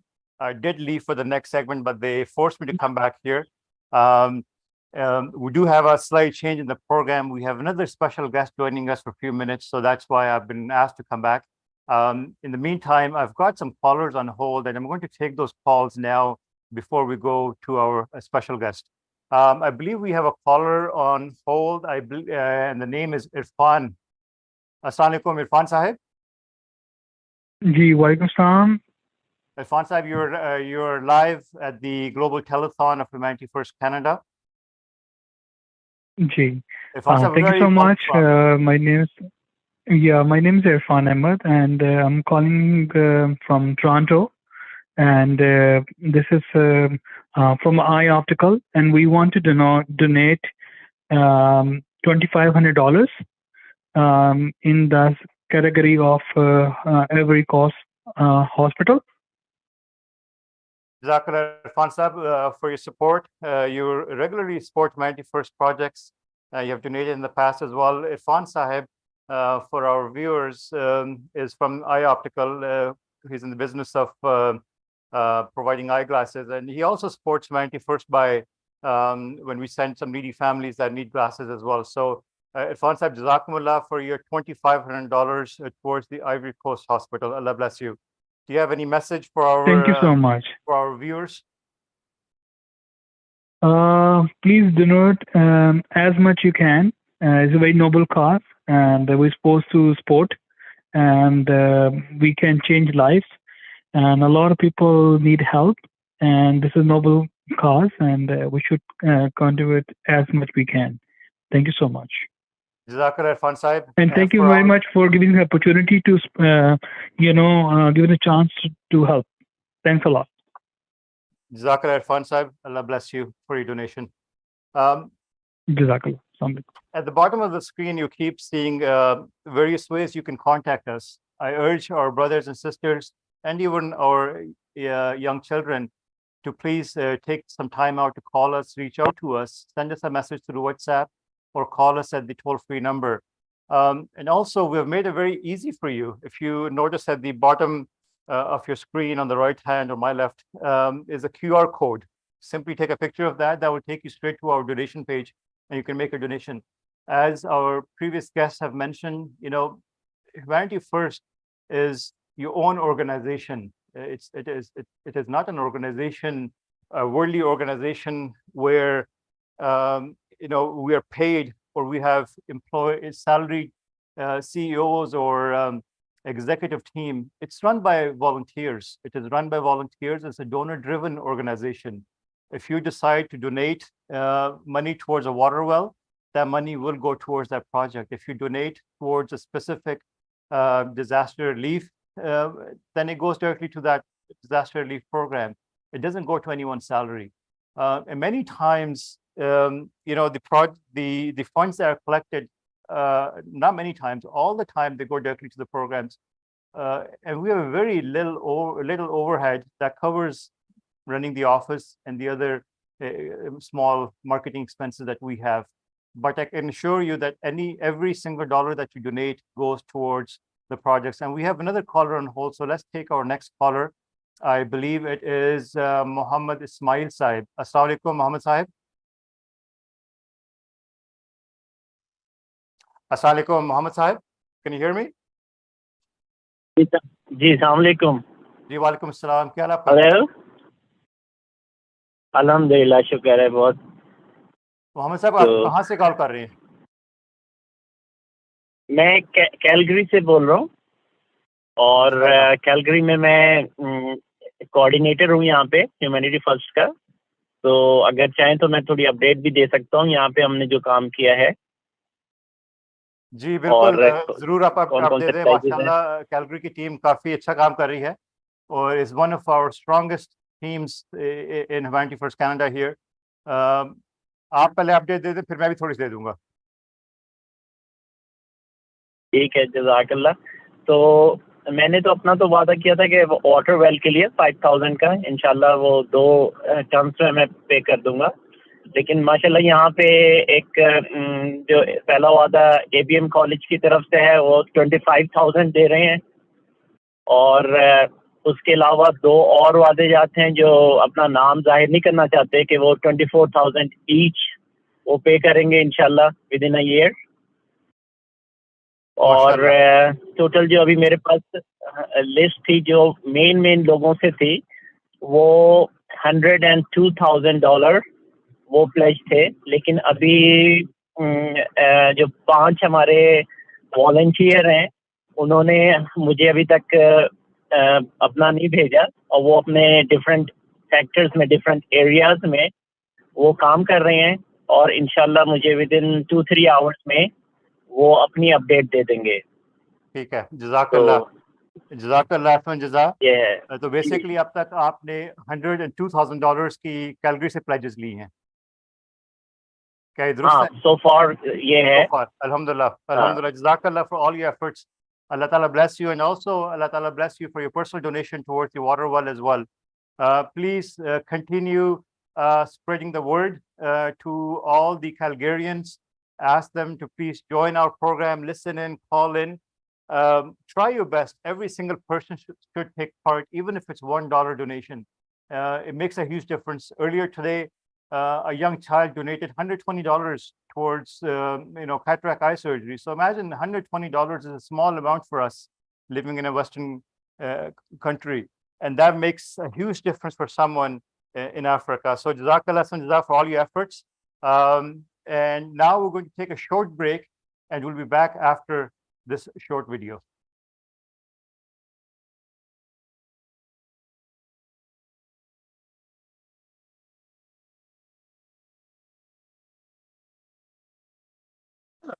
name is Sandra Young Rackle, and I'm the local counselor from the city of Vaughan. This is Deepak Anand. I'm Deb Stoltz, and it's my privilege to be here with you participating in the Humanity First annual Global Telethon. Assalamu alaikum. My name is Michael Tobolo. I'm Daisy White, Member of Provincial Parliament for Richmond Hill. Hi, everyone. I'm Marilyn Iafridi. I'm Winston Cook.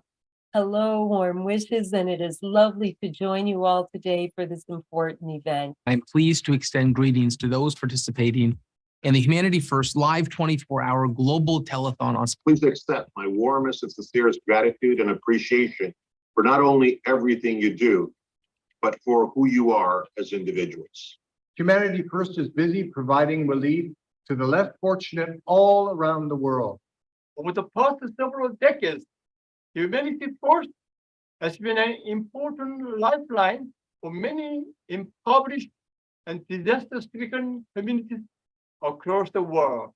Allow me to first acknowledge the incredible work that has been done over the past year. At Humanity First, which I've seen firsthand at their food banks in Peace Village, and as I know from Senegal to Sub-Sahara, East Asia, and South America, it is in all regions of the world. Humanity First is present, it is saving lives. I'm proud to support them, proud to endorse them as Ontario's Minister of Education, as the member of Provincial Parliament for King Vaughan, and as a citizen of this country.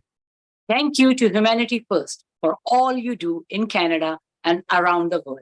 And thank you to all the donors and volunteers that make it possible. Thank you once again for hosting this event and allowing myself to take part in this.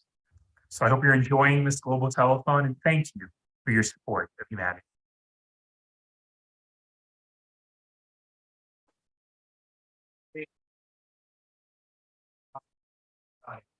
Welcome back to the Humanity First Global Telethon. You're joining us live here from the Humanity First headquarters and food bank in Vaughan, Ontario.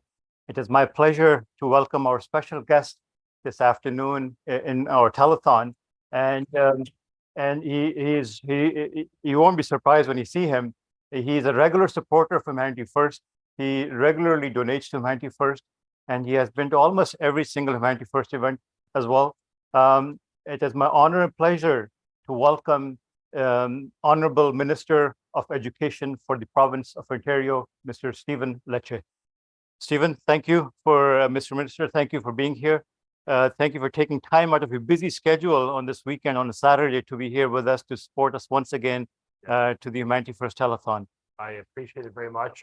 There's very few things I'm doing these days other than my job, focused on providing stability for children. But I thought it was important to join you, Mobashir, and Dr. Dowd, Numana, and the entire leadership team of Humanity First, because I've seen firsthand the work you do at home and abroad, and it is inspiring.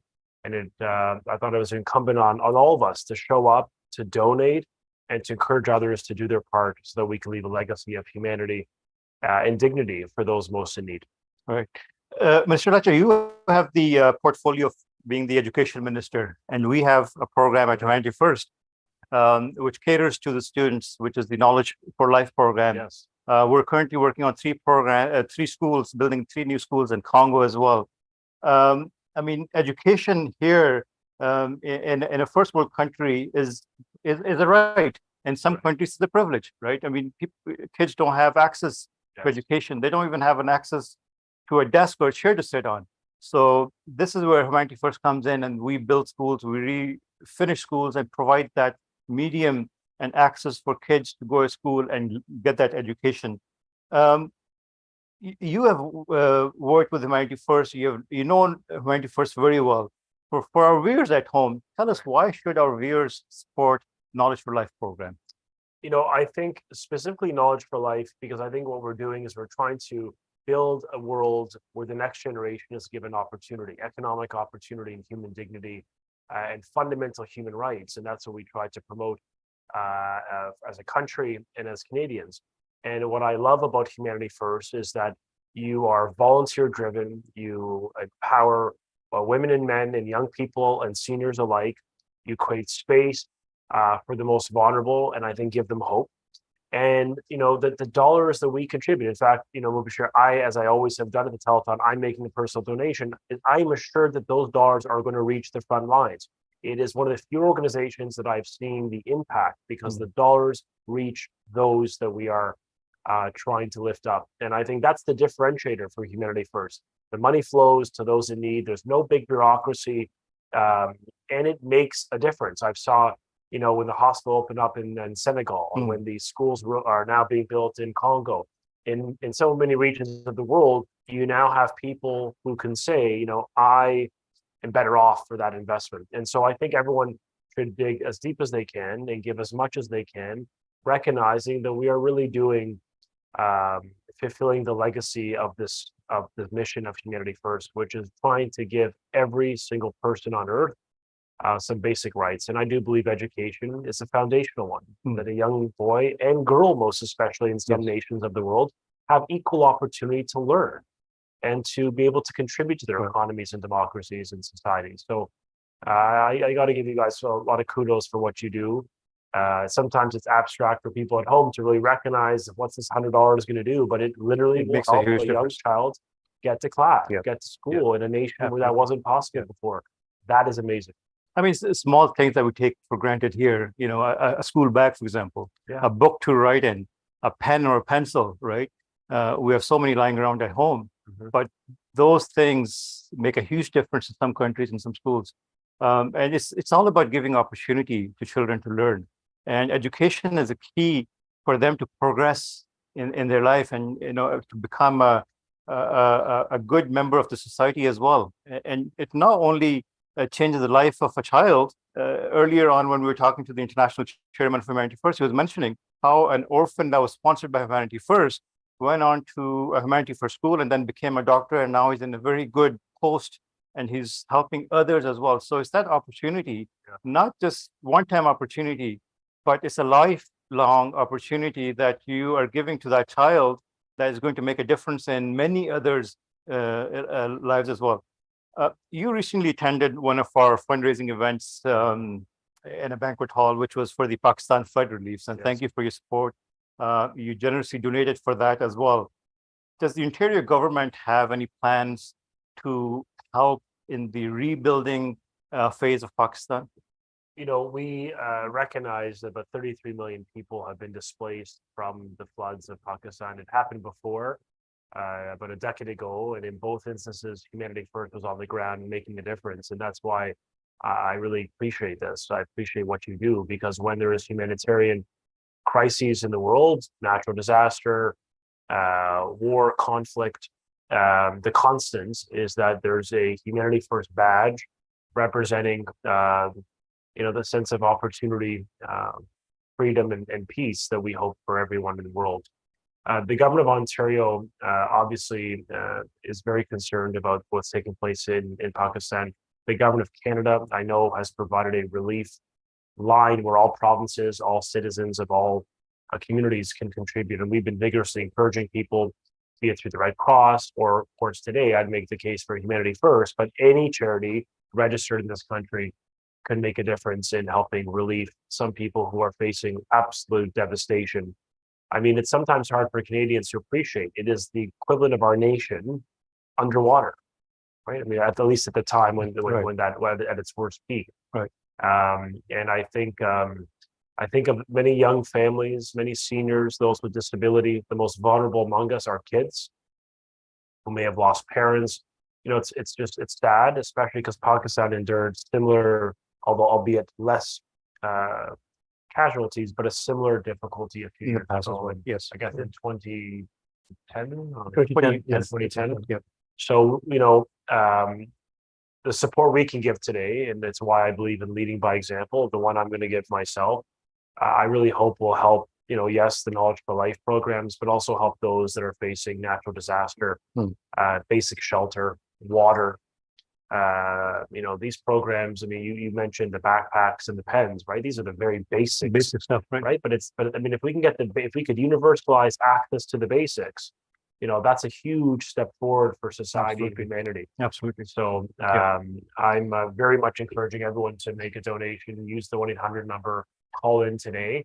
And please pledge and donate because we need everyone to step up. I know it's difficult times in this economy, but whatever you can give will make a tremendous difference in the lives of really countless individuals, not just around the world, but I'd argue sometimes too in our own communities. Yeah. And that's what I really want to lean into today. There are Canadians as well that need support. Mr. Lecce, with your permission, would you like to take our next caller? It would be my honor to say hello to Ms. Bond. Hello. Assalamu alaikum. Walaikum assalam. It's all yours. Hi, Ms. Ba. How are you? I'm good. I'm calling from Ajax, Okay. Ajax, Ontario, and I would like to donate $1,000 for orphan care program for Humanity First.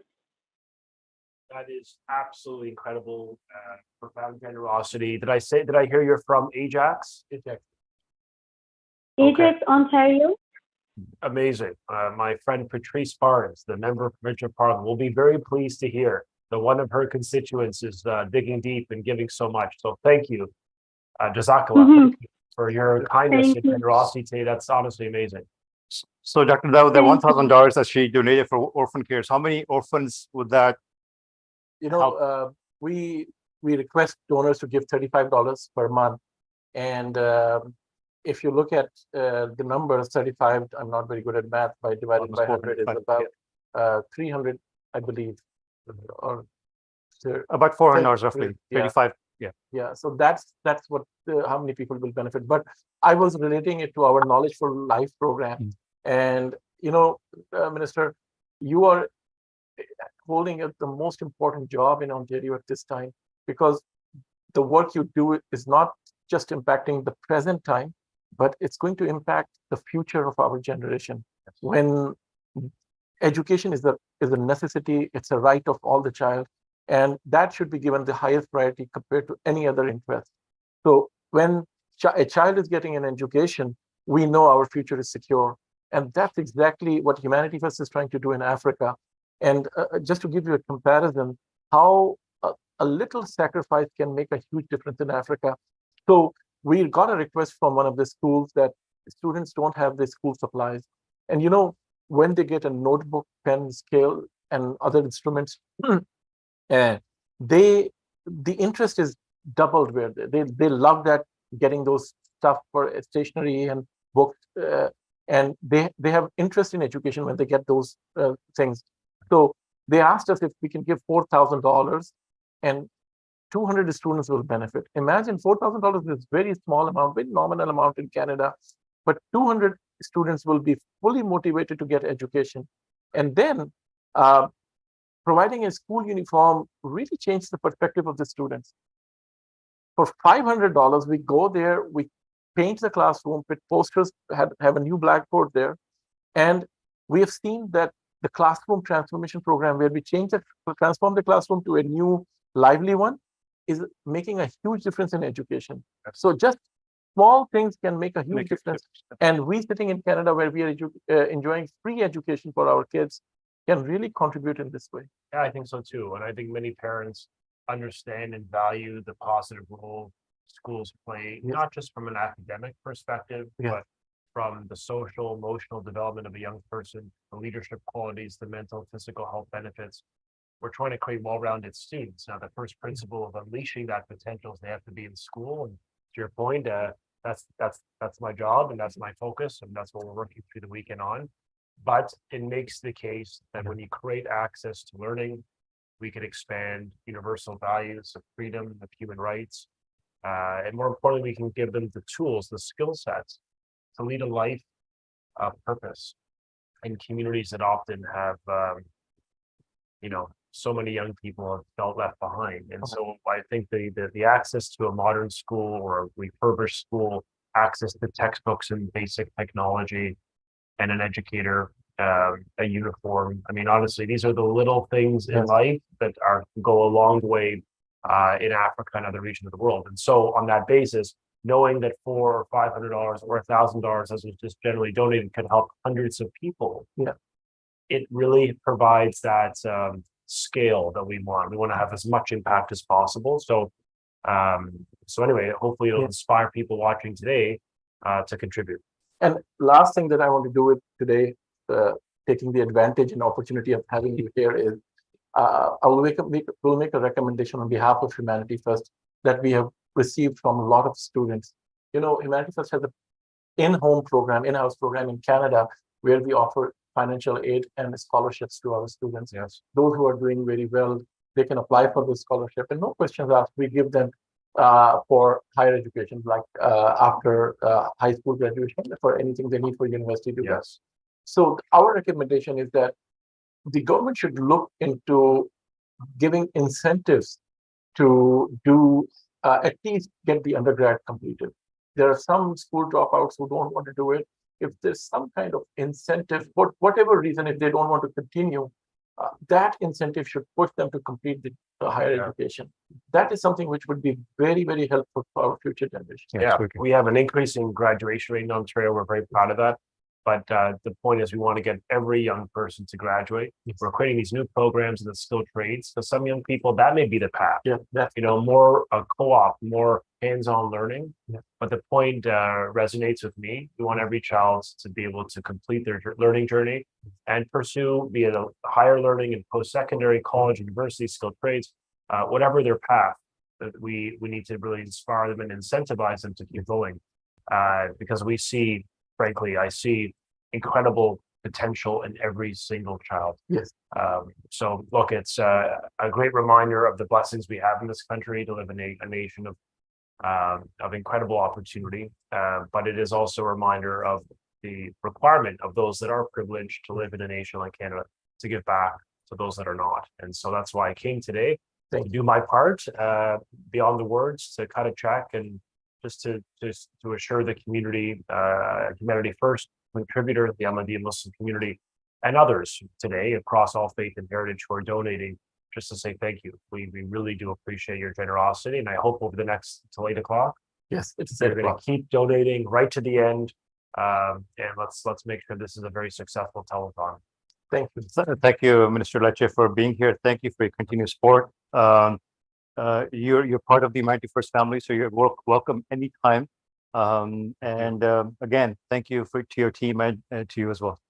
Appreciate it. Have a wonderful day. So we'll take a short break and we'll be back after this short video.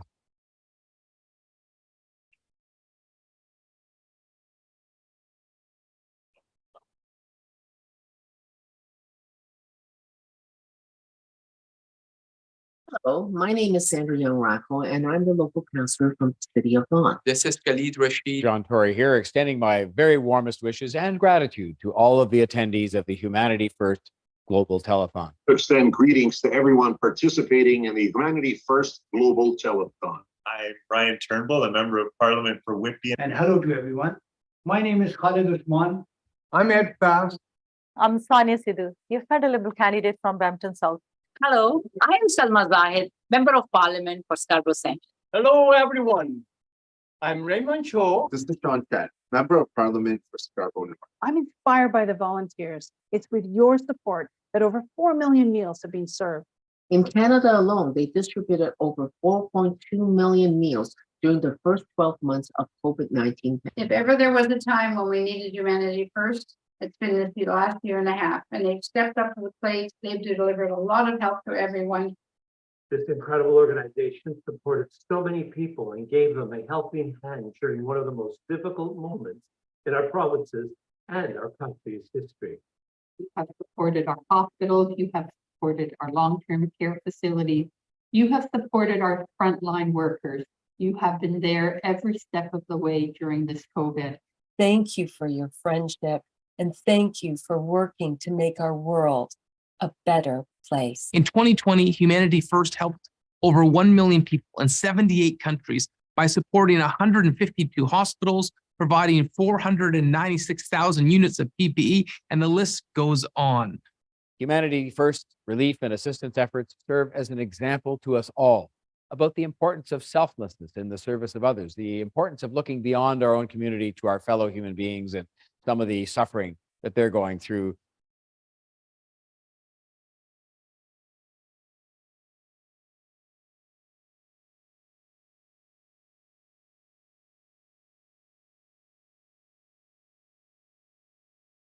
Hello, my name is Paul Vicente, and I am a regional counselor in the city of Brampton in Ontario, Canada.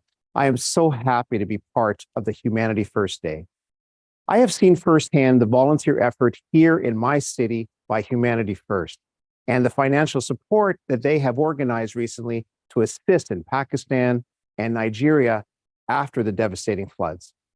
In 2021, Humanity First assisted an incredible 1.5 million people across 78 countries and supported 152 hospitals. We need to keep this work going. Unfortunately, there will be more disasters, but there are upcoming projects around the world that Humanity First is planning. Any financial support that you can provide right now would be helpful. And to the volunteers here in Brampton and across the Greater Toronto region, as well as all the volunteers around the world who have put in a combined 1.2 million hours of their time, thank you.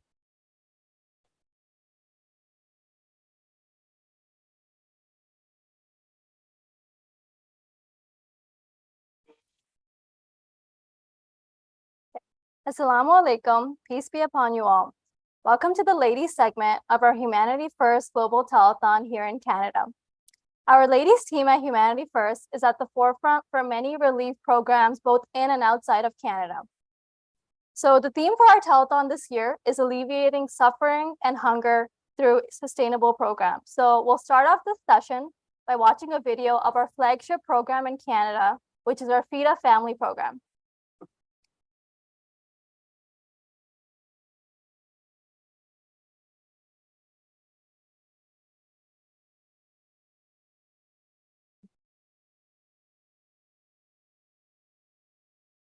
Humanity First Food Bank operates 7 days a week, helping over 1,000 families every month. Our headquarters in Vaughan is open for pickup every single day for those dropping in for the first time and for regular clients as well. Right after checking in with reception, clients are able to receive their hampers from the volunteers. Our volunteers work tirelessly attending to clients' requests and fulfilling their needs. Another huge task for our volunteers is sorting out all of the food in the correct zones of our food bank, which is received through either food drives or donations as well. Now, let's take a look at how some of our youngest volunteers at Humanity First spend their time at our food bank.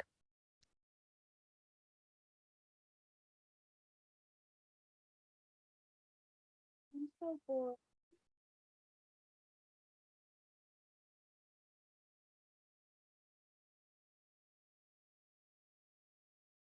Now that our volunteers have arrived, they are getting ready for their day of various food bank activities. Once they're properly trained, volunteers can begin to carry out the various needed tasks for the day.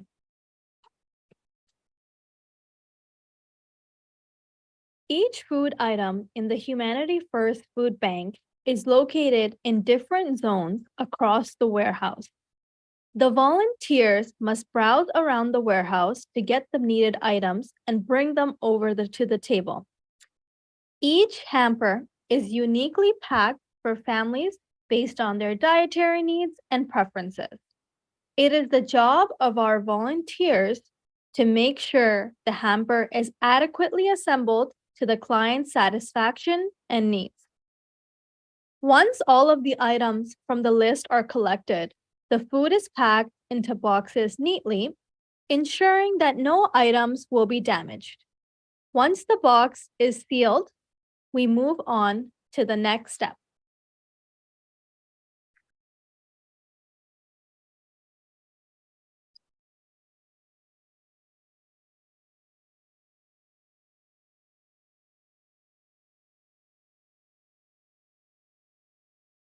For delivery service. Deliver with us too? Call our head office or visit our website to become a volunteer today.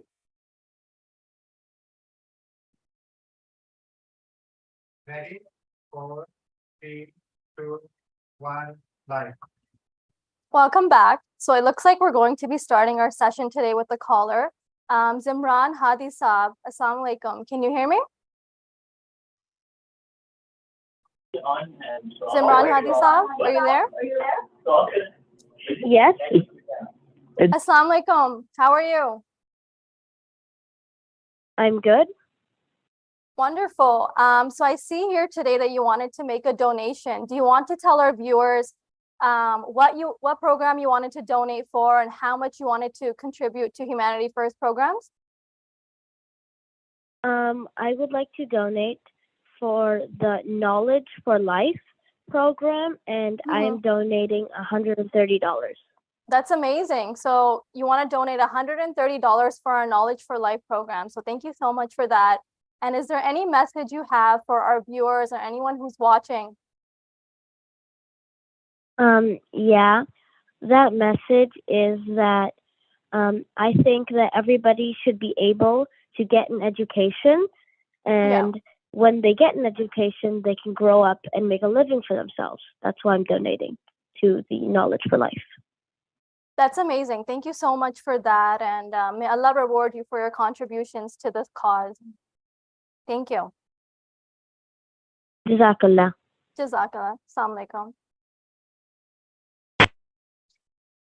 Okay, so we're going to be starting off this session with 3 core members of our food security program, Nida, Anusha, and Michelle. Thank you so much for joining us today. Thank you for having us. Yeah, so Michelle, I think I'm going to start with you. You're at the food bank almost every single day. Can you kind of give our viewers an idea of what a typical day at the food bank looks like and what you guys are up to?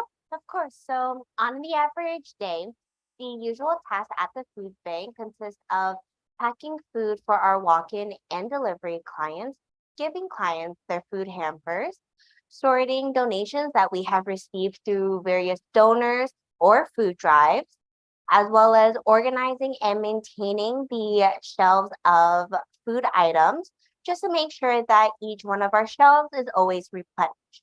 But at the end of the day, the volunteers at Humanity First ensures that each client leaves with their basic necessities of food. That's amazing to hear. And from what I understand, Michelle, in the last few months, there's really been a surge in clients and a surge in demand for food at food banks. So could you give our viewers an idea of kind of what that's been looking like?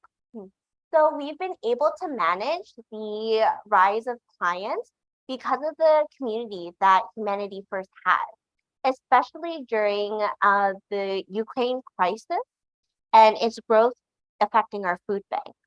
So the difficulties is not just the growth in clients, but also the inflation and the rise of food costs. But through the amazing community that Humanity First has of donors and donation contributions has helped us manage the surplus of clients' needs, as well as volunteer recruitment has helped us keep up the pace of packing food for our clients. But every day, the numbers keep rising of clients, and we continuously need more ways of procuring food and items to give to them, as well as volunteers to keep up with the pace of packing food. I see. So, I mean, I know that there's a lot of demand right now, but it's amazing to hear, Michelle, that Humanity First has so many dedicated volunteers that at a time like this, when we really need support, they're always here, you know, like they always show up. And also our donors, our wonderful donors who literally call us and say, what do you need right now? And they give that to us, or they show up with boxes of food that we need at that time. So that's amazing that we have that network and that support. So thank you so much for sharing that. Anusha, I'd like to move on to you. So from what I understand, you've been managing deliveries, and we have a delivery service at the Humanity First Food Bank for those who don't have transportation or who just can't come in. So could you explain to our viewers how that delivery service works, this unique delivery model that we have? Can you explain that? Yes, of course. So as Michelle mentioned, food insecurity has been a huge issue, and it's an issue for so many people. When Humanity First started this Feed a Family Food Bank, the main goal was to figure out a way or find a way to reach as many people as possible and make it easier for them to get this basic necessity of life. People who are able to leave their house, they can just walk into the food bank, get the food on the same day. But what about the people who are unable to leave their house due to many factors, age, transportation barriers, or any other thing? So this is where our unique delivery service came. Through this, clients are able to just call in, register with us, give us their food list, and get this free of charge service right at their doorsteps. That's amazing to hear, and it's so heartwarming to see that Humanity First accommodates to all groups of people, those who are facing barriers that maybe some of us don't even think about, sometimes. So thank you so much for sharing that. And from what I understand, your deliveries are done by drivers who go out all across Ontario, in and outside of GTA. So could you kind of explain to our viewers, how do you allocate those deliveries and how does that kind of work? So in a month, we'll get around over 150 delivery requests. The way it works is, if someone wants to register as a delivery client, they'll call us, we'll do a needs assessment over the phone, find out if they have any special needs, what kind of food they need, because if they're not able to leave the house, that means we need to accommodate to them. Right. If we're sending them the food, make it easier for them to use it too, right? So the way it works is, they'll call us, send us their food list, we'll put them on the waiting list, and then we have a lot of delivery volunteers who will tell us their availability or what area they prefer to volunteer in. So let's say I have North York deliveries, and I see that I have more than 4 on the waiting list or around that number. I will call a volunteer driver who's willing to go to that area and is available, and we'll cluster these deliveries together. This helps us send the deliveries of the same area at the same time too, and also save the volunteer drivers time too, and make it more sustainable for us too. Thank you so much for explaining that. And Anusha, do you have any message for our viewers today about how they can get involved in that? And what does that delivery driver schedule look like? Yes. So in my opinion, being a delivery volunteer is so much more flexible than being a volunteer at the food bank, because you set your own hours. If you're not able to come to the food bank during the regular hours, you're working, you have a job, or any other thing you have, you can work over the weekend, you can work after hours. So the good thing is you set your schedule and you find a way, you find your time, and you find a way to help your community. Thank you so much, Anusha. And for anybody watching, if you'd like to be a delivery driver, you can go on our website, fill out that volunteer form, or you can call our phone number or head office, and you can get connected with Anusha, and she'll help you out with getting involved. Nida, I'd like to move on to you. So from what I understand, in the past few years, you've been actively involved in sort of helping procure food and bring in donations and helping out in food drives and things like that. So could you tell our viewers the various methods that the Humanity First Food Bank has for procuring food? Yeah, sure. We have various kind of methods for collecting food. One of our biggest source of collecting food is our food drive.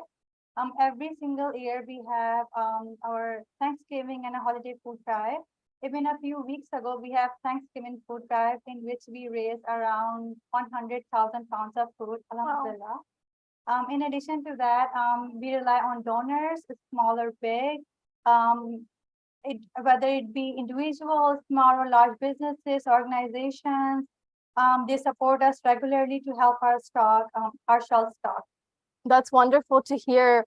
And Nida, what message do you have for our viewers about how they can get involved, how they can help keeping the shelf stocked, as you just mentioned, or how they can support us?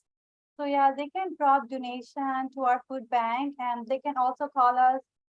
They will come and pick up food from their houses. Yeah. You can also donate online. You can donate. Our website is www.humanityfirst.ca. Your small donation can make a big difference. Please donate us. You can come and join our team. We will come work with us and then work with this great organization. Thank you so much for that. So Nida, Anusha, and Michelle, thank you so much for being here today. Now we will watch a video about the Thanksgiving food drive that Nida just mentioned that took place a few weeks ago. So let's watch that video.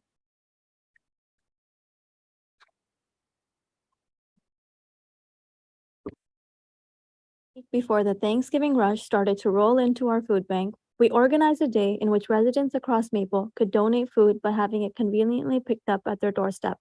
After knocking on doors and distributing flyers with 100+ volunteers assigned maps and areas for pickup, we were able to accomplish our goal for collecting food across this large city of Maple. The donations collected totaled over 100,000 pounds of food.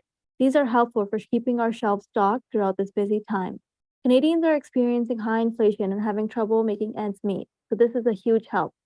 Also, we're grateful to our dedicated volunteers who spend time on their busy weekend and even organized a bake sale to raise money for our food bank. We look forward to more drives such as these.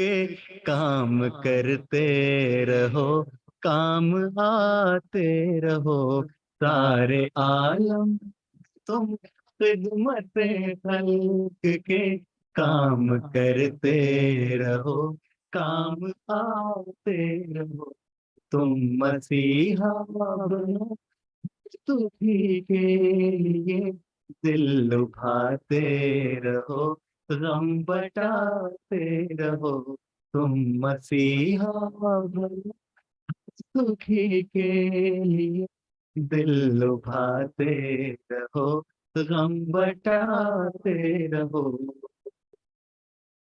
चाहे से कम पड़े को नहीं पानी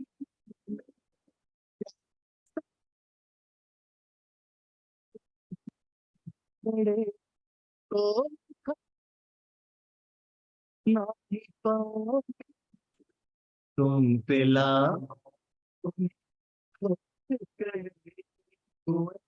भूख खाली शिकम की मिटाते रहो, तुम पिलाओ उन्हें खुद कर भी भूख खाली शिकम की Assalamu alaikum, peace be on you, and welcome back to the ladies segment of today's Global Telethon. Now, to start off our segment, we're actually going to take a caller. We have Zahid Chaudhry on the line from Ottawa. Assalamu alaikum, Zahid Saib. Are you there?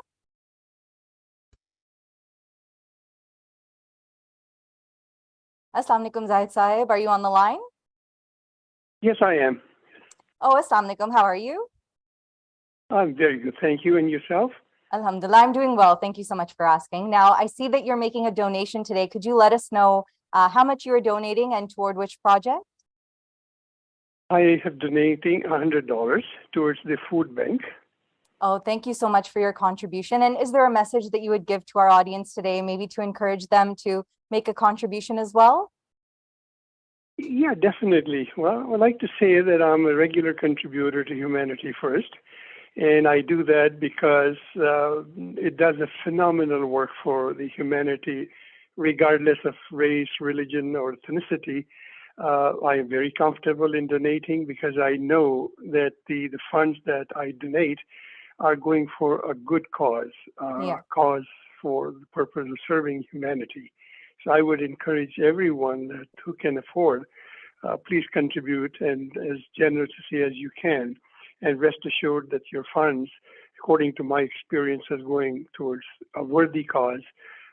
It is our responsibility, of course, to serve humanity.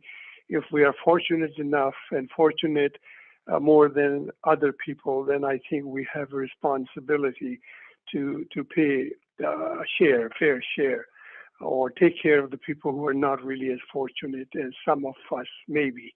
So it certainly is a great cause, and I would encourage everyone to please donate generously and wholeheartedly. Thank you.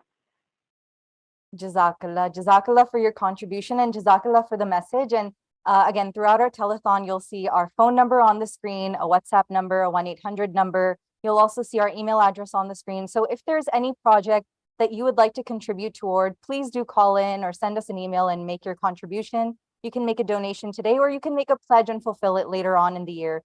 But like Zahid Saib mentioned, when you're donating to Humanity First, you're donating to a grassroots organization, and you'll meet our volunteers today. The people who do the work, we're able to mobilize them so quickly and easily because it's not a lot of red tape. We get our contributions toward our 9 different projects, and we're on the ground, on the front line, ready to make your projects, or we're ready to fulfill your projects. So please, if any program strikes a chord with you, then do call in and make a contribution and join us on our telethon in our program and maybe share your message with the audience. With that, I'll move on to a very special group of volunteers who are on the panel with us today. We have volunteers from our Humanity First University chapters here with us. They're very special to us. We have with us Mahida, who is the president of of Humanity First at the University of Toronto. Welcome, Mahida. We have Aisha joining us. She's president of York U's chapter of Humanity First. And we have Sabiha, who served as president last year of HF York U. So welcome to you all. Thank you for joining us. So Mahida, I'll get right started with you. If you can just give us a little bit of an introduction to the Humanity First chapters at universities and how they're run. Sure. Assalamualaikum, Sarah, and thank you so much for having me here. So Humanity First clubs are a student-run nonprofit project that are affiliated with Humanity First Headquarters Canada. And the purpose for creating these clubs is to promote social service within the university, as well as to introduce students to the Humanity First organization. And in these clubs, what we do is we give students information on how they can help by working with, volunteering with, or donating to Humanity First to help the less fortunate people around the world. And the purpose of our clubs is to help disaster-stricken and socially and economically disadvantaged individuals, as well as families from underprivileged communities, whether that be locally or internationally. So our main aim is to create a movement that's fueled by the youth to serve the less fortunate people. But at the end of the day, our main goal is to uphold the values and missions of Humanity First Canada with the support of its students to serve those who are in need.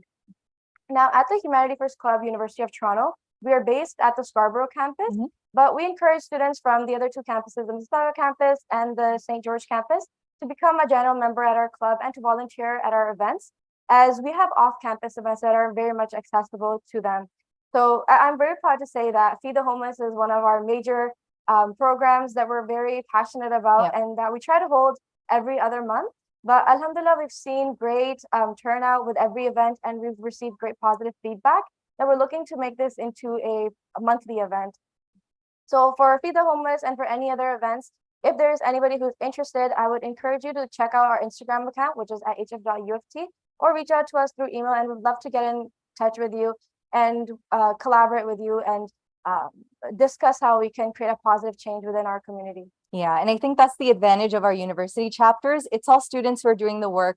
They have so much energy. They're so enthusiastic. And so even if there's not a chapter that's headquartered at your campus, if you're at a different campus of U of T, or if you're at another university and there's not an HF chapter, get in contact with us, send us an email at the email address, or make a call at the number that you see on the screen, and we'll help you become a coordinator, because what we want to do is just be able to help as many people in different communities. And you mentioned Feed the Homeless. There's a homeless population everywhere. It's kind of an issue we don't talk about, but there's food insecurity all across the GTA, all across Canada. So if you're passionate about volunteering, and if you're passionate about the humanitarian work that we do, get in contact with our HF presidents or our HF university chapter presidents, and we'll make sure that you're able to make a difference.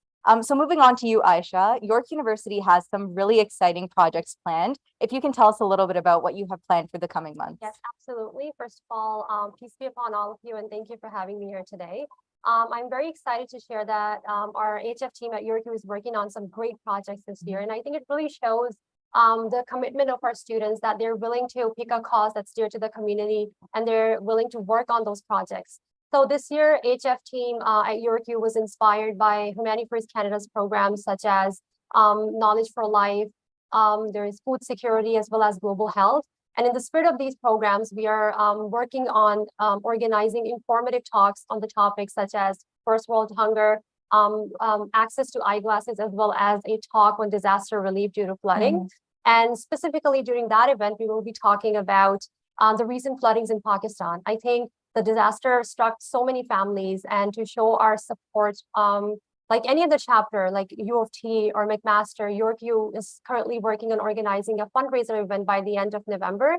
And all the fundings that are collected will be given to Humanity First Canada to show our support and to relieve the people who are affected. So on top of that, York U is working really hard to put together this end of the year project called STEM Outreach Project, which is very dear to me personally.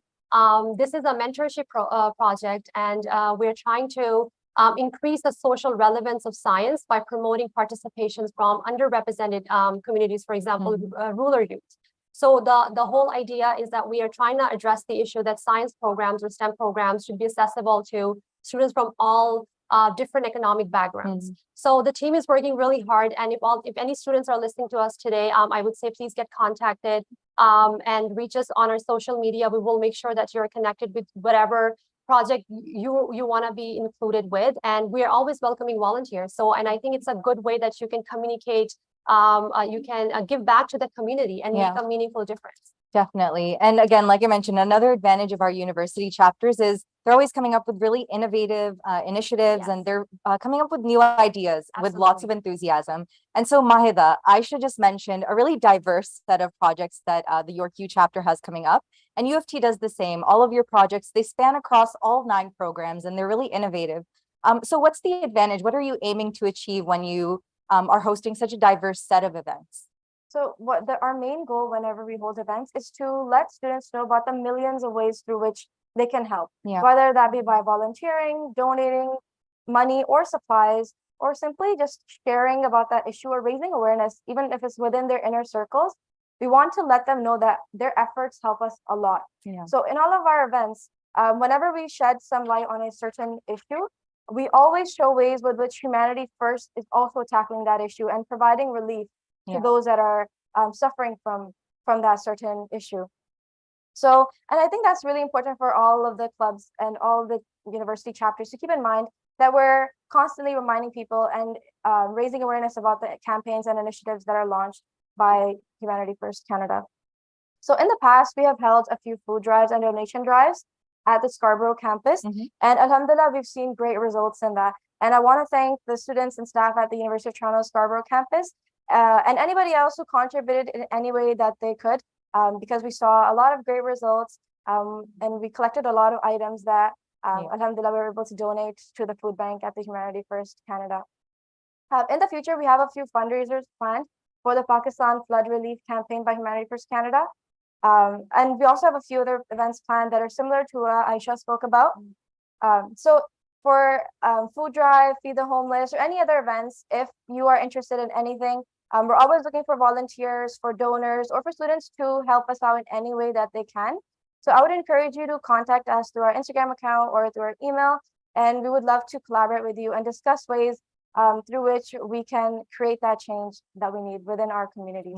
Definitely. Now, as we mentioned on our food bank and food security panel, the theme of today's telethon is alleviating hunger and extreme suffering through sustainable programs. And Aisha, earlier when you were telling us about the projects that you have planned, you mentioned First World Hunger. So if you can explain a little bit more about that. Yes, absolutely. So First World Hunger is a virtual talk that is to raise awareness about food insecurity in developed nations. So food insecurity due to impacts of climate change has been a great issue that's been impacting a lot of families, be it food accessibility, its production, or its distribution. So the project First World Hunger aims to raise awareness and understanding of the prevalence and causes of food insecurity in our local community, and to really address the issue and highlight meaningful ideas for solution. We're reaching out to experts who will potentially be teaching us on what are the next steps. And in addition to that, we are collaborating with Humanity First Canada, who is at the forefront of amazing projects like food security and Feed the Hungry. And there's another segment that we are planning to do during our event to tell our students or anybody who wants to get involved that how can they contribute, be as a donor or as a volunteer to Humanity First Canada, to play our part in preventing the worsening of crises like First World Hunger. So definitely reach out to us if you're interested. We will be posting on our social media website. I think it creates a meaningful difference when students are getting up for these projects and raising awareness. So definitely. And just as we're closing out our panel, I'll go to Sabiha, who we'll hear from you. If you can just give us a message about what would you say to the students who are watching today, our audience today, about why they should get involved. Like, how would you motivate them or encourage them to get involved and become a part of this grassroots movement and get involved with all of the multitude of programs and projects that the university chapters are running? So I'd like to start off with Jazakallah for inviting me here today. I'd say volunteering with Humanity First is a great chance to help people locally and globally, as you guys have mentioned. With the initiatives this organization supports, you get to learn about different socioeconomic issues, but you also get to become a direct source to fundraise for them. We have a variety of events on and off campus, so there's plenty of opportunities to give a helping hand. In general, I know for a lot of people, joining clubs at university means they're either involved in a bunch of clubs or none at all. I also had this issue before I joined with Humanity First at York University, where I had a really busy schedule, but I also didn't know where to get started with clubs or if I even needed to get involved. I think a great way to overcome this general anxiety of starting something new would be to start with a friend, like join the club with a friend. This way you always have someone to hang out with when you're volunteering. You can have someone to hold you accountable to participate. And in general, it makes the club more fun. And it boosts club morale when people are already more comfortable with one another. I would also add that it's a great place to make friends in general, especially considering York is a commuter school with fewer opportunities to socialize. Yeah, no, I definitely, that resonates with me a lot. And especially the kind of work that we do, projects like Feed the Homeless, and when you're sitting there and you're making the food packages, it's a lot of bonding that you do. And if you remember earlier in our telethon, when the chairman of HF Canada, he was on the panel and he was talking about how it's in our genes to want to do good and make a change in people's lives. When you do something good for someone, it feels good, it motivates you, and it's almost contagious. I know with Feed the Homeless, as soon as you're done, you're really tired because, you know, you did your route all over kind of the urban centers or downtown. But as soon as we're done, we kind of start scheduling, okay, when is the next route? When are we going to schedule this next? And like we mentioned, we're trying to make it a more regular program that we do. So instead of month to month, even on a weekly basis. So again, if anything that our panelists have said today, if it resonates with you, if it struck a chord with you, if you want to create your own chapter at your university or at your high school, if you want to run a food drive in your community, there are so many ways to get involved. And all you have to do is give us a call or send us an email at the contact information that you see on the screen. And you can get involved and you can make a bunch of new friends. And it's a community that we're building. And I think the friends that you make when you're doing volunteer work, it's a different type of friendship. They're stronger friends because you've worked toward a really great cause together, and there's a fondness and an affinity that you have for them. But yeah, I wanted to thank all of our panelists for joining us today. They're actually going to stay where they are because we're going to come back and speak a little bit more about the Feed the Homeless project. But thank you so much for explaining the university chapters, and we'd like to thank you and appreciate you for all the work that you do in organizing these events and giving students the opportunity to get involved in humanitarian work, volunteering. So please stay seated, and for our audience, please stay tuned. We're going to take a short break and watch a video and come back to speak about the Feed the Homeless project.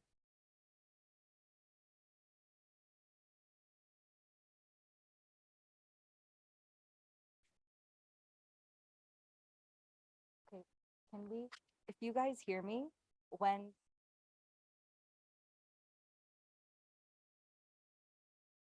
Auntie, can you tell them in there that when Zahid Chaudhry Saab called?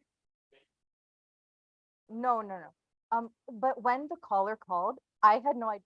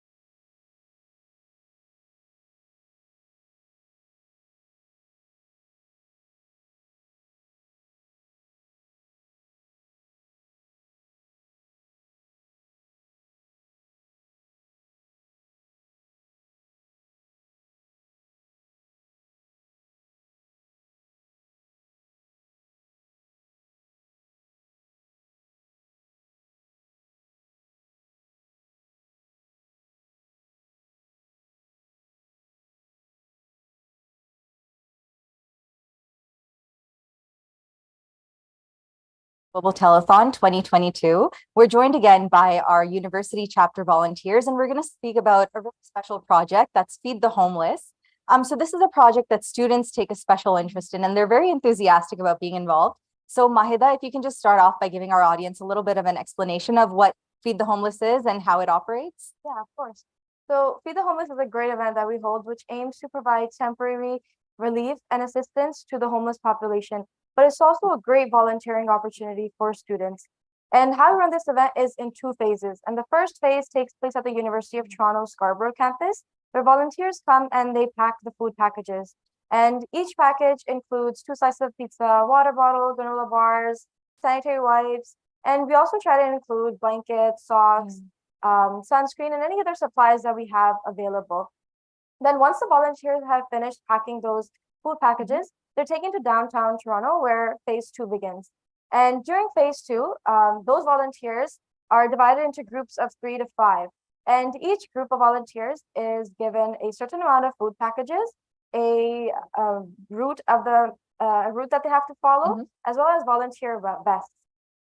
Now, the purpose of giving them routes is to ensure their safety, as well as the fact that we're able to cover the most area without any overlaps happening. So essentially, this is how it's run, but this is a very, very powerful and impactful event. And it's something very rewarding because you're getting firsthand experience of the change that you're making. And no matter how temporary or minor that change is, you're still making a difference in someone's day. And you're helping them, you're easing their suffering a little bit. So like I mentioned before, we do this every other month, but we've seen great turnouts and we've gotten great feedback as well. So we're trying to make this a monthly event. So in the future, if we have any volunteers who are interested, we're always encouraging more and more volunteers because with each event, we're trying to make it bigger. We're trying to serve more people that we did than last time. And for that, we need more volunteers than before as well. So for everybody who's watching, I would encourage you, come out, spend the day with us, bring your friends, bring your family. This is a great experience. We provide volunteer hours. You can bring your volunteer hour sheets. So if you're interested, you can take a look at our Instagram account. We have photos and videos of our past events for you to take a look at. And we actually have another caller on the line who's making another donation. So Suraya Said Saiba. Suraya Saiba is on the line with us. Assalamu alaikum. How are you? Assalamu alaikum, Suraya Saiba.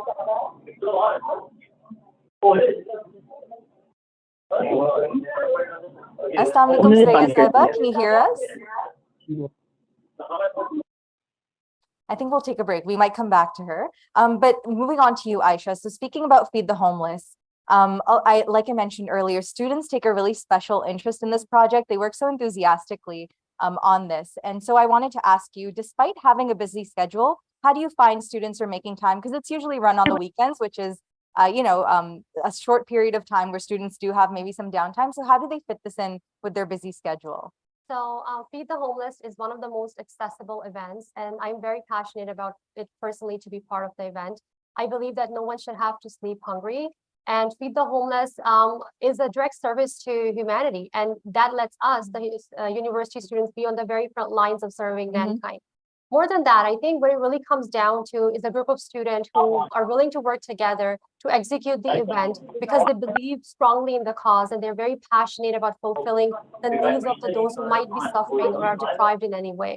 I think we make time because we understand the power this event has. When you see this group of students who are walking down the streets and they're wearing these vests that has Humanity First slogan on it, and they have these food packages that they would distribute to anybody who would come up, I think it creates an impression and it creates hope for a better society, right? So more than that, I think it's important because it creates awareness by striking at the hearts of the fortunate to help the needy or less fortunate people. So I think when you think about it like this, it really doesn't matter how busy our schedules are. We all believe in the cause and we have the spirit to show up and make time for this event. And I think we might have Suraya Saiba back online with us. Assalamu alaikum, Suraya Saiba. Are you on the line? मैं सुरैया बात कर रही हूँ। जी, अस्सलाम वालेकुम। आपने आज donation देनी है किसी प्रोजेक्ट की तरफ? जी जी, आप ऐसा करें, मेरी तरफ से 150 डालने, जिसमें भी डालते हैं डालने। अच्छा, $150। और मुझे यहाँ नजर आया आपने आई सर्जरीज की तरफ ये डोनेशन देनी है। जी जी जी, बहुत शुक्रिया आपका। और कोई मैसेज जो आप देना चाहें हमारी ऑडियंस को, या जो आज देख रही हैं, जो खातून आज देख रही हैं, उनके लिए कोई मैसेज आपने देना हो? Thank you very much. चलें, आपका बहुत बहुत शुक्रिया। अल्लाह ताला आपको और ज्यादा तरक्की दे, और ज्यादा अल्लाह ताला खिदमत का मौका दे आपको। ओह, बहुत शुक्रिया। और आपका भी बहुत बहुत शुक्रिया, आपने आई सर्जरीज की तरफ डोनेशन दी। सो हाँ, जज़ाकल्लाह, बहुत बहुत आपका शुक्रिया। चलें, अस्सलाम वालेकुम। So I think a lot of our callers, they are inspired because, again, like I mentioned, when you're doing humanitarian work, or even when you're watching a program like our telethon today, just when you're surrounding yourself or when you're watching things that are, for the betterment of society, it kind of wakes something up inside of you. And so thank you so much to our callers and to our donors who are calling in and making contributions, those who are coming on to share those contributions with us, and those who are just calling in. We'd like to thank you very much. And again, like I said, this kind of work is contagious. When you make a donation and when you see the fruits of that project, it's contagious. You want to give more because you see where your funds are going and you see it's making a really big difference. Like Mahida said, you see the difference you're making with Feed the Homeless right then and there, because it's providing relief to somebody who's in a very difficult situation. And thank you, Aisha, for also speaking to how we can fit this into our schedules. So I wanted to ask you, a lot of the time, or sometimes the question comes up of how you determine or how you distinguish who's in genuine need of your help. So how do you determine who you're distributing those relief items to when you go out on the route? Jazakallah for asking that question. I think a lot of times when we're out there on the streets, students have the same concern that who do we provide the packages to, or who needs help? I personally think that there is no criteria for serving mankind.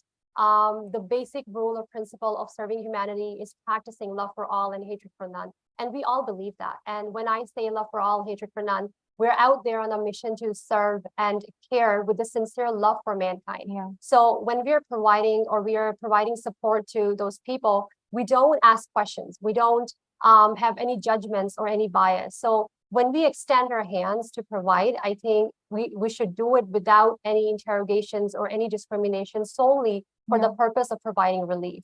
So we should always keep that in mind. And I think that's what we mean when we say we're serving humanity. Right? Definitely. And so again, Sabiha, we'll come to you to close out our discussion on the Feed the Homeless project. If you can speak a little bit to why you take a particular interest in this project and why you've gotten involved with Feed the Homeless.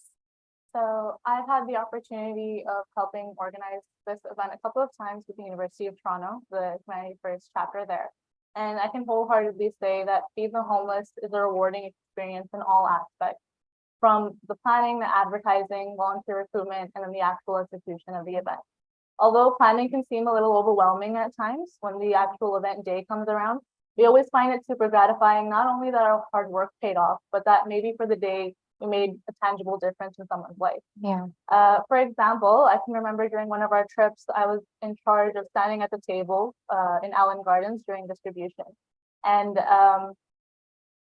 I was in charge of making sure that people, our volunteers, were heading out on their trips and making it back safely.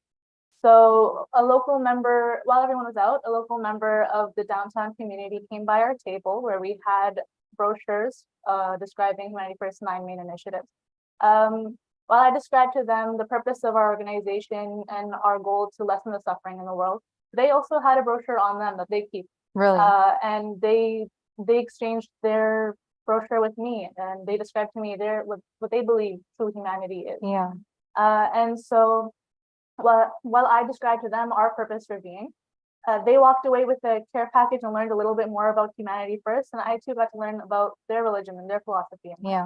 I felt this was a good representation of what it means to be part of this community in Canada, where we can amicably discuss our views and walk away feeling more connected with the people around us. Moments like these are what encouraged me to help me do my best at these events. And since I've gotten this opportunity a couple of times now, every time we do, I notice that we get more volunteers, we garner more enthusiasm, and we're able to give out more care packages. And this gradual improvement that I've been able to witness is really motivating. I can even, as you mentioned before too, every time an event ends, I'm already messaging Mahida, when is our next event gonna happen, right? So that's why I can really advocate for this event. If anyone's applying to professional schools or needs volunteer hours, or simply wants to make some good friends, look out for these events on our social media, on our Instagram pages, as we hold them routinely. Volunteers or even donations for the cause are always welcome. And I think, so the story that you mentioned about, exchanging views, and when it comes down to it, the name of this organization is Humanity First, because that's all we're looking to serve. We're just looking to serve for humanity, irrespective of race, religion, gender, creed, status. It's about serving humanity. And so if you'd like to make a contribution, if you'd like to donate and know that your funds are going toward projects that are making a real difference right in the moment, then do give us a call at the number you see on the screen, or send us an email. You can go online to humanityfirst.ca, and right on the front page, you'll see our Donate Now page.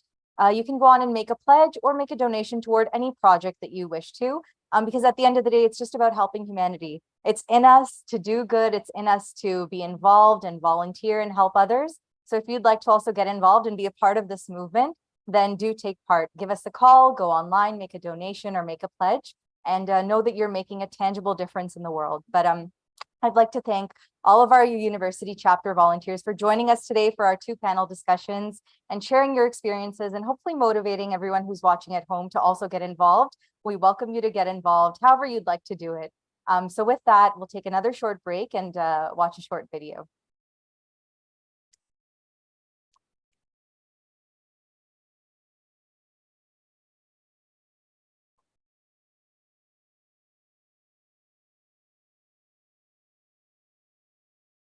Almost 1 billion people still live without access to safe drinking water and improved sanitation, and as a result suffer health problems and crippling poverty.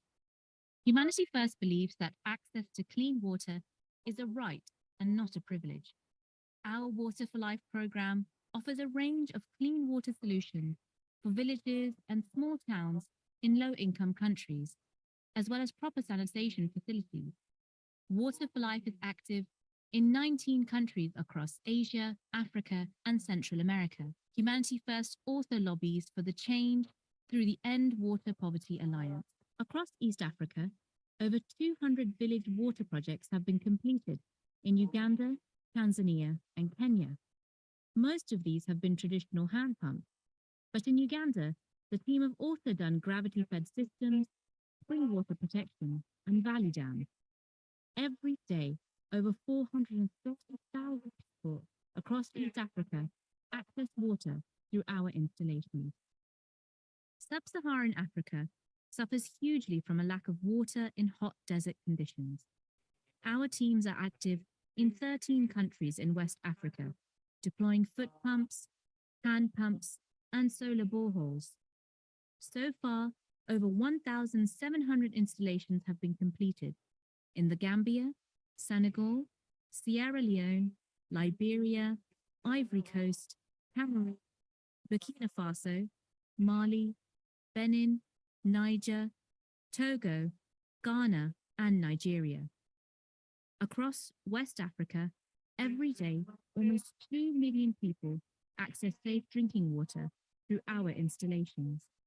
Our Water for Life projects in Asia include installations of 11 megaflow pumping stations in Muzaffarabad, Pakistan, following the 2005 earthquake, and building over 650 water wells in the semi-desert region of Tari New Sindh. It is estimated that 1.6 million people have benefited from these initiatives. With the recent Rohingya crisis, teams are working in Kutupalong camp in southern Bangladesh, deploying dozens of tube water wells and temporary toilet blocks for the refugees. We did the same in Indonesia, following natural disasters, and have been deploying better toilet blocks in schools in the region. Worldwide, there have been over 2,800 water installations, providing services for over 4.1 million people, improving health and transforming rural communities.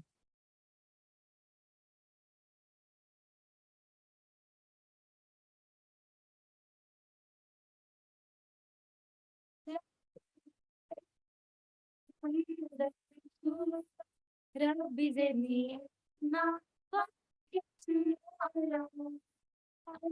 children's practice, the Quran is filled with the faithful hand in hand. See the beauty in God's land, but to get to know Allah. Start by saying Bismillah, you'll succeed inshallah. Sharing knowledge is the key. Here's the test for you and me, but to get to know Allah.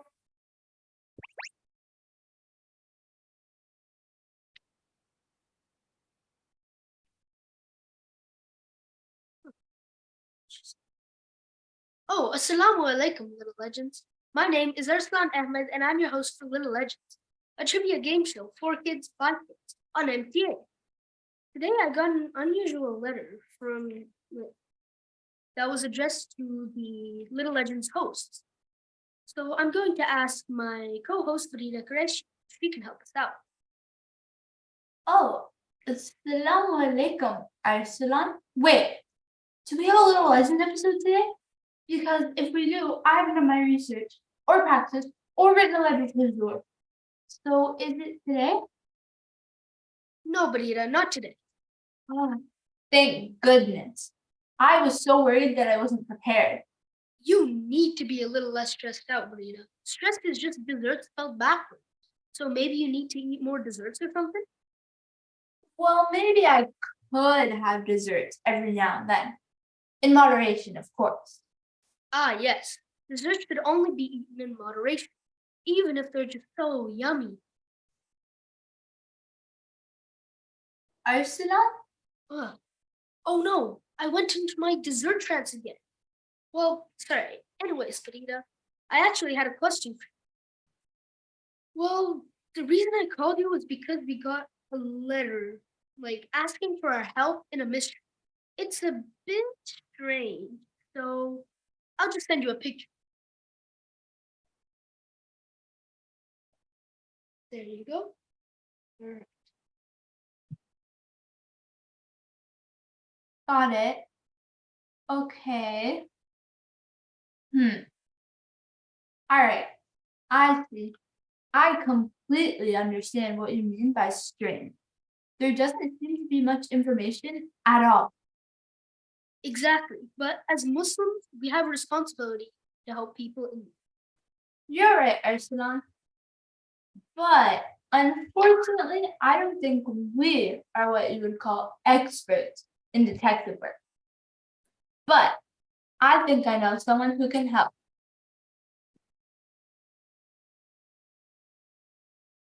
Brother, sister, pair, Kazia, and Safwan.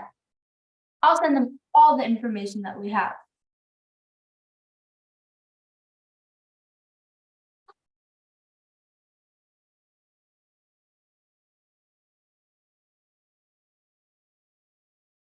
Assalamu alaikum, Kazia and Safwan. We have a mission for you that will help you accept. You see, we received an interesting letter in the mail.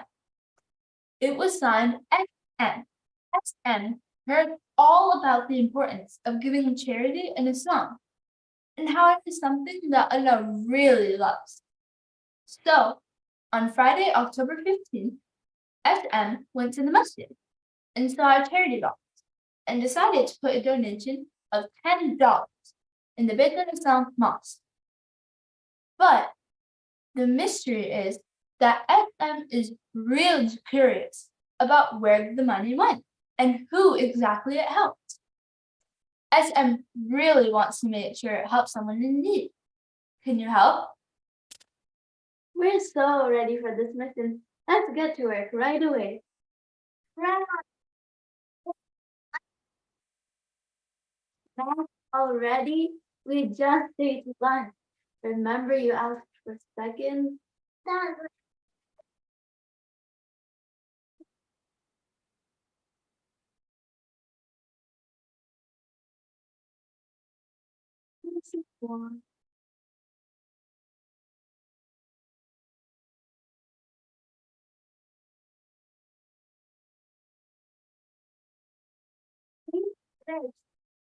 Quick and healthy snack.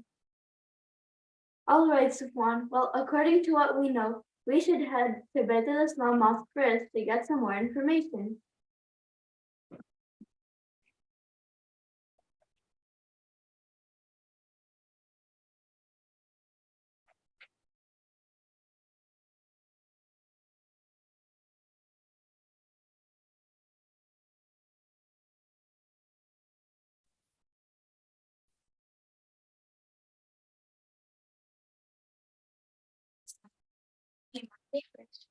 People in need in Canada and across the world with one. Yeah, I remember. We have some work to do. You're right.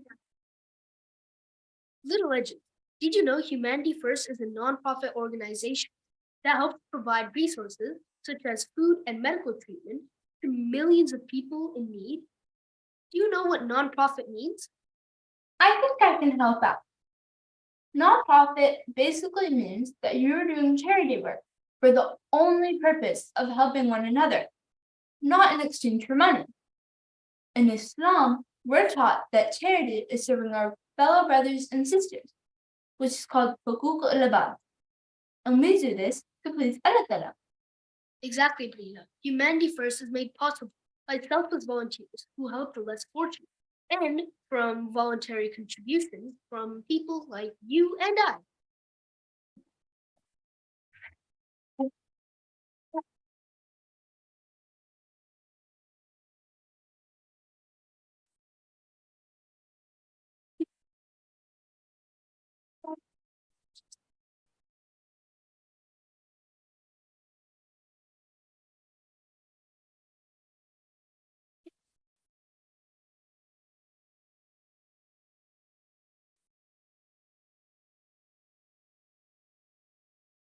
Food drive.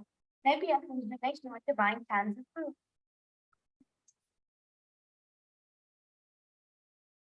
You're right. Let's go to the Humanity First headquarters. Nancy will ask me if you can drop us off. Okay. Food drives are an amazing initiative. Exactly, Arsalan. They actually remind me of a hadith of the Holy Prophet Sallallahu Alaihi Wasallam. Maybe you at home can help me fill in the blanks. The Prophet Muhammad, peace be upon him, said, food for 2 persons suffices for, and food for 3 persons suffices for.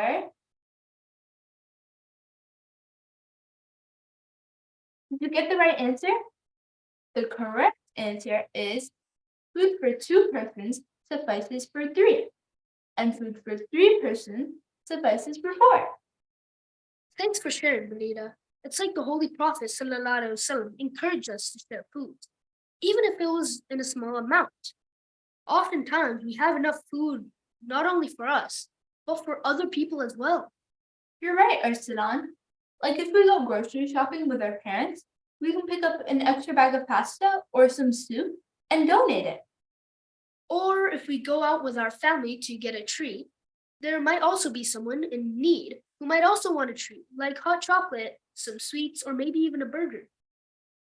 Me said yes.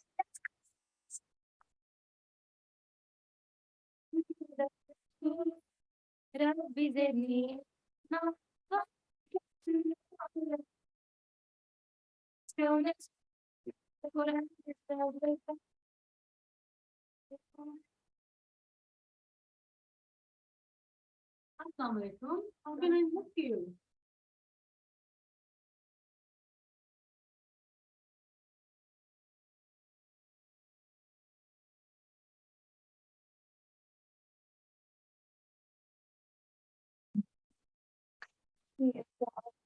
A friend donated some money to Humanity First, but do you know who it helps exactly? Definitely, I can help you with that information. Let's have a seat here and then let's talk about it. So what do you do with the money that is donated to Humanity First? That's a very good question, you know. So whenever people donate their funds to Humanity First, we use that money to help the people in different ways. Some people don't have food, so we provide them food. Some don't have any shelter, we help them in getting a shelter. Similarly, there are many people around the world who don't have access to clean water, just like us. We have access to tap water, and it makes our life so easy. But there are many people, especially children, who cannot have the drinking water within their living community, and they walk miles and miles just to get the water with their family. They don't get to go to school either. So we help these families, these communities to get the basic needs of life and improve the quality of life. This is what Humanity First does with the donation of our donors. All these programs that help people in need. Let's talk about it too. The Water for Life program helps underprivileged communities around the world get clean water, which is a basic human need. And the Gift of Sight program, which provides medical treatment, like cataract surgeries, to make sure everyone can see properly. And the Knowledge for Life program, helping make sure that underprivileged children have access to school and academic support so they can succeed. One of my friends, Faris, told me that he saw a photo of an orphan who had no shoes on a Humanity First. So he told me that he decided to donate $10 to charity to make sure that orphans without shoes can get them, inshallah. So Humanity First has 4 more programs like disaster relief, refugee resettlement, community care, and global health.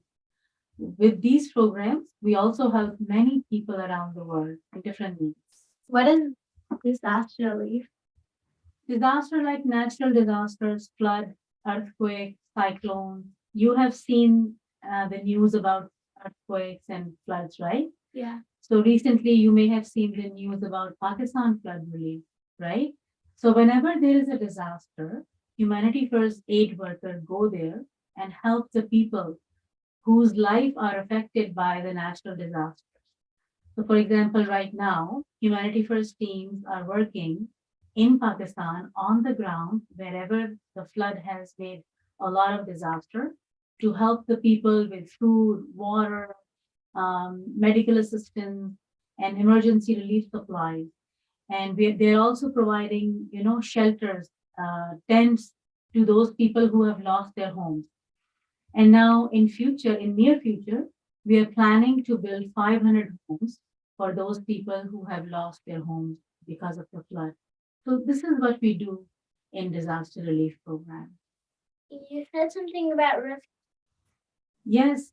So Humanity First has a program, Refugee Resettlement, which means we sponsor refugees from different parts of the world and we bring them to Canada and give them a safer life here. You know what is a refugee?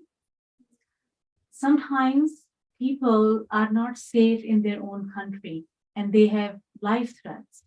They cannot live there in a safe and peaceful life. And they leave their country because of that problem. And they go to a different part of the world where they do not belong and they become a refugee there. They are called a refugee in that country. So there are so many refugees around the world because of civil unrest in some countries. So what Humanity First does, we sponsor those refugees in Canada, we bring them here, and we give them a new and safe life. Isn't it amazing? Yeah. Yes.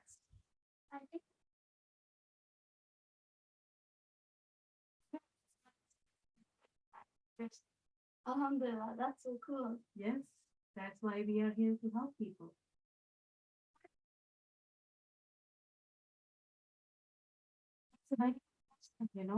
Humanity First has a food bank here in the city of Concord, where you are right now sitting in this building. We have a big food bank, and this food bank is helping many families in these communities and even around the country. So whatever food donations we collect from our donors, we bring it to this food bank, and then many families come here to take their monthly supply. You will not believe that so many people are here who do not have enough food at their home. So we help them to improve their diet and meet their needs. You want to see something exciting? You want to see the food bank? Yeah. Okay, amazing. I can take you there. Let's go. Yeah.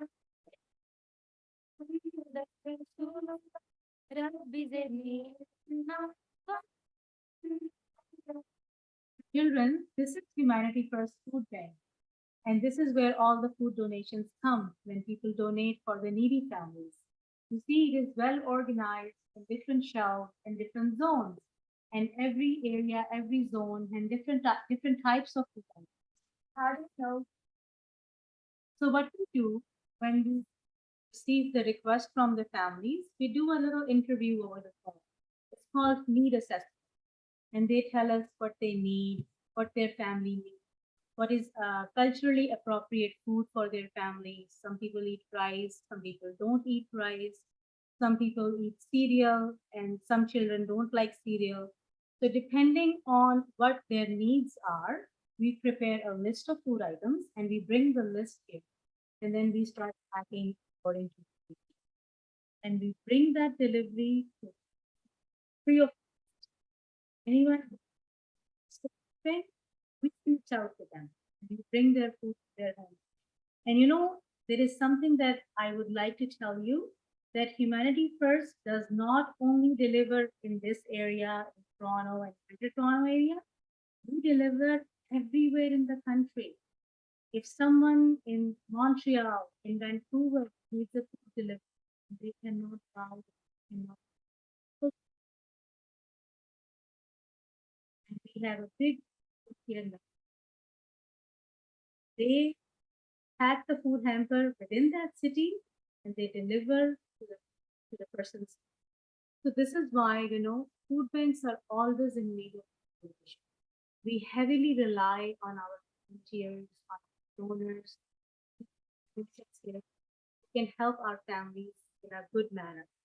So that's why, just like you go to grocery stores a few times during the month, right? You don't have everything in 1 week, rest of the month. So food banks are also in need of food donations so they can help the families coming. And how many people this? Every month around, on average basis, we serve from 900 families to 1,000 families. Isn't it wonderful? Yeah. So we don't want anybody go hungry at any time of their life. You can call Humanity First whenever they need help, and we will deliver. Jazakallah for showing us this and helping us solve our mystery. Whatever we donate to Humanity First really does help someone in need, whether it's at home or in another part of the world. That's correct. Really, that's correct. Jazakallah for coming, Safwan. Hafiz. Thank you so much. So good, Legends viewer, that's our mystery solved. We're so happy that you came along with us and that you're tuned in for the Humanity First Global Telethon. It's really important for us to spread the message of all the great programs in Humanity First and how much of an impact a small donation can make. Inshallah, we'll be glad to see you again on season 2 of Little Legends, coming soon on MTA. Stay safe, may Allah be with you all. And from us to you, Assalamu alaikum.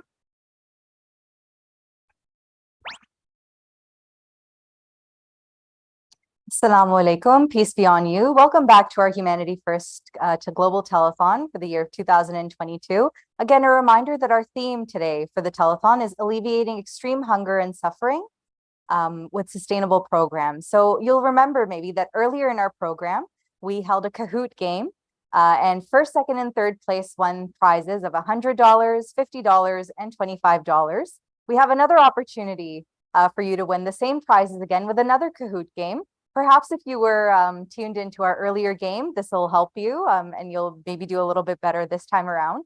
But again, if you'd like to participate in our Kahoot game, you'll see on the screen shortly the login information. So please do sign up and let's see, perhaps this time it'll be your lucky round. So you'll see on the screen our game pin. First, you can go on to kahoot.it and enter the game pin 9470395. And give yourself a nickname and sign yourself up, and let's see how everyone does this time around. Again, we have prizes for first, second, and third place, $100, $50, and $25. With that, I'll pass it on, or I'll pass it off to Aisha, who was on our panel earlier as part of our university chapters. She's president of HF York U. So Aisha, you're going to run our game for us. I'll pass it on to you. Just want to join us. Okay, this is displayed on the screen, which is 947-0395. And just to remind everybody that we will have 3 types of questions in this Kahoot game: fill in the blank, multiple choice questions where you can choose more than one answer, as well as true and false. So Humanity First, as we already mentioned, is giving out 3 prizes, $100, $50, and $25. And this is your chance to show us your knowledge of Humanity First, as well as food insecurity due to climate change. So we will give you a couple more minutes to join, and then we will start our game.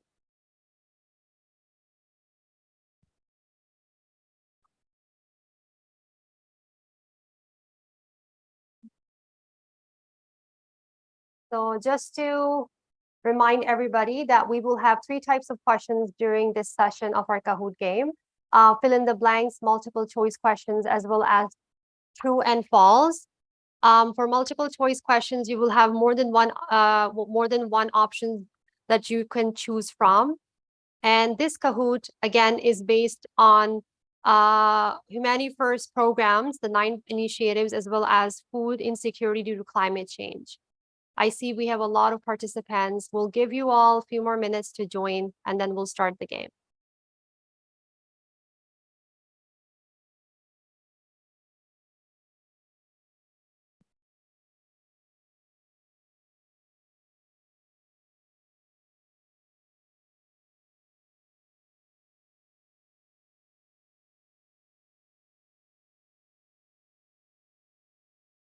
Okay, looks like we have enough participants.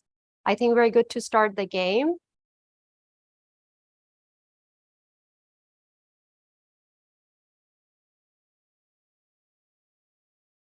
We can start the game now.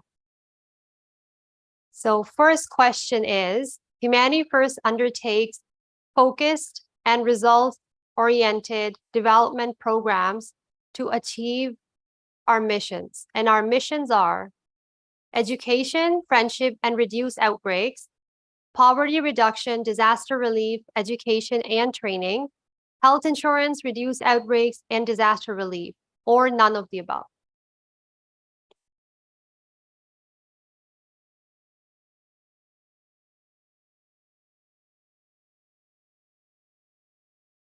I think we're still waiting on a few of you to answer the question.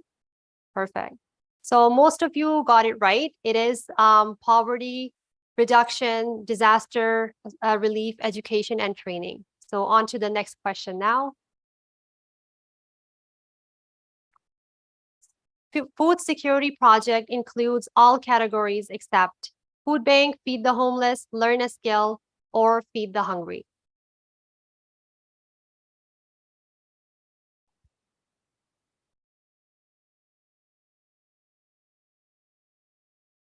It looks like everybody knows the answer. We're getting quick replies this time. We're still waiting on a few of you to please lock your answers. I think we're waiting for one more person.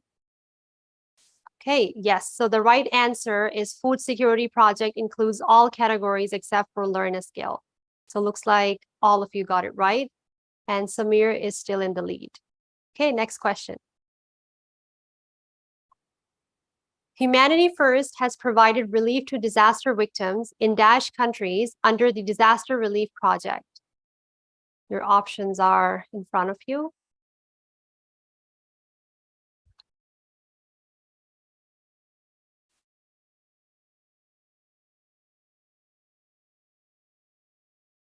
We are still waiting for a few of you to please lock your answers.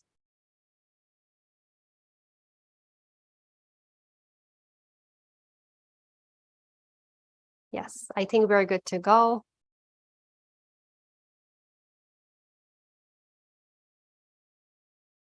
Yes, so the right answer is all of these countries listed above. So up next. Yes, so looks like Samir is still in the lead. He's really playing for that $100 gift card. So next question is, Water for Life project works with remote areas to make clean water accessible by providing services like hydropower plants installation, water dam systems, hand pumps installation, or hydropower plant repair.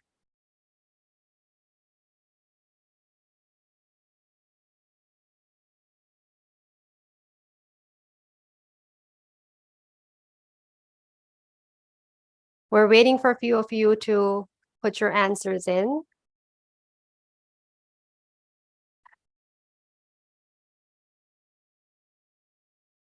Okay. Yes, so the right answer is hand pump installations. Next question. Blank project supports underprivileged children by sponsoring their educational needs. Learn a skill, knowledge for life, sponsor a student, or school support.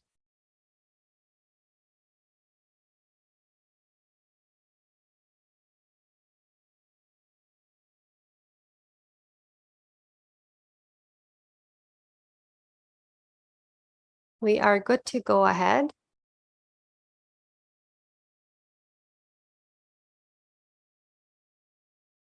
Yes, so the right answer is knowledge for life.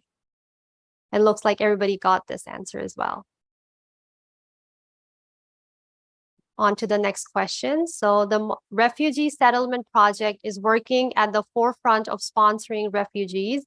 The project offers, this is your multiple choice answer. You can pick more than one right answer. So Ontario Health Card, safe camping trips, support with respect, and accommodation with comfort.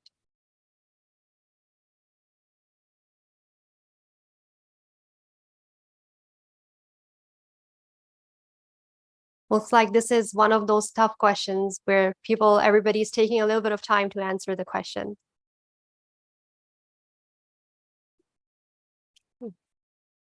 We are good to go ahead.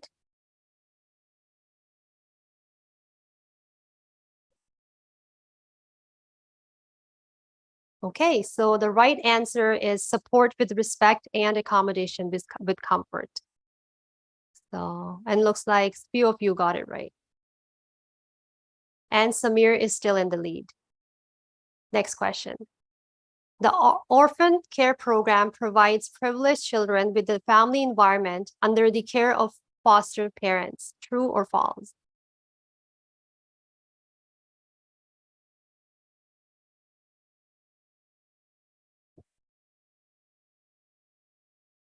This is false because the Orphan Care Program does not provide privileged children, but orphan children. And looks like Naima has climbed up the ladder and now she's playing for that $100 gift card. Another true and false. So food production, processing, and consumption create greenhouse gases that contribute to the climate. True or false?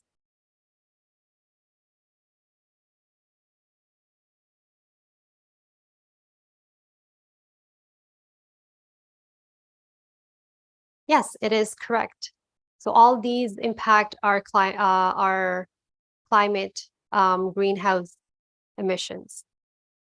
Next question. So please look at the chart that will be shown on the screen. So the chart notes the carbon footprint of different food products. The question is, which food or foods caused or causes the most greenhouse gas emission? Meat production, shrimp farms, meat productions and shrimp farms, or poultry and shrimp farms?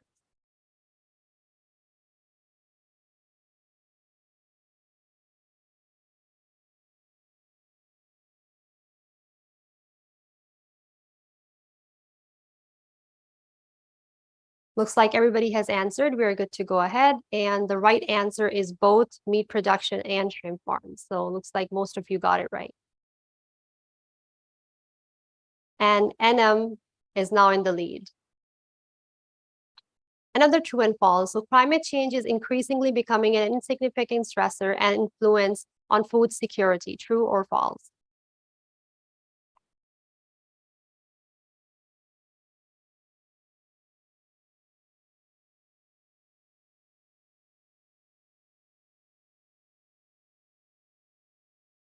We're waiting for a few of you to please lock your answers.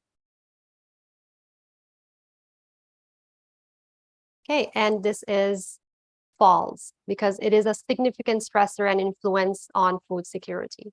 Next question. The largest chunk of food-related greenhouse gases comes from agriculture and blank, transportation, land use, aluminum products, or paper products.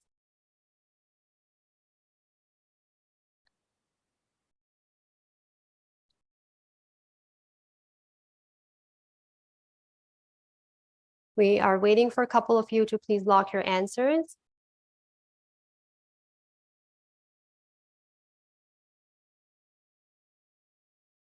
Yes, so the right answer is land use and agriculture. So looks like most of you got it correct.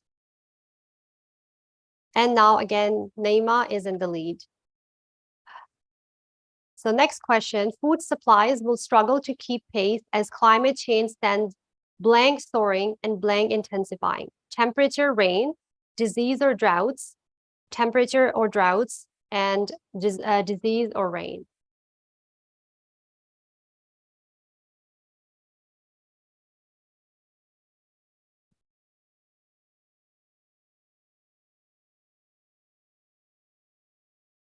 Please lock your answers.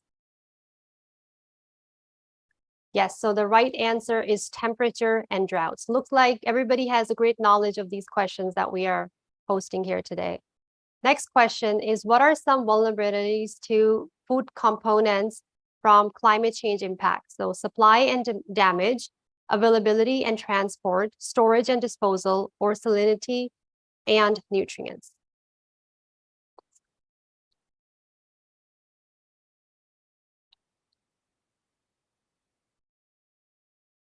And this is the last question for Kahoot game.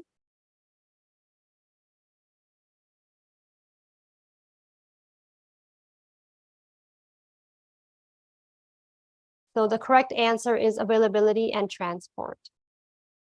So here are the final rankings. And in third place, we have NM. You will be given a $25 gift card. Second place is Neema. You will be given a $50 gift card. And in first place, we have Labina, and she will be given a $100 gift card. So before we move on to our next segment, please email us your screen name at info@humanityfirst.ca with your information, and your gift cards will be emailed to you. And thank you for joining us today for this Kahoot game. Upcoming is a video on Humanity First orphan care program. So please stay tuned for that.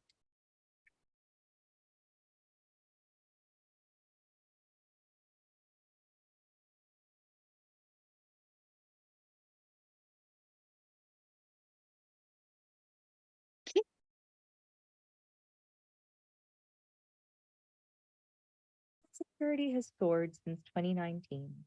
Around 828 million people go to bed hungry every night. So we asked our youngest humanitarians their thoughts on this issue. How do you help others? In many ways. If my friend gets hurt, I will bring him to the office. If I see people who need help on street, I will give them food.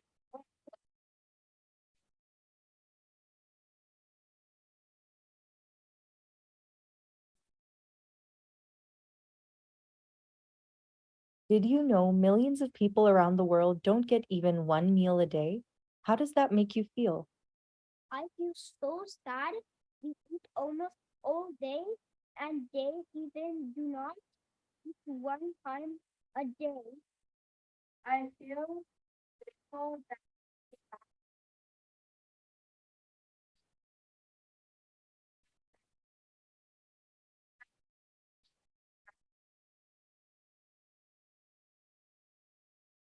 How do you think you can help these people? I donate to Humanity First.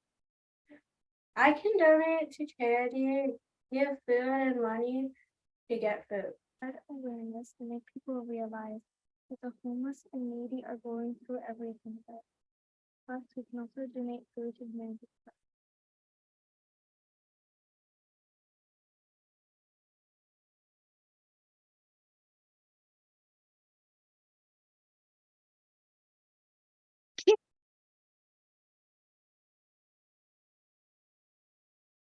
With 9 programs addressing various humanitarian issues, Humanity First alleviates crises around the world.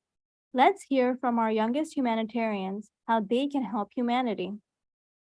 What do you think the word humanity means?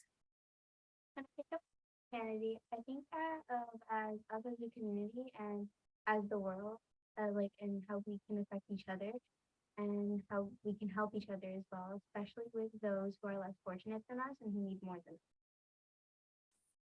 Humanity means helping other people in need and helping the homeless, giving them warm clothes and food. What does the word kindness mean to you? I think of people helping people and giving people money who need it and being nice to people. What kindness means to me is showing empathy to others, respect for others, making sure that they're okay in case something's up with them, being inclusive, and doing little things and good deeds like opening a door for someone just to show that they're cared for and not just someone there. Humanity First helps millions of people with food, education, and other daily needs. How can you support Humanity First? We should donate to Humanity First as much as we can. Buy food, money, helping as volunteers. I can support Humanity First is by donating money, food, and clothing to their charity, and also spreading the word to friends and family, just to help humanity first, and just to see how they can help, and maybe we can work together for others. Give food to people who need it. I can give money to people who need it. If I don't have money on me, I'll just smile to make them feel special.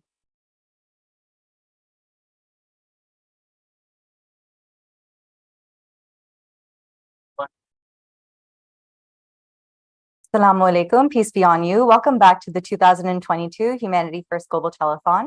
We're going to continue with our ladies segment and speak about a very special program, which is coordinated by our ladies volunteers. On the panel with us, we have Nadia and Naila, who are our orphan care coordinators. Assalamu alaikum.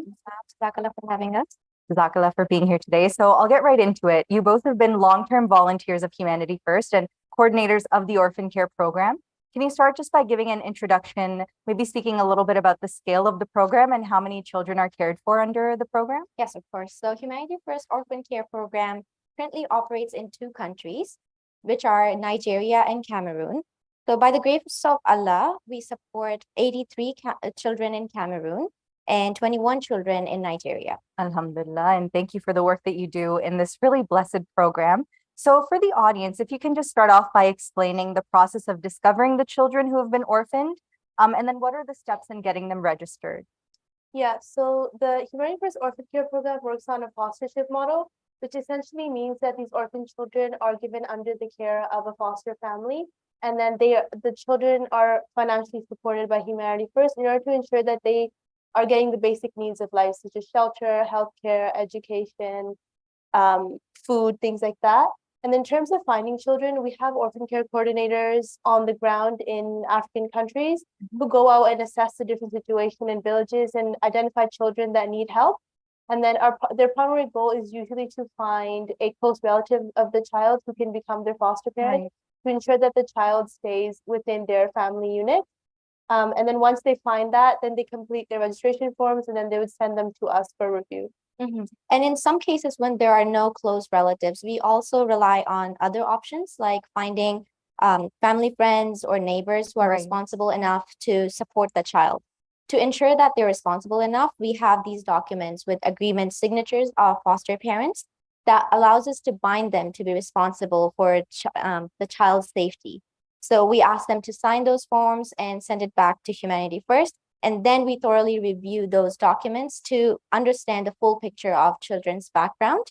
So things like who is the child, how did he or she become an orphan, who's the foster parent, and what's their living conditions and things like that. And if we need more information or clarification, we ask additional questions, and we do that until we have that full satisfaction. Once we have that full satisfaction, then we can finally disperse the funds upon receiving the project management committee's approval. Awesome. Clearly, so much detail and effort and care goes into making sure that the children are in the care of a stable and loving and safe home in their home country. So what's the next step where the donor parents who are here in Canada, where they're connected? What happens from that point? Yeah, so as Nadia mentioned, once we start reviewing the forms, we really begin to understand the background of the child. And then we create what is called an orphan profile, which is essentially a short summary which details who the child is, how they became an orphan, where are they living now, and with whom. And then we send these orphan profiles to the donor parents that are in Canada. And that really helps to build a connection between the child and the donor parent. And we've seen very special bonds form over the years. And one such example is that we recently had a long-time orphan that we had sponsored. Her name was Zainab Atahidu, and she recently graduated from university and was getting married. And we found that she, she reached out for us for additional help. And the donor parent was very generous and wanted to help and was able to offer her items or donate for items such as an oven, microwave, pots and pans. And it was very heartwarming to see this connection that had been formed between them. And like really wanted to help her in this new chapter in her life. And that was just one specific example, but aside from that, we also try to help every single orphan child, and making them feel that we have their backs, there's someone caring for them and things like that. So we do run different initiatives, such as on Eid, we often give all our orphan children Eid gifts to help build that connection and to help them realize that they have someone that's looking out for them and wants them to prosper in their lives. Yeah. And those are such great updates that we get. And those are the kind of updates that I think they keep that connection going, even though you're across the globe, you're in different parts of the world, in different continents, but you still get those kind of updates. So how often do you get updates of that sort from the children in their home country, and how do you get in touch with them on a consistent basis? Yeah, so essentially this is the monitoring phase of this program. So at this phase, our local coordinators play a really important role in keeping close contacts with children and their families on a monthly basis. So they not only check on their well-being, but also their academic performances. So they provide us with regular reports. And also, so we usually ask for progress reports, school reports once a year, as well as their updated pictures with their foster parents. But we have also received some videos and letters in the past, and those are really nice to see. Yeah, definitely. Well, I wanted to thank you both for all the work that you do in this program. There's so much time and effort that goes into making sure that it's a safe and stable and loving family that you're handing off these children into the care of. So thank you so much for the work that you do. We do have a video that explains a little bit more the orphan care program. You'll see photos and little stories of our orphan children who are a part of this program. So please stay tuned for that video. We'll take our short break now.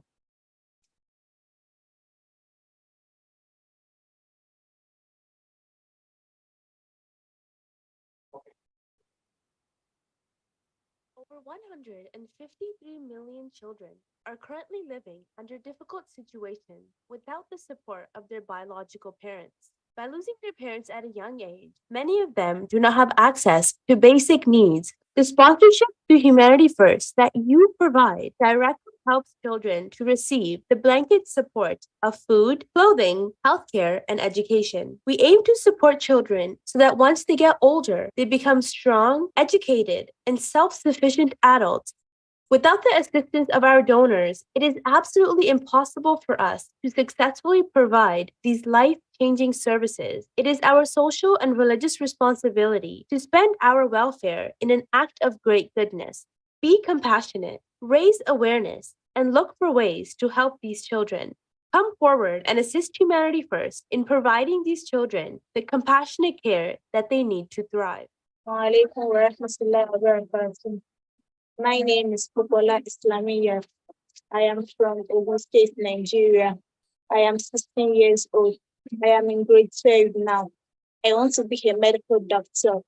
Thanks for Humanity First for supporting my education. Jazakumullah khairan.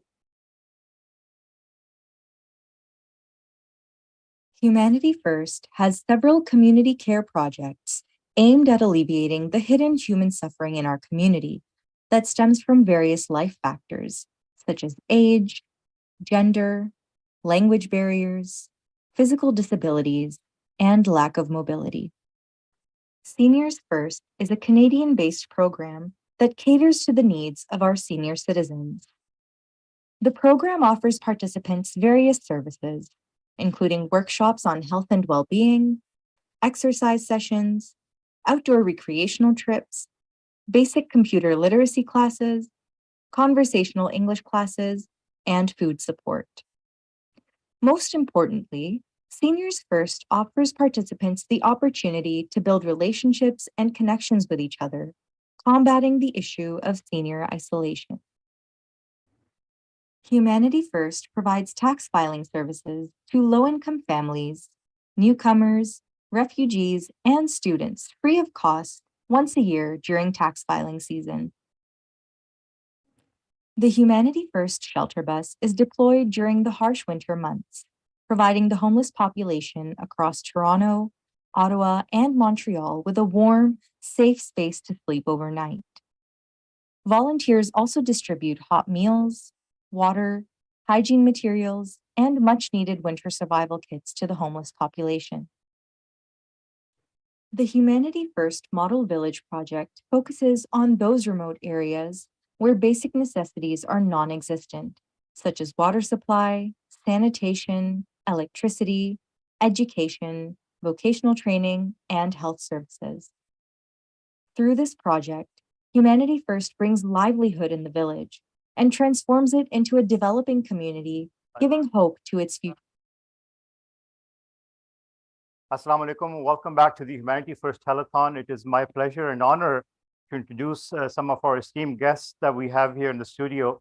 Respected Sadr Sahib, Majlis Ansarullah Canada, the Seniors Association, Hamid Wright Sahib, and the Vice President of the Senior Association, Misbah Baloch Sahib, and also Munir Chaudhry Sahib from Majlis Ansarullah Canada. And I'm going to hand over the microphone to Sadr Sahib to say a few words to the audience here. Assalamu alaikum warahmatullahi wabarakatuh. On behalf of Majlis Ansarullah and the association, we are the auxiliary of Ahmadiyya Muslim Jamaat. Would like to commend the services that Humanity First is doing all across Canada and all across the world. Indeed, I myself came from the Pakistan and the area that is flooded at this time. I know I don't want to be political at this time, but the people, they have a dire need. And on behalf of Majlis Ansarullah and the association, we would like to present a amount of $10,000 to Humanity First for this cause. Thank you very much, Sadr Sahab. We are very honored to have you at our studio, and thank you very much for this generous donation. It will help many, many people, and inshallah ta'ala, we look forward to your ongoing support in future as well. Jazakallah. We'll be back after this short break. Thank you.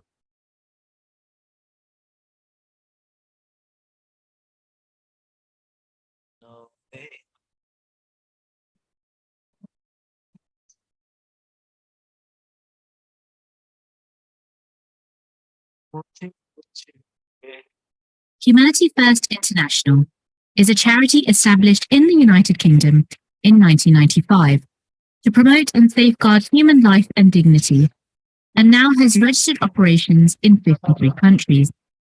Our global network of 2,000 volunteers and 400 medical staff ensure that we can deliver significantly more aid value in the field from funds raised, providing immediate disaster relief whilst also developing and nurturing long-term projects dedicated to healthcare, education, clean water, vocational training, and the care of orphans. We are focused in 8 specialized relief programs.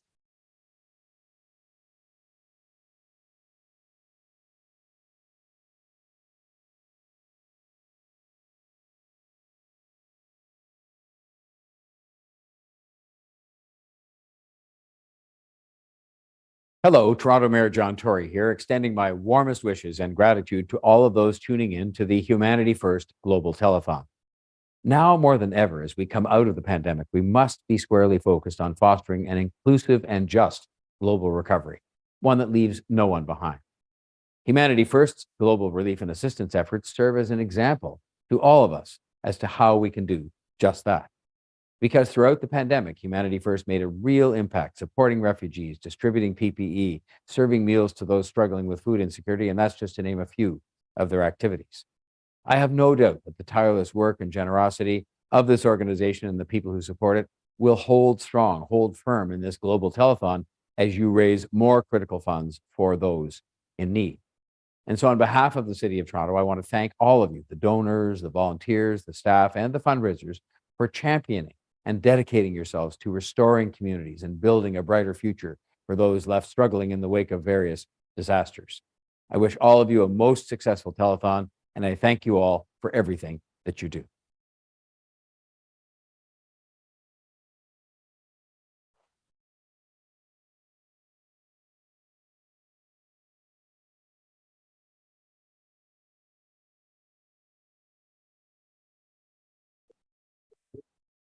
Assalamu alaikum wa rahmatullahi wa barakatuhu. Welcome to the Global Telethon of Humanity First 2022. We are live from the studios of Humanity First Canada. Before we get into the details and I cover what we are going to be covering in this segment of the program, I would request all the callers, all the viewers to call in and then make a note of the number 1-800-943-9161. That's the number you can call to donate and then make your pledge or make a donation now. Once again, 1-800-943-9161. With me in the studios, I have two distinguished gentlemen, and we will have some guests on live as well with us for the coverage of this segment of the program. We would like to cover three of our major programs in this segment, one of them being the disaster relief. We have seen a lot of activity in the recent times on that program.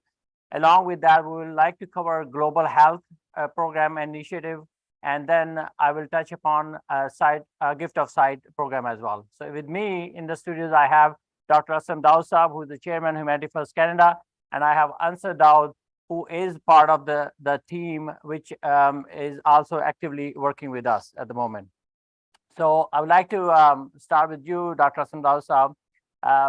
Would you like to start with me on a disaster relief program, because that is a program which has had a lot of interaction in the recent past few months, and how Humanity First Canada has been helping in that program? So disaster relief program is the original program of Humanity. That's how Humanity First was formed. We started back in 1995.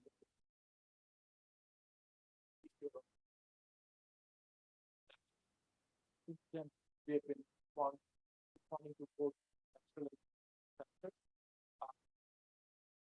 When disaster strikes, people are not prepared. Even if there is no in advance that a natural disaster is about to occur, it does not. You're not enough prepared. In modern world, where you know that the hurricane is coming, earthquake is something which is unexpected and it happens suddenly.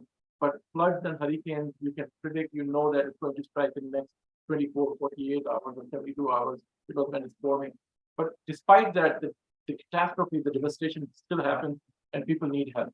So it's incomprehensible that people are suffering and nobody's doing anything. So Humanity First has a mandate. Whenever there is such disaster, we send out a team to help people. Our objective is to first save life, and then secondly, we try to help out people with need. Sorry, I think the mic was off. Is the mic okay now? Okay. So that's how the disaster response team works. We have various departments in the disaster relief. One is the non-medical response, where we provide food, shelter, water, and other things. And then the medical team, which is called emergency medical team. And we respond to disasters where there are injuries, deaths, and people are falling sick. We respond with medical teams. So, I mean, would like to ask you, you covered it very well, that there are some disasters where you are mentally prepared, but they are not even still does not give you enough time, 24 to 48 hours. If something's happening other side of the world, how your teams are able to get that, respond to those things very quickly. Right. So what happens is that for hurricane and flooding, it's a bit easier for us that we know that such catastrophe is expected to happen. So we have our kits ready, we have our supplies ready at that time. But when the disaster happens, for example, hurricane comes, we wait till it is over, it is subsided, because we cannot risk sending people at that time. So as soon as that phase is over, we send our team to actually go and help out. This is in situations where there's a little bit of an advance notice. But when earthquake happens, we know after the fact, the earthquake has happened, people have been killed, died, injured. So at that time, the crux of the matter is that how quickly you can send the team to save lives. Within 24 hours, if people are injured, they can die. So our target is to send the team within 24 hours or maximum within 48 hours to the place where the earthquake has occurred, and we try to help them out to save lives at that time. Thank you. I understand we have a caller on the line. Do we have a caller on the line?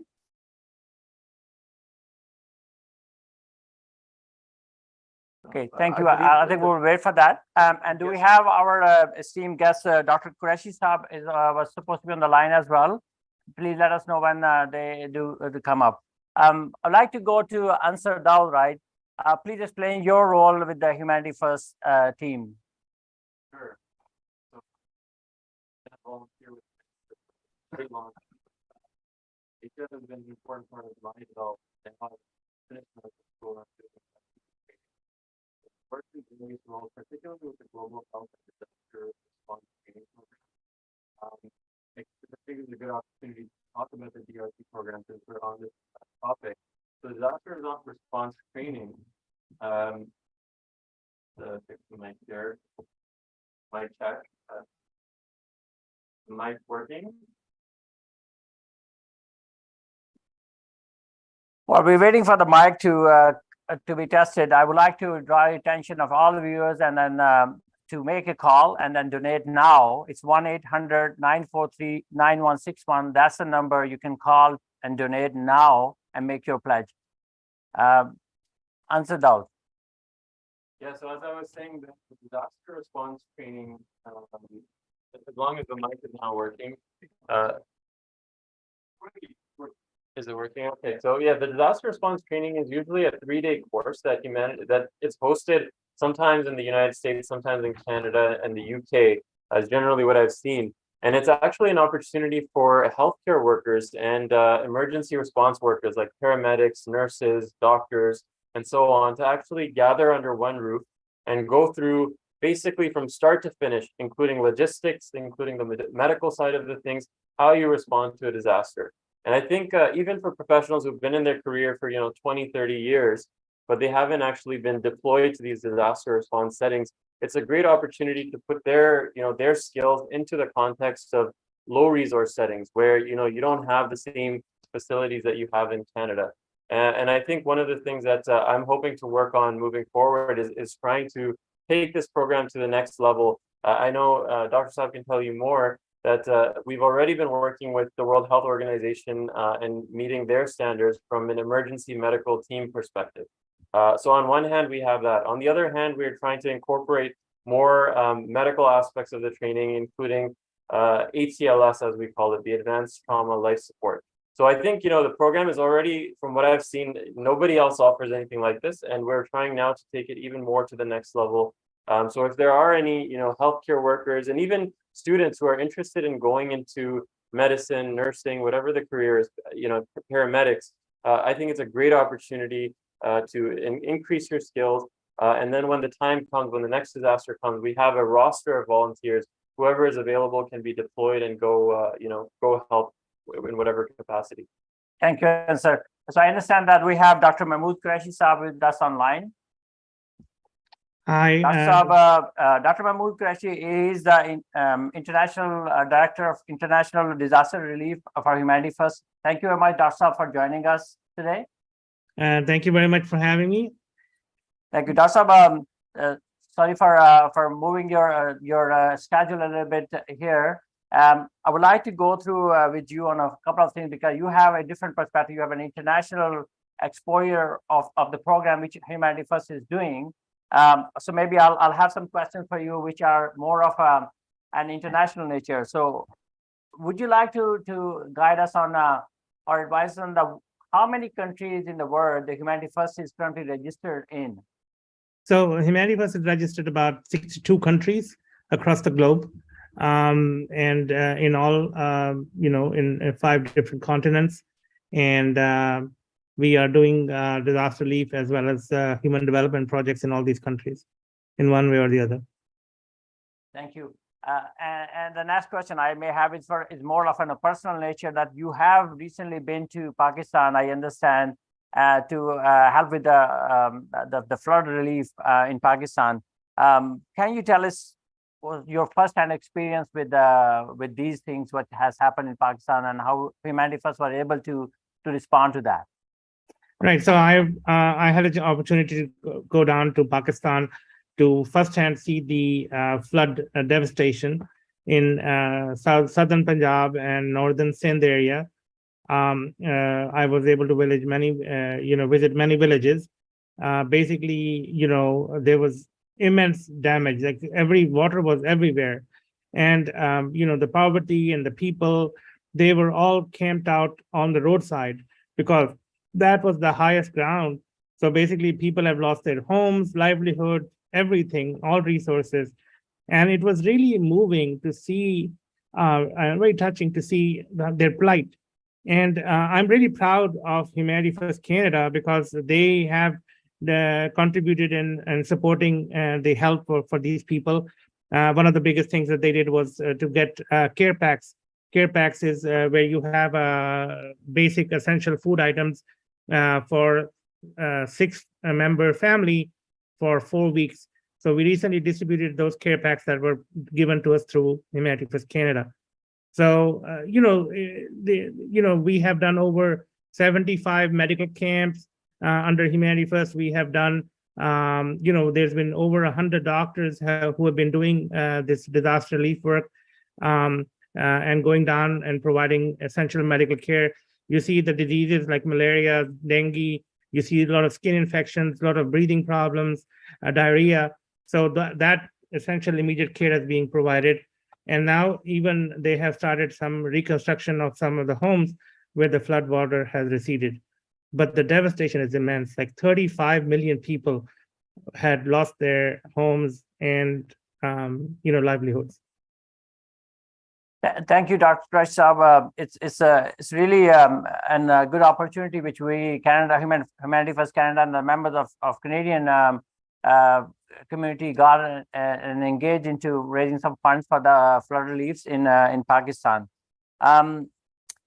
Looking at that, what is happening around the world, right? Humanity First Canada is now undertaking the flood reliefs in Nigeria, and we also understand Humanity First USA has recently responded to hurricanes in Puerto Rico. It appears that the climate change, which we are seeing globally, is definitely affecting. Do you want to tell us that how Humanity First can be prepared itself to respond to so many countries and so many engagements at the same time? I think first of all, when we talk about climate change, the impact of climate change on the people who've been impacted, they don't contribute to the global warming as much as the other nations that are developed nations, let's say. But the effects of the climate change is received by those countries, particularly Pakistan is an example, Nigeria is an example. And every time you see the news, you'll see these are the worst floods in Nigeria. So Humanity First International partnered with the Humanity First Canada again, and we have recently, actually just today, we are distributing in the river region of Nigeria. We are distributing care packs to about 2,000 people. We'll get the reports hopefully by tomorrow, but this is again an effort by Humanity First Canada. So as far as being prepared, I think what has happened is that we are having an international body of Humanity First helps us in coordination. So we can get resources, we can pile up. So for example, if Nigeria needs more help, then USA and Germany can also contribute with the same help. So that coordinated effort and knowing where your resources are, that I think is very important, particularly when we're dealing with this climate change disasters. And Humanity First, having been in 62 countries, provides that coordination that we need for this response.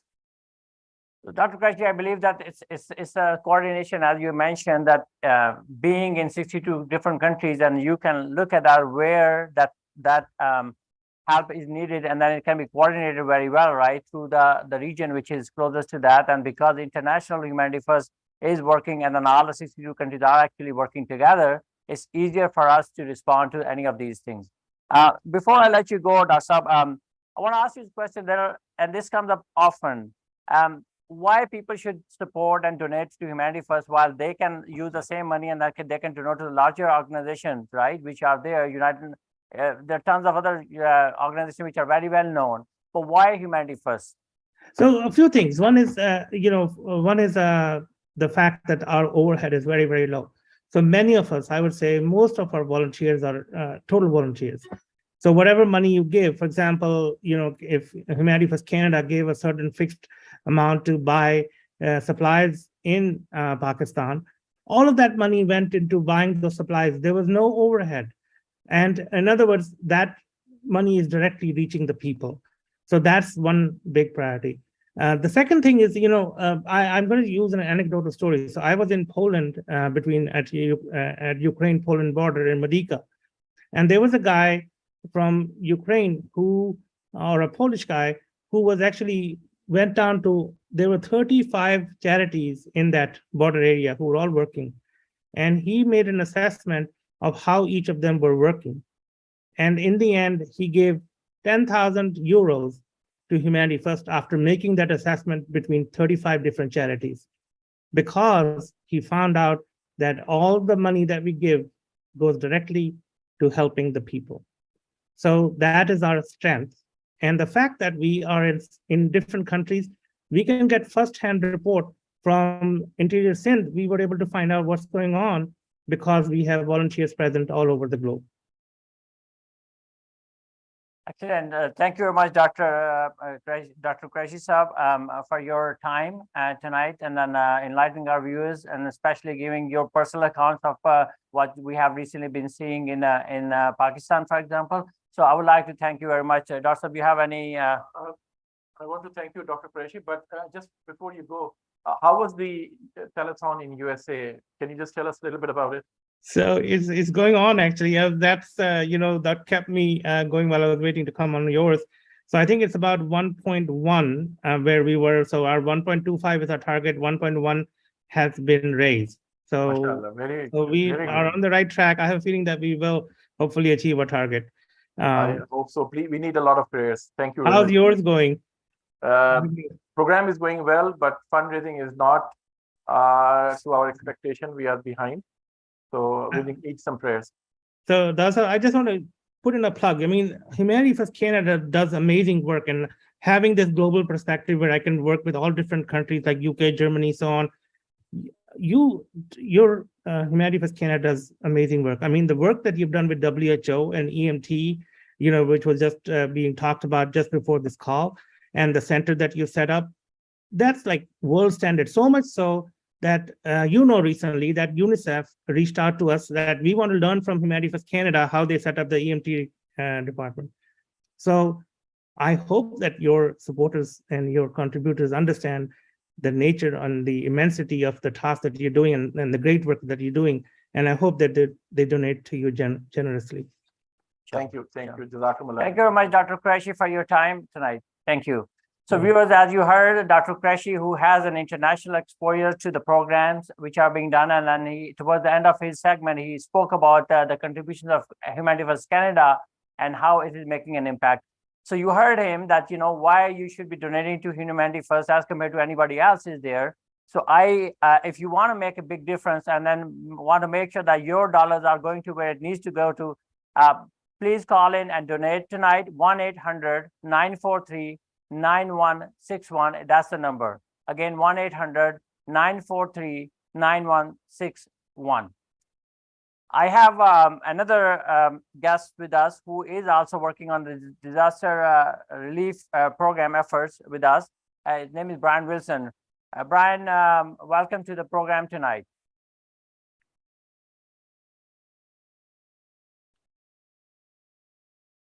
So Brian Wilson, as he's getting in online, he is our Humanity First Disaster Relief team lead.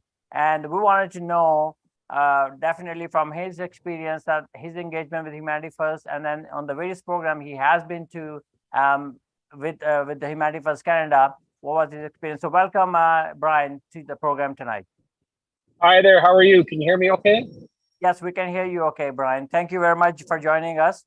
Brian, before getting into some other details regarding your experience in the program, I just want to know that how long you have been working or volunteering with the Humanity First? I've been volunteering with Humanity First for a little over 12 years now. First started after the Haiti earthquake in 2010. Oh, okay. So it's been quite a while now. You are with us. You are you are in part of the definitely team. That's why you are leading the Humanity First Disaster Relief Team. Do you want to tell us, our viewers tonight, that what is involved in disaster relief work, and what does your team do when there's a disaster anywhere, and then how do you guys respond?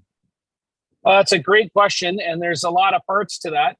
I guess, I mean, at the end of the day, disaster relief is about helping people when they're having a really bad day. And Humanity First does a lot of work, both on sort of small, medium, and large scale components. And my involvement as part of our disaster response team is really looking at large scale disaster response when countrywide systems have been overrun. So a lot of my deployments have been international in nature and traveling to other countries when they're really having a tough time. The nature of disaster response is really trying to meet the needs of the people. And that's where Humanity First plays a bit of a niche role. There are a number of organizations that do disaster response internationally and respond to these crises. And lots of them are very focused on one specific component. So providing clean drinking water or providing medicine and doctors. The nice part about Humanity First is we have the ability and the flexibility to look at how we can best meet the needs of the impacted people. So when we deploy a medical disaster response team, we also bring water purification tools with us. And we have the ability to provide clean drinking water as well as provide medical treatment to those in need. And it's that flexibility that allows us to really fit the actual needs of the people, depending on where we are in any particular disaster area. So the needs to be part of a disaster response team or to be part of that is really quite diverse. We have people that have come from all walks of life, from IT backgrounds to nurses and doctors to paramedics and firefighters to just well-intentioned sort of general people, if you want to call that, or generalists that come together and learn a specific skill set, like how do I run water purification units? How do I drive vehicles in other countries and learn to operate vehicles to get our team from point A to point B? So the team is really quite diverse and comprises of a large group of people. And then we pull those people together in time of disaster in order to flesh out the team's needs for what we need for that particular disaster. So it is about living in a changing and evolving situation and figuring out how we can best adapt and meet the needs of the people. Excellent. So, I mean, anybody can be used in any of the disaster response, whatever skills you have, that all can be influential and then can make a difference in the lives of the people, right? When you get to that point. Brian, absolutely. Yeah, thank you. You have led these response teams to many countries. Do you want to tell our viewers that which one of these responses or the expedition have been more challenging, and why you think that was the challenging one? It's a great question. I guess the reality is every disaster has had its own challenges. And when we're going into a country that's been impacted by a significant natural event, whether it's an earthquake or a hurricane or whatever that particular disaster might have been, the challenge really becomes trying to figure out how you get into those countries and how you then meet the needs of the people in the most efficient way. And every one of those disasters has had its own challenges. Sometimes it's language. So going to Haiti as an example, is a country where they speak Haitian Creole. And coming from Canada, I speak a little bit of French, but Haitian Creole is its own dialect. So sometimes language creates a challenge for us to try and overcome. Going into countries like the Bahamas, in 2019, it's made up of so many islands that transportation was a challenge for us. How do we get from Nassau as the main sort of point where we can make entry and try and get up to Abaco Island and Cooperstown, where we've been asked to deploy a team? And we had similar issues in Honduras when we went in 2020, where as our team was in the midst of deployment, trying to get into the area where we were asked to go by their government, we got separated on both sides by landslides due to some storms. And so we had to ask on the Honduran Air Force to bring in helicopters to bring our team forward. So every single deployment we've been on has created challenges. Certainly these last couple of years and working through a pandemic have created their own challenges in disaster response for those last few years. And the reality is a part of being a good disaster response team, and I credit all of the wonderful people that I have the chance to volunteer with, is about being flexible and adaptable and working together as a team to overcome those challenges. And it is such a great honor to be part of such a great group serving humanity and getting out and being able to help people when they're having a really bad day. Amazing, amazing. I mean, you can see that, that the people and the members of the team, no matter, as you said, that the challenges are with every project and every place would have its own challenges. But as long as you're flexible and you're adaptable, then that's where it makes a difference. And at the end, that you are trying to save the lives. You are responding to these things where you will make that difference, right? So that's always rewarding at the end, right? Brian, I understand that you are looking into expanding your team. What kind of skill set and people you're looking for your team? Maybe you wanted to do that pitch now to our viewers. Yeah, absolutely. We're always looking for volunteers. And so if there's people on this call or watching the telethon that are thinking about ways they can be involved, we're always looking to expand our team. And that can be people with specialty knowledge, whether they're doctors or nurses or paramedics. And can also be people just from general walks of life that come with trade knowledge or have experience working in construction or being working in an administrative capacity, or general logistics people, or have experience driving different vehicles. I mean, we need people from all walks of life. That one of the biggest challenges in disaster relief work is I can't schedule it. I don't know when the next hurricane will be or when the next major earthquake will be. And we need people that are potentially very flexible and can free their calendar up on short notice and be willing to deploy anywhere in the world to help out when people are in a time of need. That's a lot to ask of people. It's tough for people to put time aside and be able to leave their families and leave their primary work of employment and deploy somewhere potentially on the other side of the world for 2 weeks at a time. And it's tough to find people that can commit those kinds of time and resources, but the rewarding work of it and the ability to serve humanity and serve mankind is something that you're not going to find in other chances and other volunteer opportunities. And the personal fulfillment and the gratification you get of knowing that we're going to help people when they're having their worst days, and we can try and make that day a little bit better and make a positive impact in people's lives is very fulfilling work and very rewarding work. And so we're certainly looking for volunteers. And if that sounds like something you're interested in, please do go to the Humanity First website and sign up to be a volunteer. And we would love to see you on our next recruit course. Thank you, Brian. Before I let you go, I have one question for you. And again, that will be maybe a marketing tip I want to ask you. Why you think is donating to Humanity First disaster relief or response funds at this time is important? Well, and I've got to say, it's great to have so many people on the telethon and watching. The reality is we can't do this work without funding. And it costs a lot of money to have the tools and equipment available and have the medication available, and to be able to get a team mobilized in short notice makes it very, very difficult to fundraise at the time of disaster. The expectation from our disaster response team is from the time of disaster to have boots on the ground in 24 to 72 hours.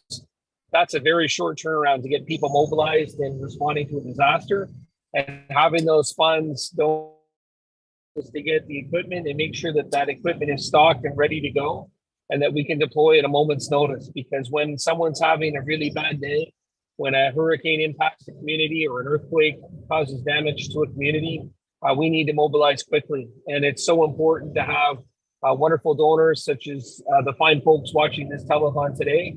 And I would ask you to very strongly consider making a donation towards the disaster response team for Humanity First, so that we have those funds available and we can continue doing the great work that we've been doing for so many years, for many more years to come. So please give generously, and thank you very much for your support. Thank you very much, Brian. Thanks for your time tonight, and have a good night. Thank you, Brian. Thank you. You as well. All the best. Thank you. And as you heard, Brian just made a pitch. Anyone who wants to donate, you can call now 1-800-943-9161. And again, if you want to call us on WhatsApp, it's 647-493-7722. Once again, toll-free number is 1-800-943-9161. coming back to the studios, Dr. Samraud, I wanted to ask you briefly if you can explain us that what are the initiative and the global health initiatives we have currently underway with Humanity First? The first thing that I would like to mention is the big project that we did back in Senegal, where we have a hospital. It's a 35-bed hospital in Rufisque, which is close to Dakar in Senegal. And that hospital is running. We are still supporting it. And we are bearing the cost of many of the expenses from here. That is serving the Senegal area. In addition to that, we have medical clinics in Nigeria, in Congo, and also there has been an off and on clinic in and medical camps in other parts, other countries as well. 2 maternal and child health center is being run in Bangladesh in 2 remote areas, very remote areas, where mother and children are being taken care of before the birth, during the birth, and after the birth. This is being done over there. Now we are working on a very big project. This is the biggest capital project that we have ever done, and that is a hospital in Ivory Coast. This hospital is going to be state of the art with high-end facilities and services that will be provided in that hospital. It is currently under construction, and we hope that it will be ready in sometime in early 2024. So that is our main project that we are doing, and we are fundraising for that project. It's going to cost us over $3 million US, which is about 3.5 or 3.6 million dollars Canadian. Plus, we are anticipating the first year cost would be about $1 million to run that hospital. And we anticipate that on the 3rd year, it will become either self-sufficient or require minimal support from us. So this is the biggest project that we are doing currently.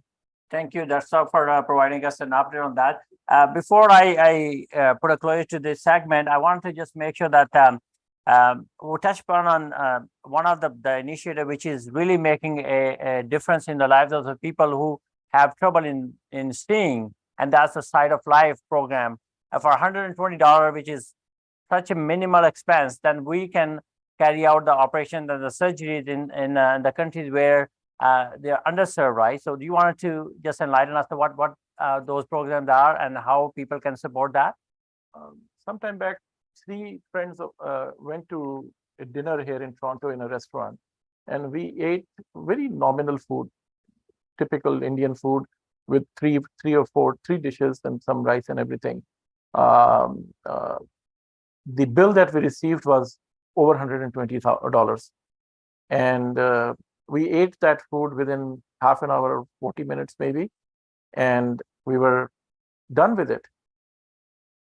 You know, the time that it took us to eat that food and spend $120, that with that amount and with that time, we could have restored a vision of a person who's unable to see. And this is the kind of thing that people are not aware, that how easy it is to make a difference in someone's life. $120 eating with friends was not important, not necessary, not required. It was just fun. I was able to afford it by Allah's grace. I did that. If I can afford that, why can't I afford $120 for someone who is deprived of this blessing, and we can make a difference in their life? If somebody has this kind of thinking, and if somebody thinks that he goes out at least once a month to eat or twice a month to eat, what if 1 month he skips it and gives this money for this purpose? If someone can donate for $1,200, he can really do 10 surgeries in a year. Humanity First is currently doing 40 surgeries every month, roughly 500 surgeries every year. And in addition to that, we have partnered with another organization that is doing 80 surgeries per quarter for us. So this is the number of people we are making a difference. Unfortunately, not many people are donating for eye surgery. So I really want to take this opportunity, remind them with this telephone number, and ask them to donate today. Donate for 1 year, donate for 10 years. It's only $120 per month, and you can save one life, one eye, one sight every month. Thank you very much. And I understand that we have a caller on the line, May. May, do you want to donate tonight? Hello, May, are you on the line? Hi, yes, I am. Hi, Hi. Hi, May, how are you? I'm good, thank you. I understand you want to make a donation tonight. Do you want to tell us what you Yeah. want, how much amount you want to donate and for which project? Yeah, so I would like to donate $200 for the orphan care. Thank you very much. So you want to donate $200 for urgent care, for orphan care, sorry. That's the program you want to donate for? Yes. Thank you very much. Do you have any message for other viewers who are watching right now? Yeah, so I would just like to say the reason why I chose to donate to orphan care is personally, I believe that children are our future, and no matter where they live, they deserve the same quality as same efforts of life as everyone else. Thank you very much, May. Excellent message. Thank you very much. Before we close this session, I want to just mention that you always, when you have to donate, you always can find a link, a personal link to that, right? And then that will motivate you. And I'll give you an example. I was talking to a donor just tonight, and they were trying to figure out that what program they should donate for. And I was asking them, and they mentioned that they do run a business which is actually in related to eye care. And I said, what can be better than just donating for the eye care side of vision program that we are running? And then they were so happy and they donated right away. So what I want to say is that there's always a way that you can come up and then you can link yourself to that cause, and then that will motivate you and your family members and anybody else you have in there to donate for that. So before we end, once again, call tonight, and the number to call and to donate and make your pledge is 1-800-943-9161. Or if you want to call on WhatsApp, it's a 647-493-7722. Please call. As you have seen that the USA has collected, mashallah, $1.1 million. We want to get as close to that pledge as we can. So please call 1-800-943-9161 and make your pledge tonight. Thank you very much.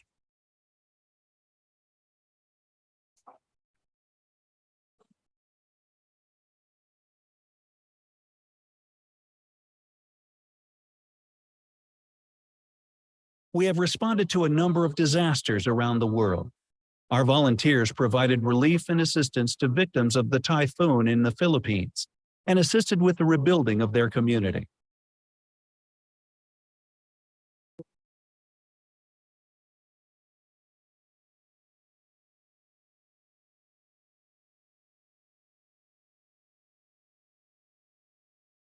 Some other disasters we have responded to include Hurricane Matthew in Haiti, the earthquake in Ecuador, the Montreal floods, and Fort McMurray wildfires in Canada.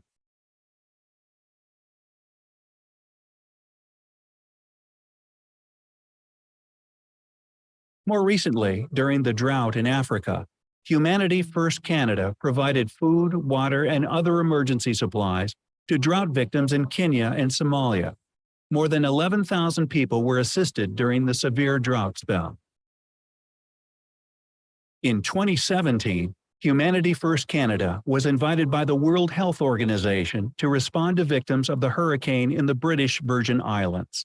We are currently working with the WHO and Pan American Health Organization to register as an EMT, Emergency Medical Team, which will ensure that whenever a natural disaster strikes, we can provide medical assistance to the victims of disaster with an official WHO status.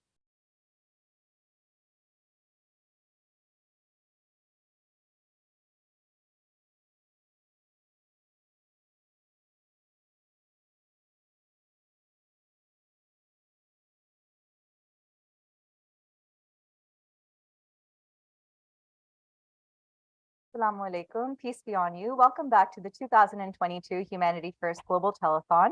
We'll continue now with another ladies segment. Earlier in the program, you would have seen a community care program video that talks about various programs that are run under our community care program, both domestically here in Canada and internationally. Now, one of our very special programs that's run right here out of the headquarters of Humanity First in Vaughan, Ontario, is the Seniors First program. This is a very special program to us, very dear to the hearts of course, our participants and our volunteers. So we have our Seniors First program volunteers here with us. On the panel, we have Sister Momina, who's one of our volunteers. We have our Director Programs, Sister Nomana, and we have our volunteer from the Seniors First program, Nikia. Welcome all of you, and thank you so much for joining us today. Thanks for having us. Thank you. So just to start off, Sister Momina, can you just tell us a little bit about what Seniors First is all about? So our Senior First program is about providing services to the senior members of our community so that they can be safe, they could be healthy, they could be active within their community. So those services include various such as health and well-being sessions. We have yoga and fitness sessions for them, recreational trips, workshops. We also assist our seniors in getting access to medical services, counseling services, as well as access to assistive devices. We also provide shopping and grocery assistance for seniors who have special needs or any disability issues. So the goal of our program at Seniors First is to eliminate social isolation of seniors and find different ways to keep them engaged within society. So Sister Nomana, can you speak a little bit as to why the Seniors First program is necessary and speak a little bit about the issue of social isolation as it relates to seniors? You know, Humanity First Seniors First program has been playing a very important and vital role on its participants. Social isolation is always there in the communities, especially for seniors, for elderly people. Right. When they're aging and their health is deteriorating, they're becoming more dependent on the family members or other resources. Their mobility is becoming very limited, and they're becoming more of homebound person. That situation leads to a self-isolation situation, and it has further after effects on your mental and physical well-being. You develop anxiety, depression because you're living alone, or mostly you're home alone, or you are not actively participating in other community activities. Right. I was looking at the statistics, and according to Statistics Canada, about 30% of the senior population is living alone. Yeah. And they are more likely to be the target and affected by self-isolation and further after effects. So, and there are different levels of self-isolation. Even if you're living with a family and the family is very busy in their daily routine, in the pursuit of education or employment, most of the time their senior members are staying home all by themselves, and they don't have very productive day during the day. So what we do, we try to get those seniors out of their homes through our various services and programs.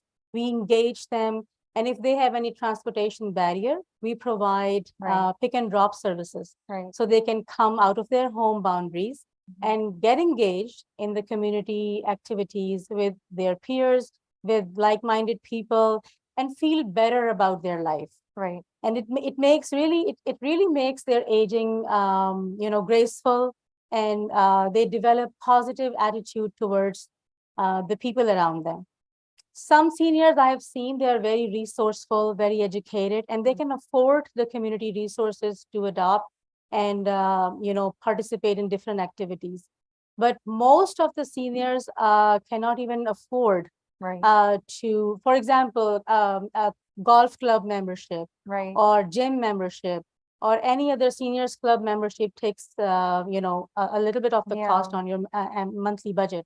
But Humanity First services, and they are always free of cost. Right. So they are mainly helpful for those who are living in isolation, or even if they're living with families, they don't have enough to do to take care of their mental and physical well-being. Yeah, and I think you spoke about the inaccessibility of certain services, of course, the paid services, but even if there are free community services out there, if you're living in isolation, you don't really have neighbors around you, how are you supposed to know that these resources are out there?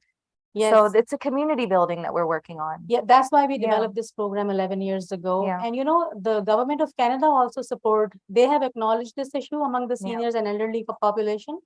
And they support organizations to deliver services for elderly. Yeah. And they provide seed money for that too. Yeah. Yeah. And so given how important and integral these programs are, this specific program is to the health and well-being of our senior members. Nakia, can you speak a little bit about the workshops and the activities that you plan from session to session? So, so far the programs that we have developed for the seniors have been primarily focusing on the health and well-being of themselves emotionally and physically. Off the top of my head, some examples that we've talked about are winter blues, diabetes prevention, and just self-care in general. Yeah. We wanted to target these areas because this is what's going on right now. As we're getting into the colder season, we want them to just be a bit more educated on their emotions. And because some of the seniors, they come from very warm countries and places, Yeah. so snow is not really an issue. Yeah. So when it's colder outside and shorter amount of light in the days, it's harder to get out and do things. So that being said, when we do have our senior workshops, we also coordinate ride pickups. So that also kind of forces them and pushes Yeah. them to come out, be social, and surround themselves with their friends and everyone. We also hold yoga sessions after every single Yeah. session. Seniors are very, very adamant on partaking in yoga. Any type of yoga, they will do it for 20 minutes straight. They will listen and they will do the yoga. So ending our programs on yoga kind of sets the tone. They make themselves a bit more calm and everyone's very happy. Yeah. And Sister Momina, you mentioned earlier that you go on outdoor trips, field trips, recreational activities. Can you speak a little bit about those? Yeah, seniors really enjoy those trips, really. We have planned several recreational trips for them, for example, to art galleries, to museums. We took them to a trip to Center Island as well. So we even took them out for a subway ride, so Yeah. just to, get them out of their comfort zone and get them, to experience the real world a bit. Yeah. So over the course of the summer, we organized several gardening workshops for them. That's an activity that they really had fun doing. It was just, it was a chance for them to really socialize and come together in a knowledge-based activity. So, they had fun, doing gardening, socializing. And another very important issue that I think is that this was a chance for them to really interact with our youth volunteers as well. Right. The gardeners that were there to assist them with the gardening process. So overall, it was an engaging experience for them. So just to, socialize and come out and meet other people and just it's a good that's something experience. very amazing that most of our volunteers are from youth. Are the youth? Yes. Yeah. So they build a good relationship while, carrying out the activities of the program Yeah. with the seniors. Seniors do understand how to communicate with the young volunteers. course, And the yeah. young volunteers also, pay more attention towards seniors and Yeah. learn new things that what challenges they are going through. Yeah. And they take that learning to their home. Yep. So it's this program is amazing. It's it's leaving positive impacts in all aspects yeah. on the seniors participants and on volunteers' families, indirectly. Yeah. Because everybody is learning new things and getting their energy restored and delivering to others. Yeah. And I think in the community care video that you would have seen earlier, we speak about the hidden suffering in our community. So this is one of those programs that it addresses local suffering and local instability or local, so the seniors who are local, they're isolated. It addresses their challenges and the barriers that they face. So if you're interested in programs of this sort that are local, if you want to become a volunteer, if you want to be a part of the Seniors First program, give us a call or send us an email to the email address you see on the screen, or go online to our website and you can find out how to register yourself, either as a volunteer or as a participant. And of course, the program isn't possible without the funding. We of course need the resources because the offerings are all free of charge. We don't charge the senior members for anything. Exactly. Even when they go on a subway trip, their tokens, it's all covered by the program. So if this is something that strikes a chord with you, if a program like this is really close to your heart, then please do call in or send us an email or go online and make a donation to the community care program, where we address local suffering and hidden suffering in our local community, as well as internationally. But I'd like to thank our panelists once more for joining us, and of course for the work you do and for letting us know a little bit about it. And we're learning more about, what are the barriers in our local community. So thank you so much for enlightening us and also for the work that you do from week to week. We'll take a short break now and watch a video and return with our program.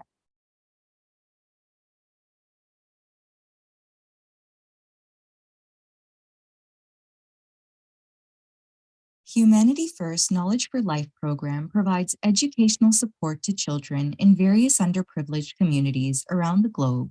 We build new and renovate old schools and provide school supplies, uniforms, furniture, and other facilities to support the education of the local children in various countries. In Canada, Humanity First sponsors students and schools facing formidable challenges in their academic growth. Moreover, the Humanity First Scholarship Program in Canada grants scholarships and financial aid to deserving students. In an effort to alleviate poverty, Humanity First also offers vocational training of basic computer and sewing skills through vocational training centers in African countries such as Congo Brazzaville, Cameroon, Nigeria, Niger, and Senegal. The training provided in these centers opens up avenues for people to become self-sufficient, either by running their own business or by getting employment for a better future.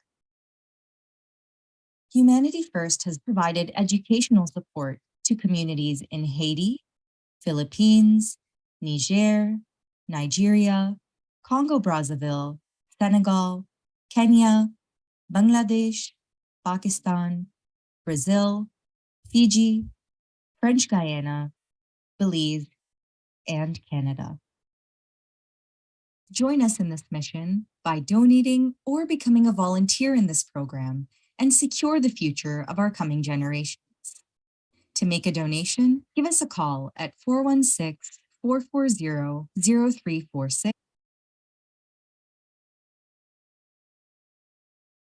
Assalamu alaikum, peace be on you. Welcome back to our Global Telethon. We'll continue now and speak to our final segment of ladies. We'll do our last panel discussion with our ladies team. We're going to speak a little bit about how ladies can get involved in recruiting our ladies volunteers and women and girls, how you can get involved in all of the projects that you've heard about throughout our telethon. So with us on the panel, we have, of course, our director of the director of programs for Humanity First Canada, Namana Khan. Welcome, Sister Namana.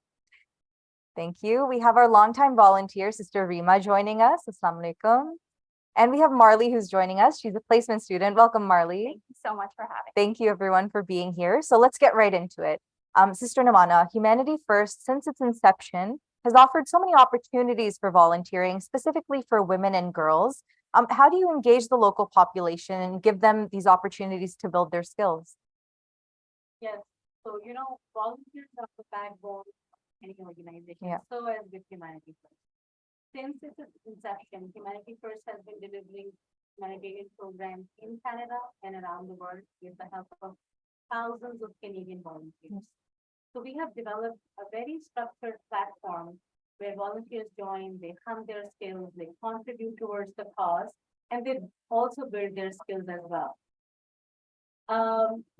We have a wide range of volunteer opportunities because we have 9 programs. I always call it a United Nation of programs. Right. And every program has different projects and services working under them. So it becomes a big horizon of different programs and services which need volunteers all the time. So, for example, we are always in need of program coordinators, project management coordinators, volunteers who have good writing skills, and they can join our communication team, writing reports, content for the web development, fundraisers. We always need volunteers for food banks, food drive coordinators. So there is the list will go on. We provide structured training to each volunteer. Recently, we held a volunteer workshop for Excel training program, and we also held a workshop for warehouse management for the food bank, and that ran very successfully. Right. So this is how we have developed in all these years a very structured platform for volunteers to join us And it's a give and take situation. Right. You contribute towards a humanitarian cause. You're helping the people in need, the vulnerable sector of the community. But on the other hand, you're also building a lot of your own skills. And you are taking those skills to the next level. And you can, venture on very good employment opportunities. A lot of our volunteers, after getting hands-on experience from our platform, they find good employment opportunities in the job market. Right. And I think in our last segment, we were speaking about the Seniors First program. The reason that you recognized the need was because a research project was taken out and you conducted a survey. So even if you're interested in conducting research, this is the place where you can come. And if you have proposals or ideas for programs, you can build those here as well. Yeah. We have placement opportunities. Right. Every year, many placement students join us. And then they become lifetime volunteers with us, Yeah. And they like it so much. So you will hear it from Mark. Right. Yeah. And Sister Rima is also one of those longtime volunteers who came once and she hasn't left. She's been volunteering for a really long time now under so many different programs. So if you can let our audience know a little bit about how women can volunteer, both those who live close enough to the food bank and those who are maybe not in driving distance or within driving distance, how can they get involved? So we are definitely in need of volunteers at Humanity First. Our organization relies heavily on their support. And as you saw in the last few panels, our volunteers were women. And besides them, there are many more who are behind the scenes. Right. And they are part of our Humanity First family, our Humanity First team. So if someone is not living close to the Concord office, they can definitely volunteer in their local cities. One way they can do it is by becoming branch ambassadors or branch representatives. They can promote Humanity First awareness through fundraising efforts, for example, by holding food drives to benefit the food bank. Other ways they can do it is by the distribution of marketing materials. Right. So they can do that through organizing small meet and greet through their own social circle. And we're also always looking for women who have specific skills. So for example, someone who has a background in graphic design can help us create our marketing materials. Women who are savvy with social media can help us with Humanity First efforts and awareness through different social media platforms. And of course, our disaster relief program needs people with expertise in EMT, other healthcare professionals like nurses and doctors who don't necessarily have to go on site, but they can also help with their knowledge, expertise, and through consultation. Right. And I think we just numbered off so many different ways that you can build your skills, so many different ways you can get involved. We also have a few videos, of course, lined up throughout the telethon of our 9 different programs. They're going to explain to you how you can get involved. We'll take a short break to watch one of our program videos. It's been a wonderful and humbling experience for me. In the few months that I've been involved at Humanity First, I've never met a more dedicated group of individuals interested only in serving the needs of our community. Food security, food insecurity is a very real thing and very prevalent in our community. And it's great to know that the work that I'm involved with is making a real, tangible difference in the lives of our neighbors. Moving forward into the future, I look forward to coming every weekend and giving any time that I have to the food bank and at Humanity First. Hi there, my name's Nakia. I am currently a placement student at Humanity First. My program is social service worker for immigrants and refugees. And I chose Humanity First to complete my placement because what we do here is life-changing. It's included with diversity, with communities, with building a new future. We offer so many programs here for refugees, immigrants, and newcomers. We help so many people, and it's a very rewarding feeling. And just listening to everyone's stories and the experience that they have working here is a very big accomplishment. Well, my name is Matt, and I am a placement student here at Humanity First. I am part of the community worker program at Brown College, and the experience here has been nothing short of life-changing. As I came here when I was at a crossroads with my future, and this was sort of a last resort, as many people are also feeling. I came here, it was accepted open arms, very graciously and warmly. And with that said, I came here to work, and I feel as I'm part of a joint system in making the human body that is this facility work towards a better future, as I am able to learn their philosophy and also use my background as a Russian-speaking person to help out the Ukrainian refugees that are coming in to use our services. What sets Humanity First apart from other places is how far they like to reach. Some people would say the saying of give them an inch, they'll take a mile is a bad thing, but here's a good thing. They'll take from the very minimal that people have and transform it into something great, and be in the coach's corner for all the people that are servicing. That's what makes it a great place to use and be part of. My name is Alia and I'm 13 years old. Actually been really good so far. Everyone here is kind and they really help me out. It's a great way to connect with others and give back to the community. And I've actually learned that there are more people in need than I thought, and it feels good to be able to make a difference in someone's life. 5, 4, 3, 2, 1. So we just watched a video that was a lot of our volunteers who were speaking about their experience, specifically about why they choose to volunteer, why they love volunteering.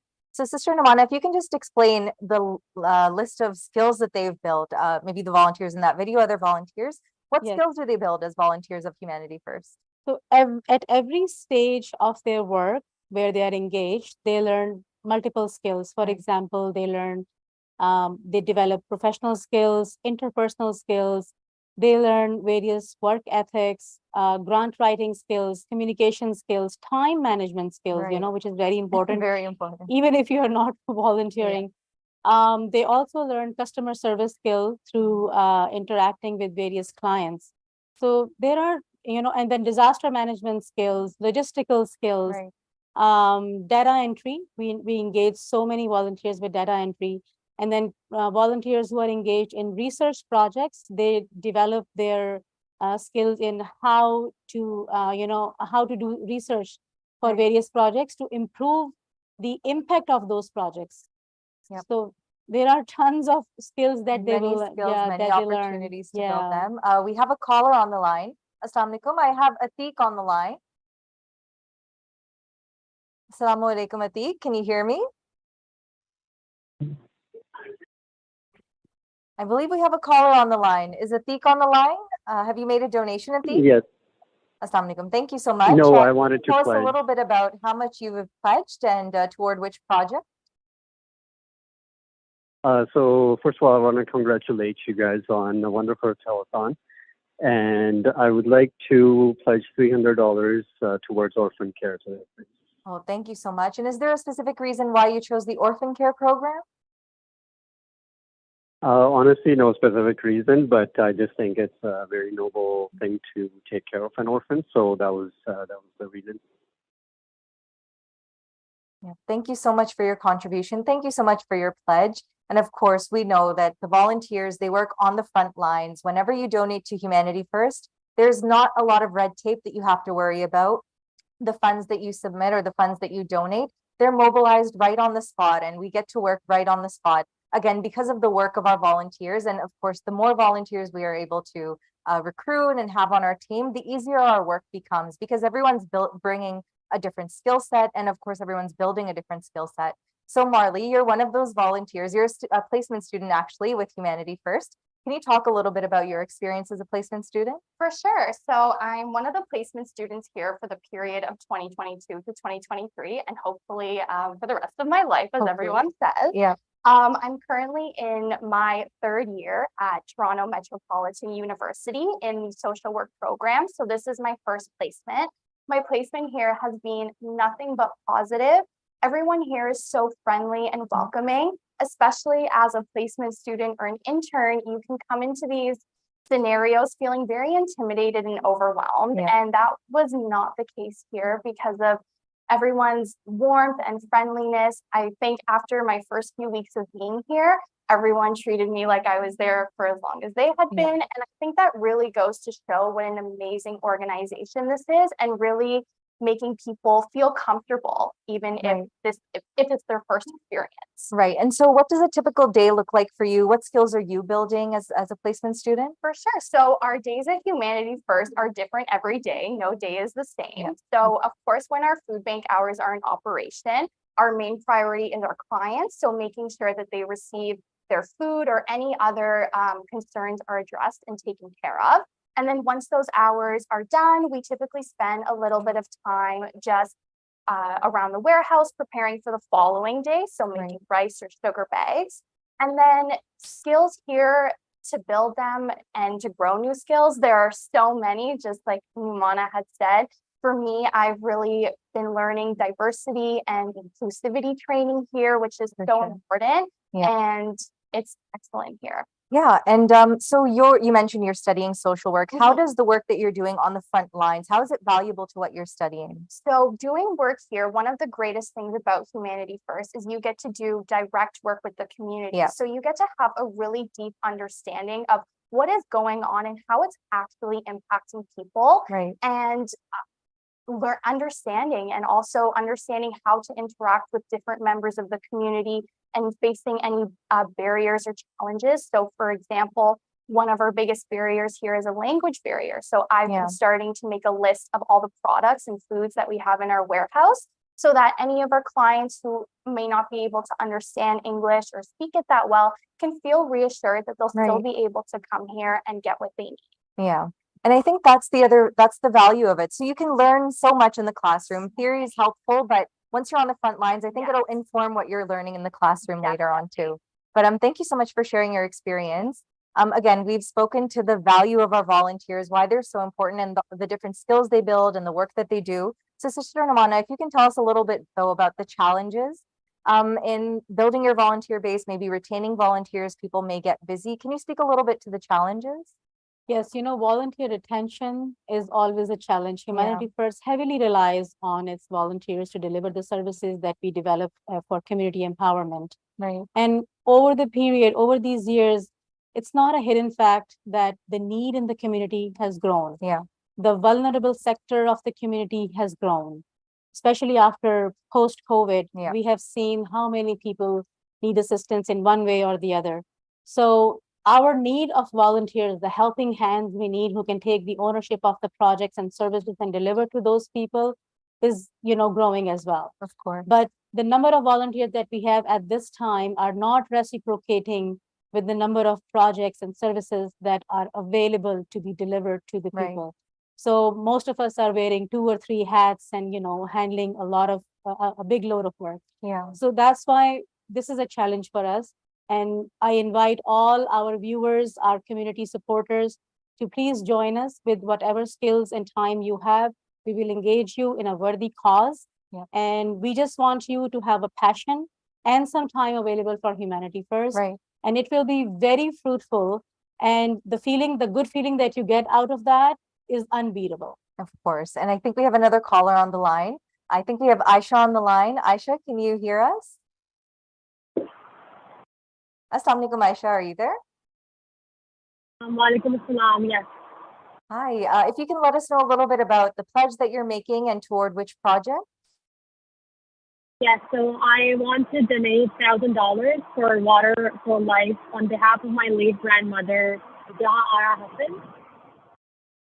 Oh, that's so great to hear. Thank you so much for your donation. Is there a message that you would like to give to our audience, maybe to encourage them or motivate them to also make a contribution, no matter what contribution they're able to make?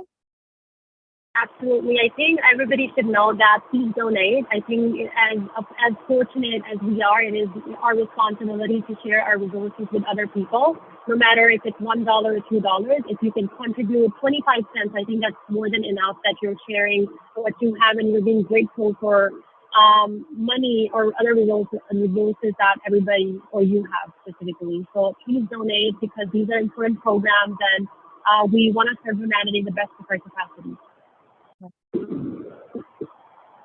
Thank you so much for your contribution. Thank you so much for your pledge. And of course, some people are able to contribute by making a pledge or a donation. And of course, we encourage you to call in or send us an email or go online and make a pledge online. And some people are able to make a contribution of their time and of their skills.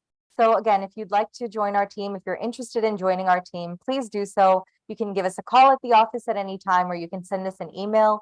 We're always happy to bring on new team members. You'll get training, you'll build skills, you'll build a community with like-minded people, and especially women and girls. They are given leadership opportunities. So many of our programs, the orphan care program, the food bank here, the Seniors First program, they're all led by women, and they build their skills, and it's an empowering feeling. And again, you're with a group of like-minded individuals. So again, no matter how you're able to contribute, if it's of your time, if it's a contribution of, funds, you can get involved. And of course, you can play your part in alleviating the suffering of humanity.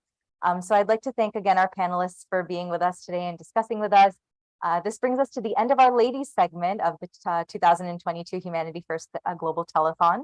But stay tuned, our program continues after this short video.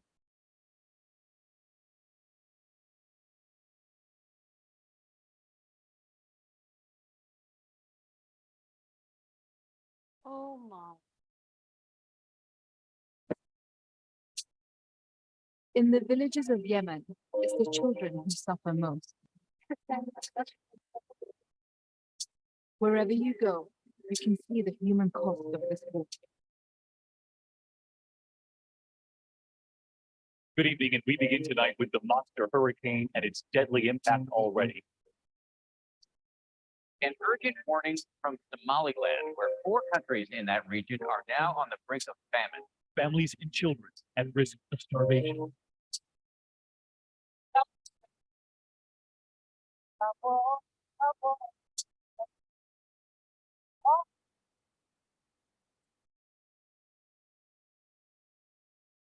Treat mankind in the same way that a mother treats her child. This is the way you should be, not that you help someone only so that you can attain benefit later or take a favor in return. We saw that our doctors stayed in a tent pitched on a road. They ate granola bars and pasta and noodles, while other doctors from another organization were staying at a distance in a very nice hotel. They were eating really nice, good hotel quality hotel food, and they were working only 8-hour shifts. After that, if somebody worked, they were paid double time and a half. They were paid doctors. Our organizations, volunteers, doctors were volunteers, 0 paid. So imagine the amount of the money saved. Whenever we do these services, people always comment, or even people, when they find out in the media, when they come for the interviews, they try to ask us that what's the real reason behind this? What's the hidden purpose? We always tell them that we have no hidden purpose. We are doing this because we want to serve mankind.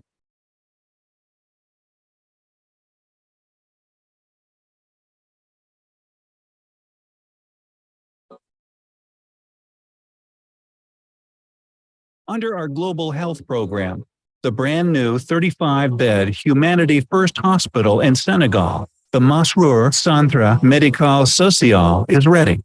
The hospital has medical and surgical facilities, X-ray and ultrasound imaging, a medical laboratory, and ICU facilities.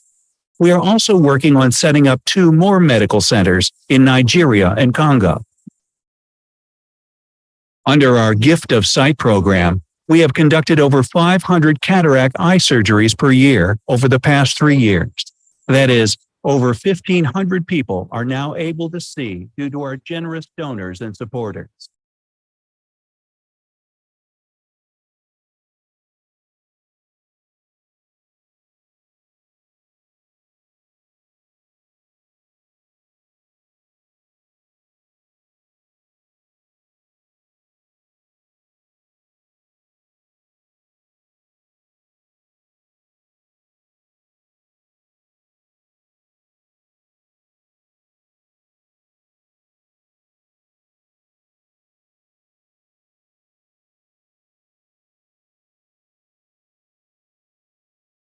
Treat all the creation of God with such deep love as though they are your close family members. Treat mankind in the same way that a mother treats her child. This is the way you should be, not that you help someone only so that you can attain benefit later or take a favor in return.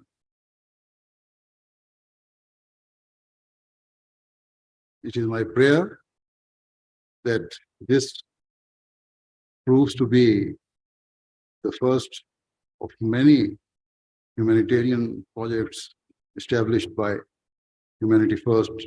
With all my heart, I hope and pray that it fulfills its mandate and proves an exceptional means of alleviating the suffering of people, regardless of their religious belief, regardless of their age, and regardless of their ethnic or social background.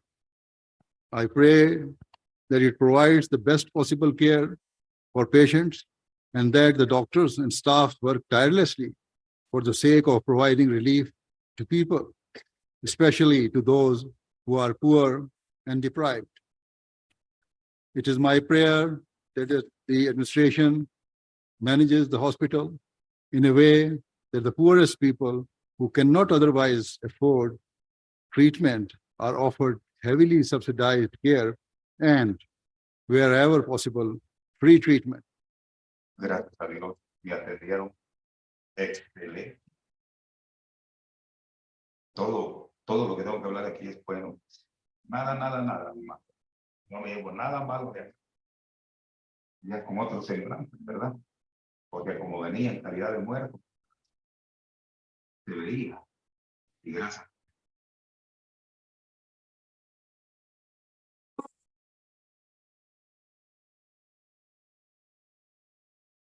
The globe, we welcome you back to Humanity First Canada's live global telethon. And for those of you who are joining us now, Assalamu alaikum wa rahmatullahi wa barakatuhu. Among the programs that Humanity First has to offer, one that is unique to our branch here in Canada is refugee resettlement. The refugee resettlement program tackles the issue of global forced displacement of populations. For those of you who are not aware, due to factors such as war, civil unrest, persecution, and political instability, many people are forced to leave their homes out of fear for their lives. Humanity First works in conjunction with various government entities in order to sponsor a multitude of refugees so that they may lead safe and peaceful lives here in Canada. As we are short on time, I'm going to quickly dig in and introduce our panelists for this segment. Starting from my right is respected Mumtaz Ali Saib, who serves in the National Department of Ziyafat within the Ahmadiyya Muslim community.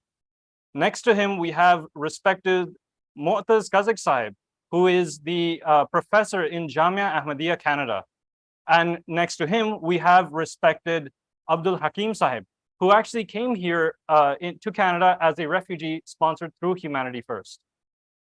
So, Assalamu alaikum wa rahmatullahi wa barakatuh to all of you, and thank you for joining us today on this panel. So I'm sure our viewers are looking forward to learning more about the refugee resettlement program. As it is, Humanity First Canada, since the inception of the refugee resettlement program, has sponsored over 6,000 refugee families.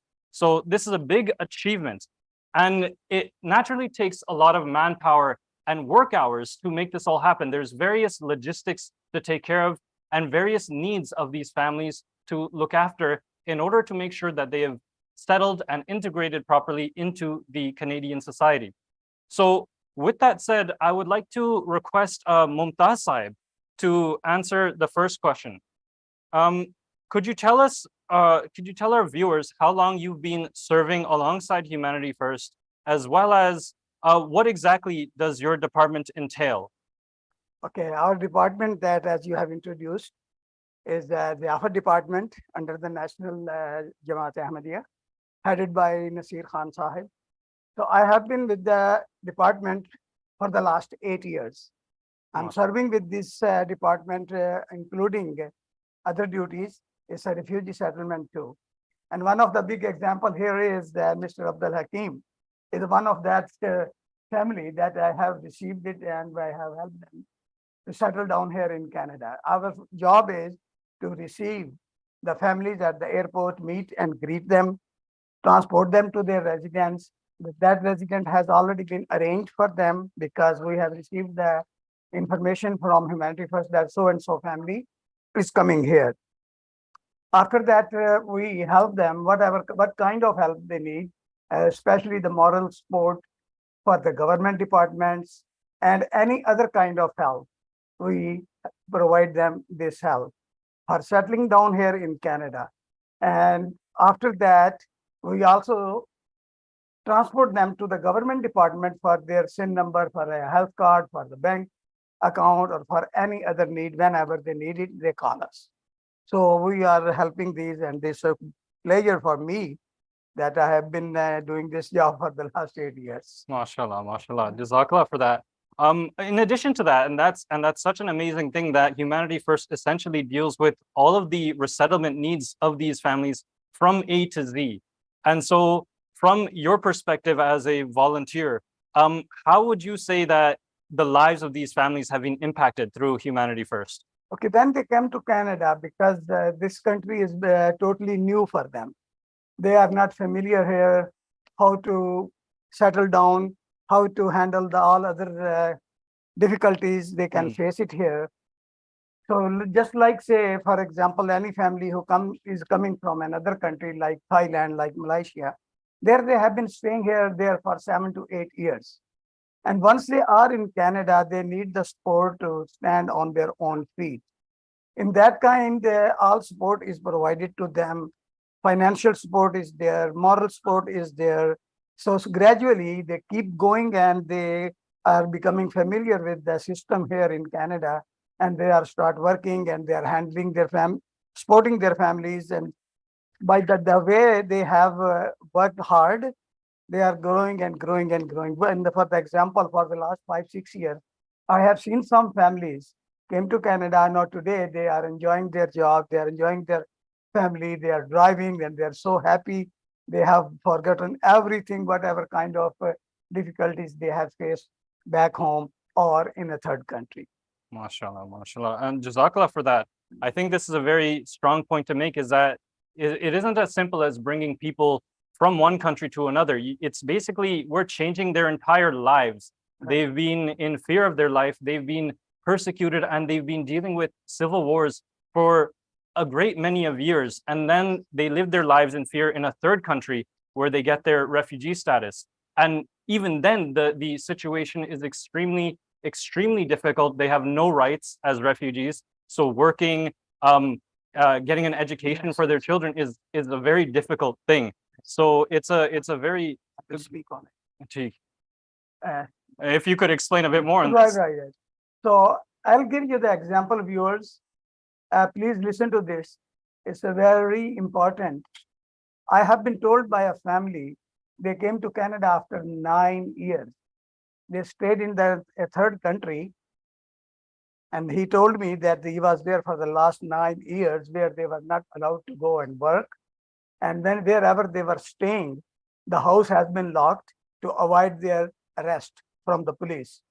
They don't have any light, they don't have any refrigerator, they don't have any kind of fan, because when police say, police can come there and they see, the police see that the electric meter is running. So that means someone is inside the house.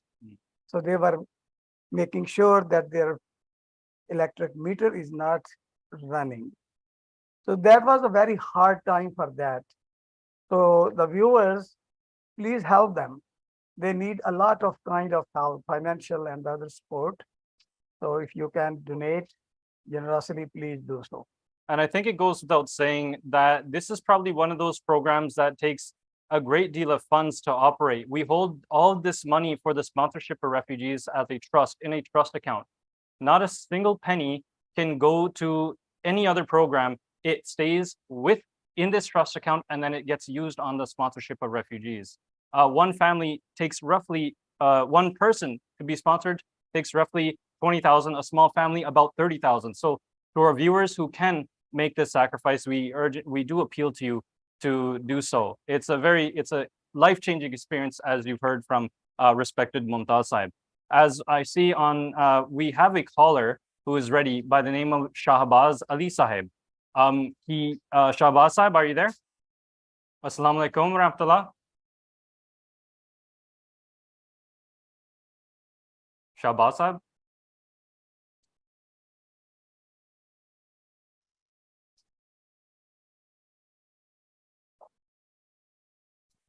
Assalamu alaikum wa rahmatullah. Shahbaz Sahib, are you there?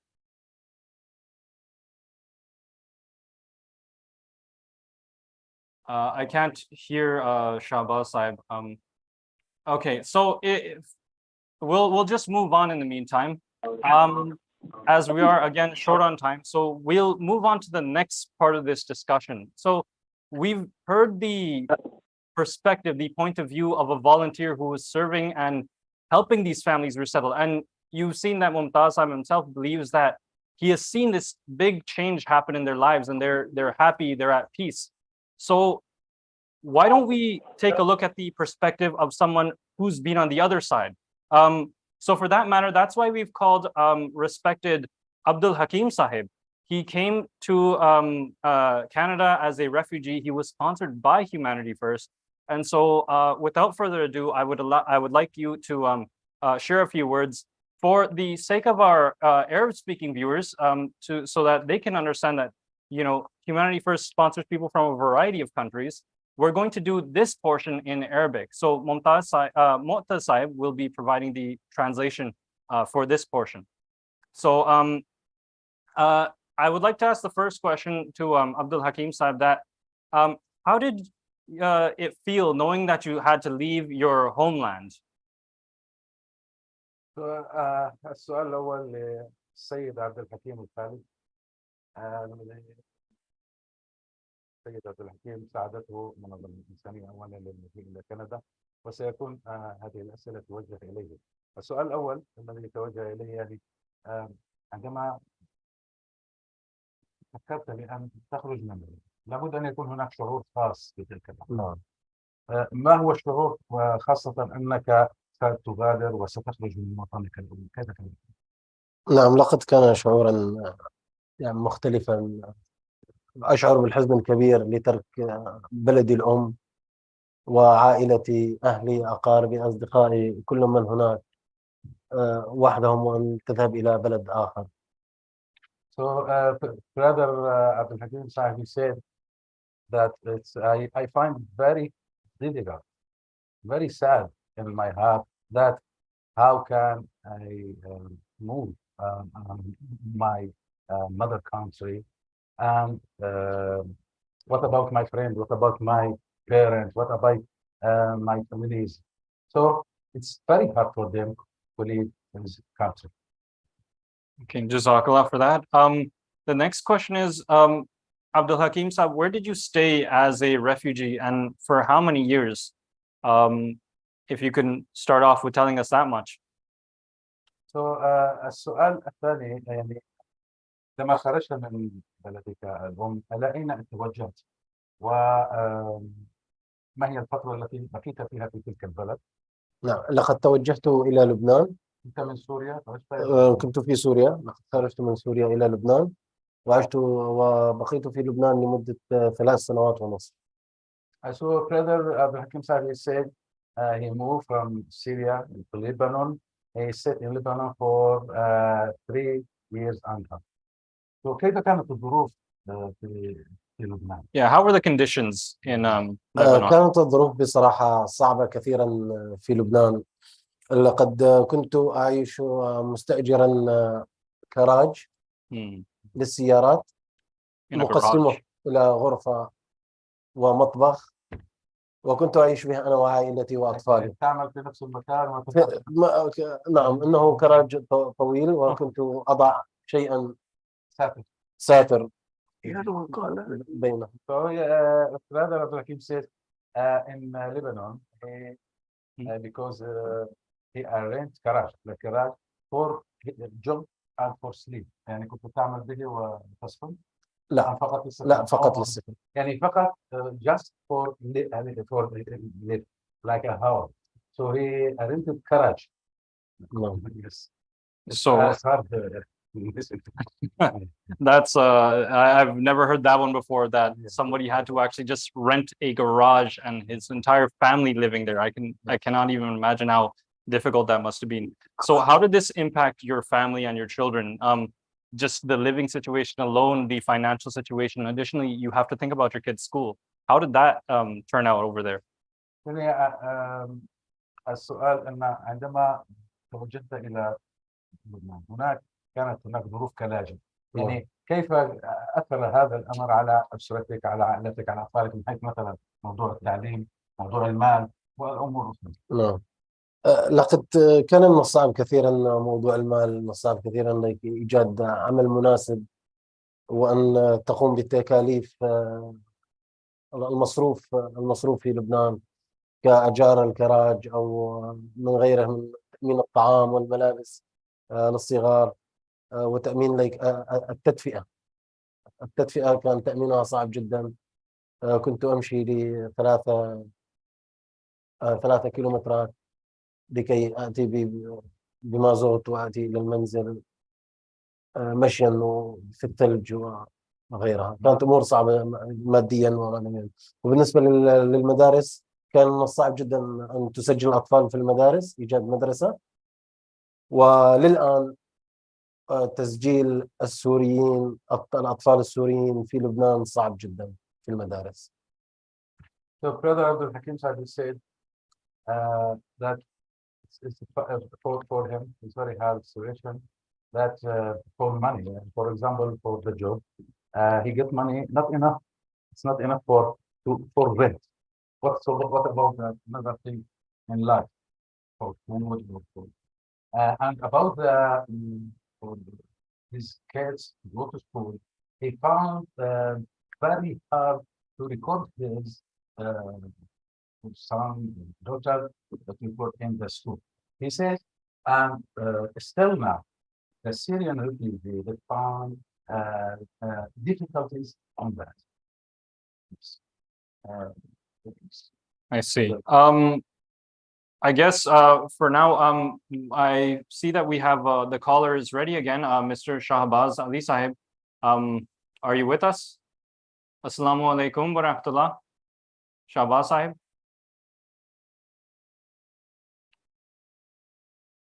Assalamu alaikum, Shahbaz Sahib. Are you here with us?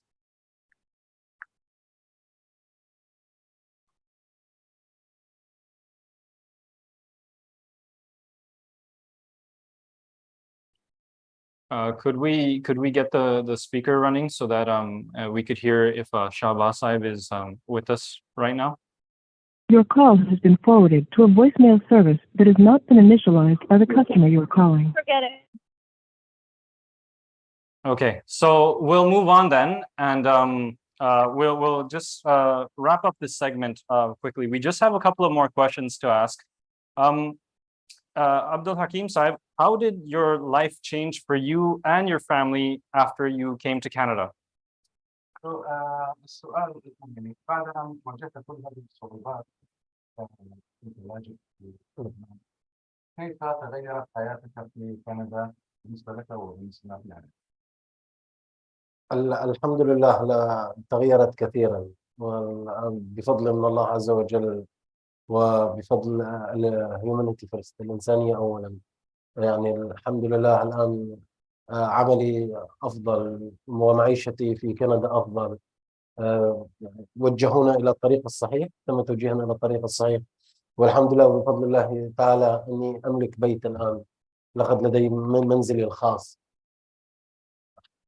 He said by grace of Allah that the life changed.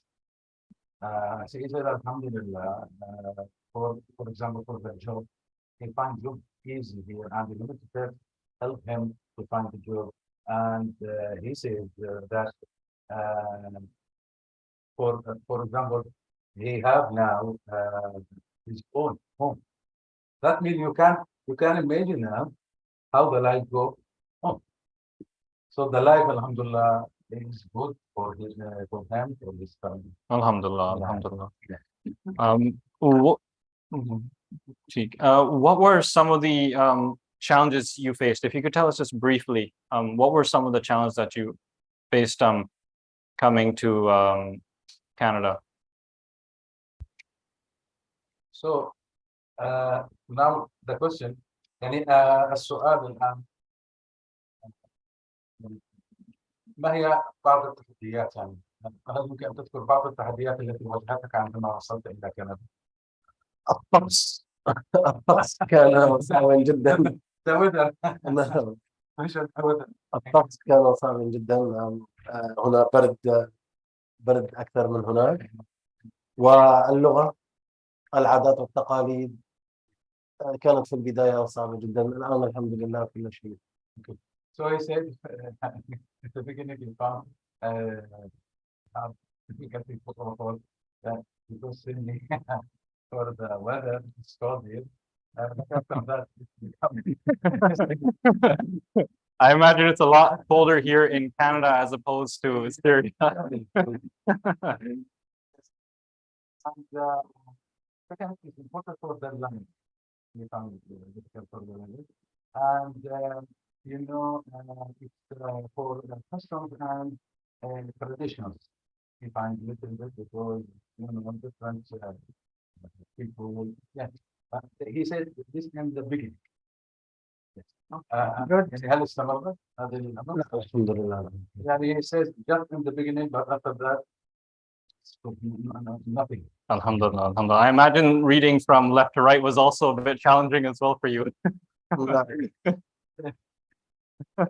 نعم، لقد كان من الصعب بالنسبة للغة أن تكون متعلم الكتابة من الجهة اليمين إلى اليسار، وأن تأتي يجب أن تكتب من جهة اليسار إلى اليمين. Yes, he says, you know, it's different between the style between English and Arabic. So Arabic from right to left, English from left to right. Acha, mashallah.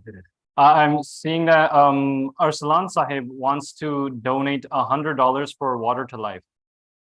Is Arslan Sahib on the line? Assalamu alaikum wa rahmatullah. Arslan Sahib, are you there?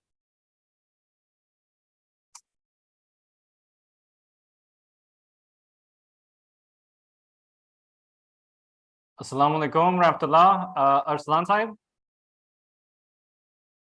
I cannot hear you, unfortunately. I would love to hear your beautiful voice. Assalamu alaikum wa rahmatullah. Arslan Sahib, are you there? Okay. I think we'll just wrap up the segment with the last two, or can we have Arslan Sahib? Assalamu alaikum wa rahmatullah. Arslan Sahib?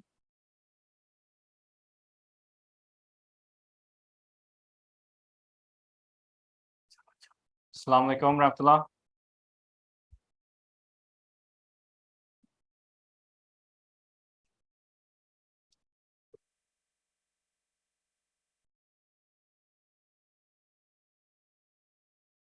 Okay, so I think we'll just technical difficulties, they happen. So Jazakallah, Arslan Sahib, we really do appreciate that you want to donate to the Water for Life program. That is a very amazing thing that you're doing for humanity, and I'm sure that the benefactors will appreciate it greatly, and may Allah bless you and reward you for that.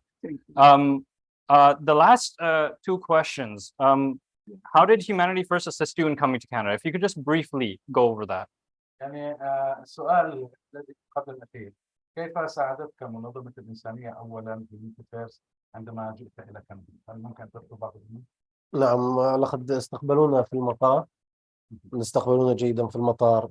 من أهم الأشياء الذي لم أكن أعرف أحد هنا. بالنسبة لي لم أكن أعرف أي أحد هنا في كندا إلا عن طريق الهيومانيتي فيرست. واستأجروا لنا بيت، أمنونا في بيت، استأجروا لنا بيت، سجلوا لنا في كرت الصحة، البنك، التأمين للأطفال، ووجدوا لي عمل خلال أسبوعان. خلال أسبوعان أنا كنت أعمل في كندا عن طريق هذه الجمعية. نعم، هذه أهم الأمور التي سوف أذكرها. He said, in the beginning, you know, he come to the country, he don't know anyone here. So when he arrived to the airport, he found people that they said, welcome. So Humanity First send a group to an airport, in the airport, they wait him, they said, welcome to Canada. Then after that, they took him to house, they arranged house for him and for his family. He cannot do this alone. So Humanity First help him. He said, they help him in everything that from government paper, health card, and for bank account, yes, for the children, school or benefit for the children. And he said about the job, they found for him job in 2 weeks. After 2 weeks he arrived, they helped him to find a job. This is important for him. He said when he was in Lebanon, he need a job. He want to وأود أن أشكر السيد ممتاز صاحب هو من استقبلني في المطار أيضا. أيضا أشكره. That's good. So he said, he want to say special thanks for Mumtaz Sahib, that because he was أحد الأشخاص. one from this group, and with him in the airport, and he said, welcome to Canada. I think that's absolutely incredible. I think that one of the biggest fears that refugees have is how are we going to become independent once again after we come back? So that's amazing to find a job within 2 weeks of arriving. Yeah. I can't even imagine that. It took me 7 years to graduate. So the last thing we'll just have some closing remarks for all of our panelists, I guess. Is there anything that you would like to say to our viewers, any words of encouragement? Mumtaz Sahib, if I could start with you. Okay. My request to all viewers and listeners, please donate, because this is the incredible job that Humanity First is doing. The people who are coming, they have a lot of needs, lot of things that they have to do. So Humanity First needs your help. Please do so. That is my request. Kazakh Sahib. So, Or actually, we'll ask Abdul Hakim Sahib, and then you could. you have to speak regardless.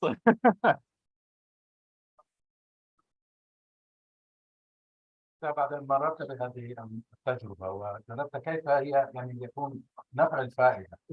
فيقولون هل يمكن من كلمة تريد أن توجهها للمشاهدين نصيحة أو تشجيع لهم فيما يتعلق؟ أود أن أقول أولا أن معظم أو كل العاملين في هذه الجمعية هم متطوعين، وأن الجمعية قائمة على على تطوعهم. First thing he said, he want to say the very important point that Humanity First and Humanity First, that all work like the volunteer. All work like the volunteer. So, and this is important about Humanity First. أنهم متطوعين. all of them ماذا أيضا؟ متطوعين. أيضا أود أن أوجه كلمة للأخوة العرب والسوريين الذين أتوا عن طريق الهيومانيتي فيرست بأن يساهموا ولو بأقل تقدير التبرع الشهري أو السنوي أو أي شيء، أو تبرع بقليل من وقتك لمساعدة هذه الجمعية، لنعطي القوة لهذه الجمعية لتستمر ولأن تنمو أكثر، لأنها تساعد بغض النظر عن الجنس، عن البلد، عن الدين، عن اللون، إنها تساعد كل الناس. He want to say special for Arab and for Syrian that we help them to come here. That please help them money for the time to help become volunteer, for example. So he said, please do that. All right. هل من أمر آخر تريد أن تذكره؟ Is there anything that you would like to add quickly? Or Okay. So I think Abdul Hakim Saib has stolen the words right from my mouth, and that time and your wealth, those are the two main ways that you can assist all of our refugee families that are coming to Canada.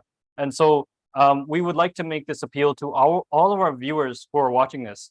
So as you might notice, there's a number on the screen. There's a 1-800 number that you can call, and you can donate or pledge to one of our 9 programs. There's also a WhatsApp number that you can text all of our and one of our representatives will get back to you. There's also a QR code on the screen, and it'll take you straight to the donation page, or you could go straight to humanityfirst.ca, and you could donate to any one of our 9 programs. So with that said, we're going to wrap up this segment, and I would like to once again thank all the viewers. Jazakallah for joining us in this segment, and Jazakallah for generously donating to Humanity First and this wonderful cause all around the world. Jazakallah. Assalamu alaikum wa rahmatullahi wa barakatuh.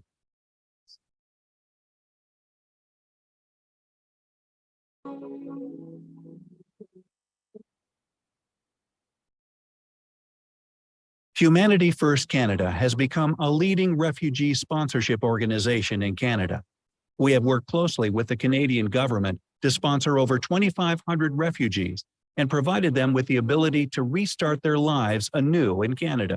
As a result of our successful resettlement projects, Humanity First Canada was invited to present our cookie-cutter model for refugee resettlement at the United Nations in Geneva, Switzerland. Mr. Chair, Assistant High Commissioner, ladies and gentlemen, this statement has been drafted in consultation with and is delivered on behalf of a wide range of NGOs. At UNHCR meetings, we presented a statement in front of all member states on behalf of all partner NGOs.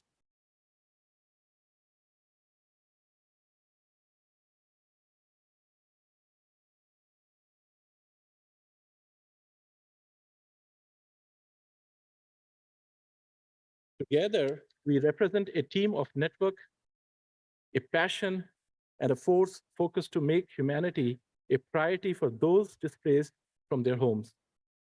I acknowledge the determination of UNHCR and the passion of NGOs to make a difference in the lives of all persons of concern. We must work together. That is, partnerships are critical. Better, we must work better. That is, finding better solutions and better ways of doing things. As he aptly said, a leopard does not change his spots. Volcker emphasized that refugee law is not rocket science. It is about human compassion. We must make sure that the public at large understands it is about people and their fate. UNHCR and NGOs are on the same side here. Let us continue to work together and better. Thank you, and may God bless you.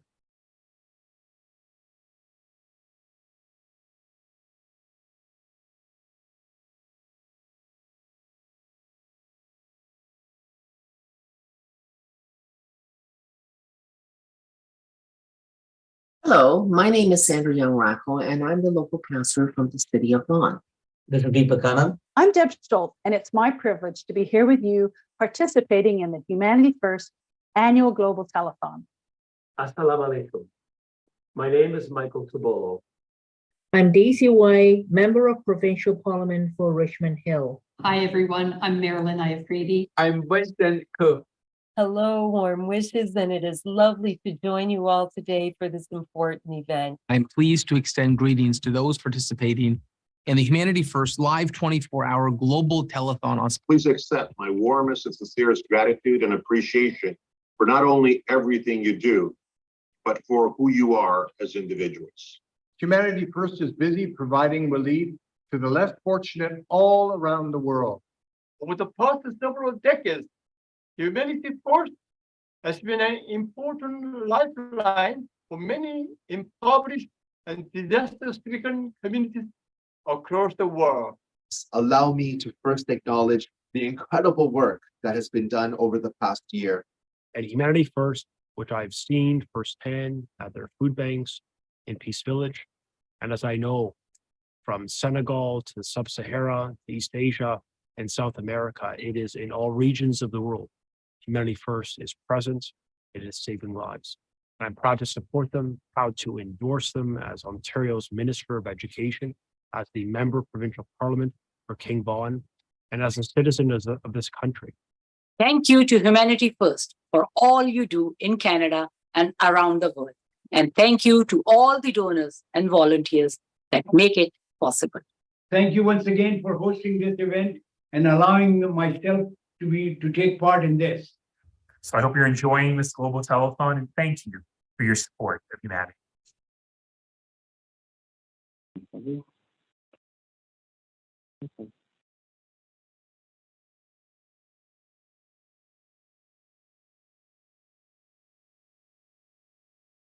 Assalamualaikum.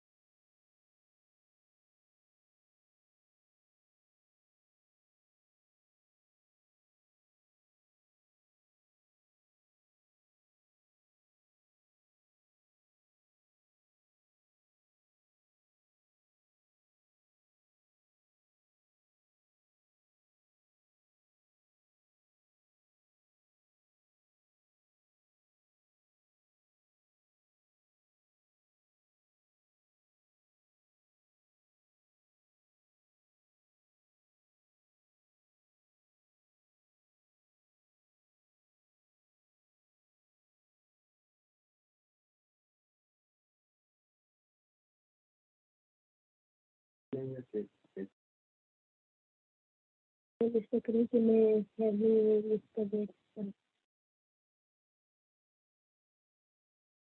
be honest, I don't know. Is it worth it? No.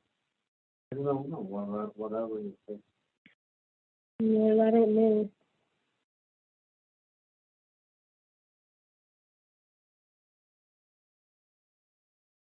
Live. You can start. Assalamu alaikum wa rahmatullahi wa barakatuhu. We are in the final moments of the Humanity First Global Telethon 2022. This is the end of today's program. I want to thank all our volunteers, callers, donors, supporters for helping us out today for fundraising and creating awareness. We are thankful to God Almighty for enabling us to successfully hold this telethon. It is our honor to receive calls, to talk to the donors. I still see that there is one donor still online. I would like to take him first. Arslan, you can go online. You're online right now. Arslan, are you there? Assalamualaikum. Arslan, are you still there? Assalamualaikum. I think it's Walaikum salam. I can hear you now.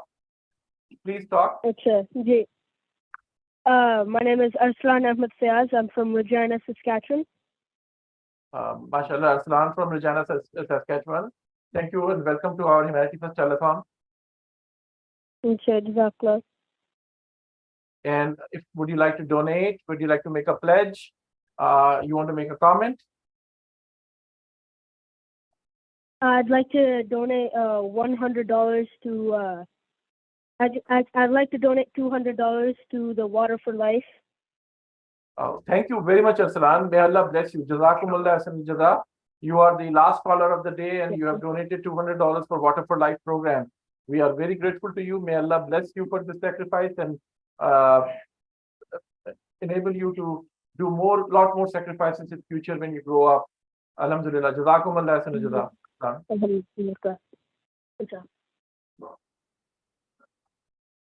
Now, viewers, this is our final moment. We want to thank you all. Lot of hours have been put by our volunteers. Hundreds of hours have gone into this in last couple of weeks. We have been preparing it for a very long time. We would have loved to see a lot more participation, but these are busy times. People are busy with their lives, but still we got a number of callers. We got a good number of donors who donated for this cause. And inshallah ta'ala, we will be continuing to report to you how these funds are being used and where these projects are being done. And if you would like to get more information about the Humanity First projects, you are most welcome to go to our Humanity First website, go to resources.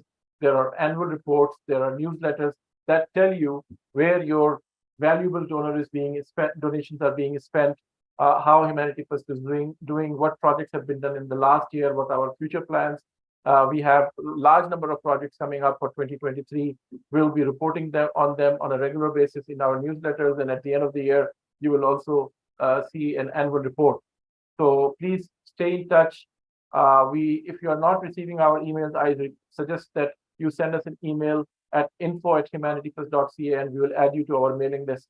If you would like us to provide you with newsletters or annual reports or anything, we'll be happy to send you by email, or you can download them yourself from our website.